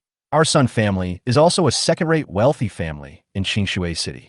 If you offend me, you offend our entire Sun family. Get ready for crazy revenge. Really? Ethan's eyes turned cold and he said sternly, drag him out and break his legs for me. Sun Yao didn't expect Ethan to be so ruthless and immediately turned pale with fright. Ethan, do you dare? Sun Yao wanted to take a gamble, but he obviously lost again. With a command from Brother Hao, Sun Yao was dragged deep into the woods by 2 of his men. Then a shrill scream was heard, and Sun Yao's legs were probably crippled. Ethan walked over, looked at Sun Yao, whose face was pale and bloodless, and smiled slightly. I forgot to tell you one thing. Even if the entire Sun family attacks me together, I am not afraid. You will be the ones who lose. If you don't believe me, you can let them try. Sun Yao endured the pain, feeling inexplicably terrified. This Ethan seemed easy to bully at ordinary times, but when he got ruthless, he was as vicious as a devil. He was ruthless and seemed to have no scruples, and even did not take the strength of the Sun family into consideration. Ethan, you win. Sun Yao said somewhat frustratedly after his legs were broken. Don't want to play anymore so soon? The real show has just begun. You jumped off the cliff by yourself. I wanted you to jump off by yourself. How about I give you an accident too? Ethan smiled and threatened him. Ethan, my legs are broken. What else do you want me to do? Sun Yao roared. I want you to die. Ethan said lightly. As soon as he finished speaking, the 2 men in black lifted Sun Yao up again and walked towards the cliff. Sun Yao was completely frightened now. It was not until he was dragged to the edge of the cliff and was about to fall if he took another step forward that he realized that Ethan was not just trying to scare him, but was really going to do it. He was so scared that he pissed his pants and no longer dared show off. He knelt down and begged Ethan for mercy. Ethan, I was wrong. Please spare my life. I will never dare to go against you again. I can give you whatever you want, as long as you spare me. Having said that, Sun Yao no longer cared about his face and knelt on the ground and kowtowed to Ethan, his fear reaching its peak. You said you would give me whatever I want? Really? Ethan was waiting for him to say this. He wanted to push him off the cliff just now, just to scare him. The real purpose was to take away his real estate company worth tens of billions. Yes, yes, I can give you whatever you want as long as you spare my life. Sun Yao nodded hurriedly in response. The key now was to survive, and all material things were no longer important. Okay then, let's sign this agreement. Ethan smiled and took out an agreement from his arms. This was an agreement about the acquisition of real estate under Sun Yao's name, and Ethan had prepared it before coming. I'll give you $1 million to buy the real estate company under your name. Ethan said lightly, with a tone that brooked no rebuttal. You want to buy my company with a market value of over $10 billion for just $1 million? Sun Yao took a breath of cold air. This Ethan was even more terrifying than he had imagined. He was simply a heartless person. What? You want to go back on your word? Why don't you take the initiative to jump off the cliff? It depends on your luck whether you die or become disabled. Ethan repeated Sun Yao's words to him in a cold tone. I sign. Sun Yao was almost in tears at this time. This real estate company was not only all his hard work, but also one of the Sun family's assets. It was also the capital that made him stand proudly among the celebrities in Qingshui City. Now he became a pauper overnight. How could he go out and see people in the future? But the current situation forced him to agree. Ethan was very satisfied when he saw Sun Yao signing the agreement. Good. It seems that you are quite sensible about the current situation. Ethan took the agreement and looked at it. He was very satisfied. In the blink of an eye, another real estate company was added to the account. It was a business that was sure to make money. After Sun Yao signed, he collapsed to the ground with a gloomy look in his eyes. Carry him away. Take him to the hospital, Ethan said calmly, and handed the agreement to Lu Hao, saying, let Robert handle the acquisition of the Sun family's real estate company and temporarily transfer it to the Dinghe Group. Ethan didn't want to be too ostentatious, but he also wanted to warn the Sun family that if they wanted to touch him, they would have to ask Wen Ding and the group for their consent, which would invisibly reduce a lot of trouble. Okay, Master Ethan, I'll handle it myself right away. Lu Hao nodded in response. At the same time, he ordered his men to carry Sun Yao away quickly, while he went to deal with the matters Ethan had instructed him to do. That night, Ethan completely trampled Sun Yao under his feet. Not only did he deprive him of his billions of assets, but he also scared him so much that he would never dare to go against him again. The author has something to say. Please reward, please reward, please reward.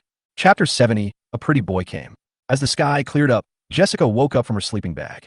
As soon as she opened her eyes, she found that the tent had been cut open with a knife. Who is so mean as to cut my tent? Jessica was a little unhappy. She woke up Victoria, who was sleeping next to her, and she replied seriously. Maybe it was blown by the wind. Victoria was a cold person and not good at speaking, so she could only use this clumsy lie to fool her, but it seemed that Jessica believed it. Was it so windy last night? Jessica is still very cute sometimes. Soon everyone came out of the tents. Most of the beauties were yawning. It seemed that they didn't sleep well last night. Come to think of it, camping in the wilderness would definitely make you feel uncomfortable. If you encounter mosquitoes or something, you can forget about sleeping well. However, they soon perked up because a handsome guy climbed up from the foot of the mountain early in the morning to find them and brought them a lot of food and drinks, many of which were imported. Wow, Lin Yi is here. Many beauties gathered around him, and even Linda simply tidied herself up and went to greet him. I have to say that Lin Yi is indeed handsome. Not only is he handsome, his wealth and talent are also top-notch in Qingshui City. In addition, their Lin family is also a quasi-first-class wealthy family in Qingshui City and is more powerful than Sun Yao's family. This kind of person will naturally be popular with girls. Lin Yi, you're here. I didn't expect you to come so early. We just crawled out of the tent and haven't had time to wash up. Linda said with an eager smile. Natural beauty comes from being without makeup. I brought you a lot of imported drinks and fruits. Come and enjoy them. While speaking, Lin Yi distributed the things he brought to everyone one by one. By the way, where is the girl whose photo you sent me last night? Lin Yi took the opportunity to distribute fruits to look among these girls, but he did not see the beautiful girl whose photo Linda sent him last night. Linda suddenly burst out laughing. So you came here early in the morning to look for Jessica? I was wondering why you came so early. Linda is a scheming girl. Yesterday, after learning that Jessica's boyfriend was a poor boy, she wanted to introduce Jessica to Lin Yi, so she sent him a photo of Jessica. I also sent a short message to her, asking if she wanted to meet me. Jessica in the photo, he was immediately shocked by her beauty. He had played with many women, but had never seen a girl with a beauty comparable to that of a first-line star. He couldn't sleep all night, and came to Linda early the next morning to ask for her. Linda also wanted to bring Jessica and Lin Yi together. Firstly, she was doing it for the sake of her best friend. Ethan, a poor boy from the countryside, was not worthy of Jessica, a rich and beautiful woman. Secondly, She wanted to use the credit of introducing Jessica to Lin Yi to raise funds. Jessica probably just got up now. She should be over there, Linda said and pointed in a direction. Just at this moment, Jessica was coming out of the tent and preparing to wash up. Even without makeup, she was still incredibly beautiful, like a fairy from heaven, and Lin Yi couldn't help but be obsessed with her. She is indeed a top beauty, much prettier than in the photo. I never thought that such a beauty could appear in a place like Qingshui City. Lin Yi murmured to himself. It does look nice, but someone has already gotten there first, Linda said with some regret. She has a boyfriend? Lin Yi asked with a slight frown. Well, he's a poor boy from the countryside, but I think Mr. Lin should have at least 100 ways to make this poor boy leave Jessica.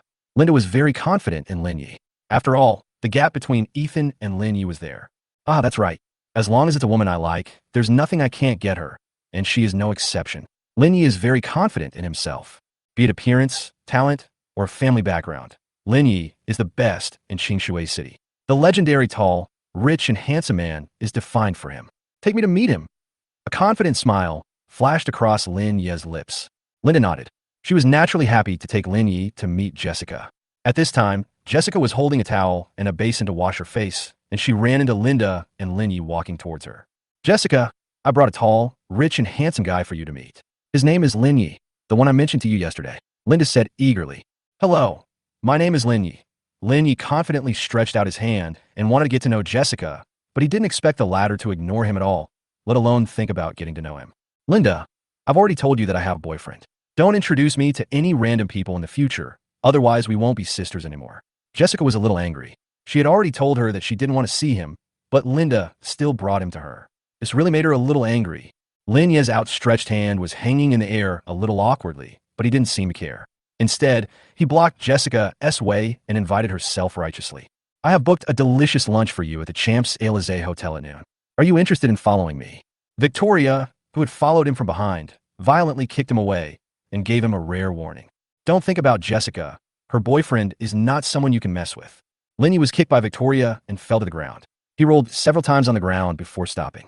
His gorgeous clothes were covered with mud, and his handsome hairstyle was messed up. He looked very embarrassed. Linda on the side was stunned. Victoria was too disrespectful to Lin Xiao. She kicked him down without mercy and warned him with arrogant words. The most unbearable thing was that Victoria actually called Lin Xiao a minion. She didn't take Lin Yi seriously at all. Mr. Lin, are you okay? Linda hurriedly went to support Lin Yi, fearing that he might get hurt. It's okay. How dare you, a country girl, kick me, young Master Lin? Lin Yi tremblingly got up from the ground, took out a comb from his body, and combed his messy hair. Linda helped to brush off the dirt on his body. Pretty boy, you'd better not mess with me, Victoria said with a cold face.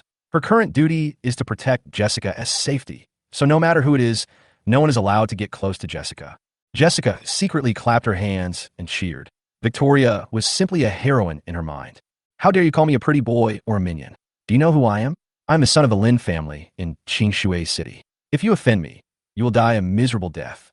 Lin Yi was arrogant. He was very angry about being called such lowly names as pretty boy and minion by her. You're so long-winded. Victoria was a little impatient and walked straight towards him with a hint of coldness in her eyes. When Lin Yi saw Victoria walking toward him, he was so scared that he quickly put Linda in front of him. He was such a coward. Victoria, stop it. When the atmosphere was tense, Ethan came over from not far away. He also saw the scene just now. Although this pretty boy was flashy, he was less courageous than Sun Yao. Ethan was too lazy to pay attention to such a coward. Are you Jessica's boyfriend? Lin Yi suddenly stood out from behind Linda when he saw Ethan coming. Something? Ethan asked calmly. I invested in a high-end leisure club in the south of the city called Tianyi No. 1. I wonder if you're interested in coming over to play with us. Lin Yi wanted to show off his financial resources and strength in front of Ethan, and at the same time, let Jessica see clearly that only an outstanding man like him is worthy of her. Ethan frowned slightly. Tianyi No. 1 was the first high-end leisure club in the south of the city. He remembered that it seemed to be under the Dinghe Group. It seemed that he had also invested in some shares. No problem. I'll definitely go when the time comes. Ethan nodded in agreement without hesitation, thinking that he could trick the few shares he had into his hands and see how he would show off. Chapter 71. How dare you plot against my woman? In the few days after returning from the wild camping, Ethan has been counting the days because his fiancée Kelly's concert is coming soon, and he feels it is necessary to meet her. As for what to say, Ethan has not thought about it yet. Ethan was lying on the sofa in the villa, holding the concert ticket, feeling a little melancholy. Elena, wearing a maid outfit, was giving Ethan a massage and feeding him fruit. The service was amazing. Elena, if I choose to break up the engagement, will my parents beat me to death? Ethan wanted to be with Jessica, and as for Kelly, whom he had never met, he had no feelings for her. You know, Jessica is Ethan's first love. He pursued her for 3 years in college. Now he's found her again. That kind of feeling is not something that anyone can compare to, not to mention that Jessica loves him sincerely. The Shao family is very powerful in the country. If you cancel the engagement, you will be slapping them in the face. How can they let it go? Besides, the young master's parents will not agree with your willfulness. Since they have arranged this marriage, they must have their reasons. Elena analyzed it quite rationally. Yeah, if I cancel the engagement, her fans won't let me go. Ethan smiled bitterly and decided to delay it as long as possible. In the afternoon, Ethan drove Victoria and Jessica to Tierney No. 1 in the south of the city. This is the largest leisure club in the south of the city. Both its scale and luxurious decoration are higher than the Jinlong Club in the east of the city. However, the people in Tierney No. 1 were even more mixed, and many of them were gangsters. So to be on the safe side, Ethan brought Victoria with him to prevent any accidents. When they arrived, Lin had already booked the gold medal room, which was the most luxurious room in Tierney No. 1, equivalent to the Kowloon room in Jinlong Entertainment Club. It was a top-level room that could not be booked just by having money. It seems that this pretty boy really has some stake here. Ethan curled his lips and pushed the door open. The decoration inside the private room was even more luxurious than the Kowloon room in Jinlong Entertainment Club, and the area was also larger than the Kowloon room. It is big enough to hold 50 people for a party. In addition to the fountain and piano accompaniment, there are three-dimensional holographic projections on the walls and ceiling of the whole room. Entering here is like entering a paradise. Moreover, the environment of this three-dimensional holographic projection can be switched autonomously, which is absolutely high-tech. Wow, this is too high-tech, even better than the Kowloon private room. Jessica was a little surprised when she saw the beautiful starry sky projected on the walls and ceiling. It's indeed much more upscale. Ethan nodded, quite satisfied with this super large gold medal private room. At this time, there were no less than 30 handsome men and beautiful women in the private room, many of whom Jessica knew. Xiaoxi, you are here too? Jessica was a little surprised because many of the handsome men and beautiful women here were her high school classmates, and the Xiaoxi that Jessica was greeting was her deskmate back then. She was also quite pretty, and her family background was not simple, so she was considered a white, rich, and beautiful woman. Jessica, you're here too. I'm so happy. I thought it was a high school reunion. So many of my high school classmates are here. Yuan Xiaoxi said and gave Jessica a big hug. The two chatted for a while, and suddenly a handsome man came to Yuan Xiaoxi's side. Yuan Xiaoxi smiled and quickly introduced him to Jessica. Let me introduce you. This is my boyfriend, the second son of the Sunin Group. His name is Lin Mu, and he has a net worth of hundreds of millions. Xiaoxi, I'm so happy for you. By the way, let me introduce you to my boyfriend. Jessica was really happy for Yuan Xiaoxi. She also pulled Ethan over and introduced him to Yuan Xiaoxi. This is my boyfriend, Ethan, who works as a manager at Hongfeng Entertainment. As soon as the introduction was finished, Yuan Xiaoxi couldn't help but look Ethan up and down. He looked pretty good, but he was wearing cheap, no-name clothes and didn't look like a rich man at all. Is this Hongfeng Entertainment the company opened by his parents? Is it for him to gain grassroots training? Yuan Xiaoxi asked subconsciously. In her opinion, a class beauty like Jessica would definitely find a good boyfriend. My parents are from the countryside. Ethan answered Yuan Xiaoxi's question. When the latter heard that Ethan was from the countryside, he couldn't help but frowned. Yuan Xiaoxi never expected that the most beautiful girl in her high school class would actually find a poor boy from the countryside. It's good to be from the countryside. Yuan Xiaoxi could only perfunctorily say this because of her face, but her disgusted eyes betrayed her. Jessica, I'm going over there first. We'll talk later.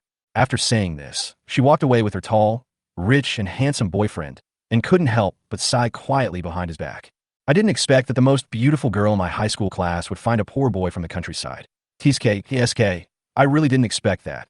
And the news quickly spread among the high school classmates who were at the reunion. Did you hear that the class beauty is here today, but she brought a poor boyfriend with her? Is this true?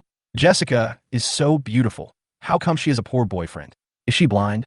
Of course it's true. You can go and see for yourself. I finally have something to show off in front of her. For a moment, the former classmates in the gold medal private room were all talking about the fact that Jessica had a poor boyfriend. What was even more hateful was that a slightly fat girl came over with her not-so-good-looking rich second-generation boyfriend to say hello to Jessica. Although it was a greeting, his tone was full of superiority. So what if you were pretty? So what if you were the most beautiful girl in class? My boyfriend is much richer than yours now. Especially those girls. It seemed like they had made a great comeback. Seeing that Jessica the class beauty at that time, had a poor boyfriend. While their boyfriends were all richer than Jessica's boyfriend, their vanity and competitive spirit were greatly satisfied. Lin Yi, the instigator of all this, was leaning against the wall and looking at poor Ethan with interest, with Linda beside him. I didn't expect that young Master Lin was really good at pursuing girls. He actually called over Jessica as high school classmates, and even picked out those who had boyfriends who were second-generation rich people. When pursuing a girl, it's best to win her heart. I have prepared a big gift for her later. By then, you can slap that poor boyfriend in the face and win Jessica as hard at the same time. It makes me feel good just thinking about it. After taking a sip of red wine, Lin Yi continued to say to Linda, "From now on, I'll rely on you to help me persuade him." "No problem." Linda made an okay gesture to Lin Yi, then took a glass of red wine and walked towards Jessica. "Jessica, can you come over here?" Seeing that it was inconvenient for Ethan to talk next to Jessica, Linda called Jessica over alone. "Linda, do you also want to show off your boyfriend to me?" Jessica said with a smile. She seemed to be in a good mood and was not affected by the rumors. "Jessica, I'm here to persuade you to reconsider Lin Yi. Look at those female classmates in your class who were uglier than you, not as good at studying as you, and whose family background were not as good as yours. They all found boyfriends from the second generation of rich people. Even if they were not second generation of rich people, they were young CEOs. Ethan is just a poor boy from the countryside. What is there for him, Ethan, to be worth staying with?" Linda persuaded again. "I don't need to show off or compare. I just like Ethan. It doesn't matter whether he has money or not, or whether he is from the countryside," Jessica said with a smile. Ethan was behind her, listening attentively and feeling slightly moved. His eyes then scanned the surroundings and soon noticed Lin Yi, who was leaning against the wall and looking here. The latter noticed that Ethan was looking at him and raised his middle finger to look down on him, with a hint of provocation in his eyes.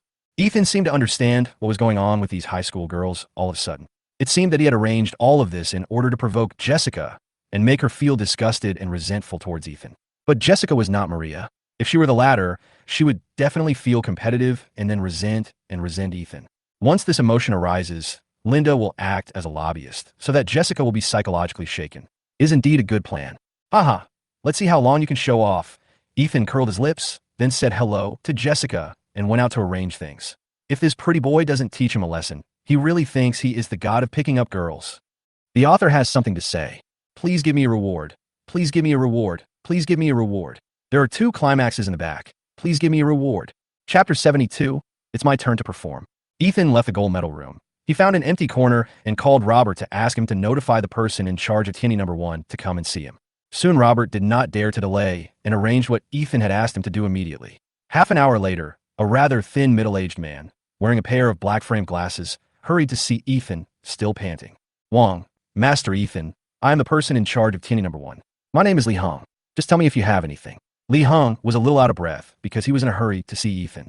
"I want to ask if Lin Yi has invested in TNE number 1. Ethan asked after his panting subsided. Lin Yi, young Master Lin, does have a stake, about 5%, but the major shareholder is still Dinghe Group, which holds 80%. There are 3 other small shareholders, each holding 5%. Li Heng said truthfully. Ethan nodded. It turned out that Lin Yi had acquired shares. Well, he would give him 5% of the shares later and let him show off. I want to know what else Lin Yi wants you to do next. If Ethan wants to deal with him, he must know himself and his enemy, so that he can strike at the weakest part. Mr. Lin, he also asked me to prepare 999 blue roses and told me to send them to the gold medal room later." Li Heng responded truthfully, not daring to hide anything. "Did he tell you anything else?" Ethan asked again. "No, just a matter of sending flowers." Li Heng thought for a moment and replied, "Okay, very good. No matter what Lin Yi tells you to do, don't pay any attention to him, and don't send flowers in. Also, find a reason to kick Lin Yi out of the gold medal room, and then act according to my mood. Got it?" Ethan said solemnly.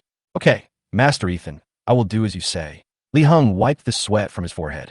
He didn't know how Master Lin had offended Master Ethan, but TNE number 1 was a subsidiary of Dinghe Group, so he could only listen to Ethan. Ethan nodded, very satisfied with Li Heng's attitude, and continued. "Also, prepare a share transfer agreement for me. I want to buy the shares held by Lin Yi. Also, prepare 9,999 blue enchantresses for me. You can only send them to me when I ask you to." "Got it. Okay, Master Ethan. I just don't know when you will need these 9,999 blue roses. We don't have so many flowers here." Li Heng said anxiously. "I'll give you 2 hours to prepare. If you delay my important task, you won't have to work here anymore." Ethan said with a serious expression. "Don't worry, Master Ethan. I will complete the task." Li Heng was so scared that sweat broke out on his forehead, but he still responded firmly. Great, get to work. Just send the share agreement up with the flowers when the time comes. Ethan sent him away. He went straight back to the gold medal room. Ethan, where have you been? Why did you take so long? Jessica asked with concern. Ethan made up an excuse to get out of it, then asked again. Did that pretty boy harass you? Yes, but he seemed to be scared back by Victoria. Jessica couldn't help but want to laugh when she said this. Linny was so afraid of Victoria. I didn't expect our Victoria to be so powerful. Ethan glanced at Victoria, who was following Jessica closely, and was a little surprised that this pretty boy was actually scared back by Victoria. But anyone who sees Victoria's cold and pretty face will be scared. Linda kept following Jessica and trying to persuade her, but the effect was not great, which made Linda feel a little disappointed with her. Soon, the pretty boy Lin saw Ethan coming back, sneered, and walked towards Ethan, provocatively. You're from the countryside. I'll let you know how big the gap is between you and me, and I'll let you watch Jessica being snatched away by me. You're too confident, pretty boy. Don't shoot yourself in the foot, Ethan said with a slight smile. Then just watch. Linny smiled confidently, then turned and said to Jessica, Jessica, I have a surprise for you. Without waiting for Jessica's consent, Linny directly replaced the live music and the three-dimensional virtual scenes on the surrounding walls and ceilings, switching the beautiful starry sky to a romantic sea of flowers and grass, which was simply breathtakingly beautiful. Wow, it's so beautiful. The girls at the scene couldn't help but scream out loud.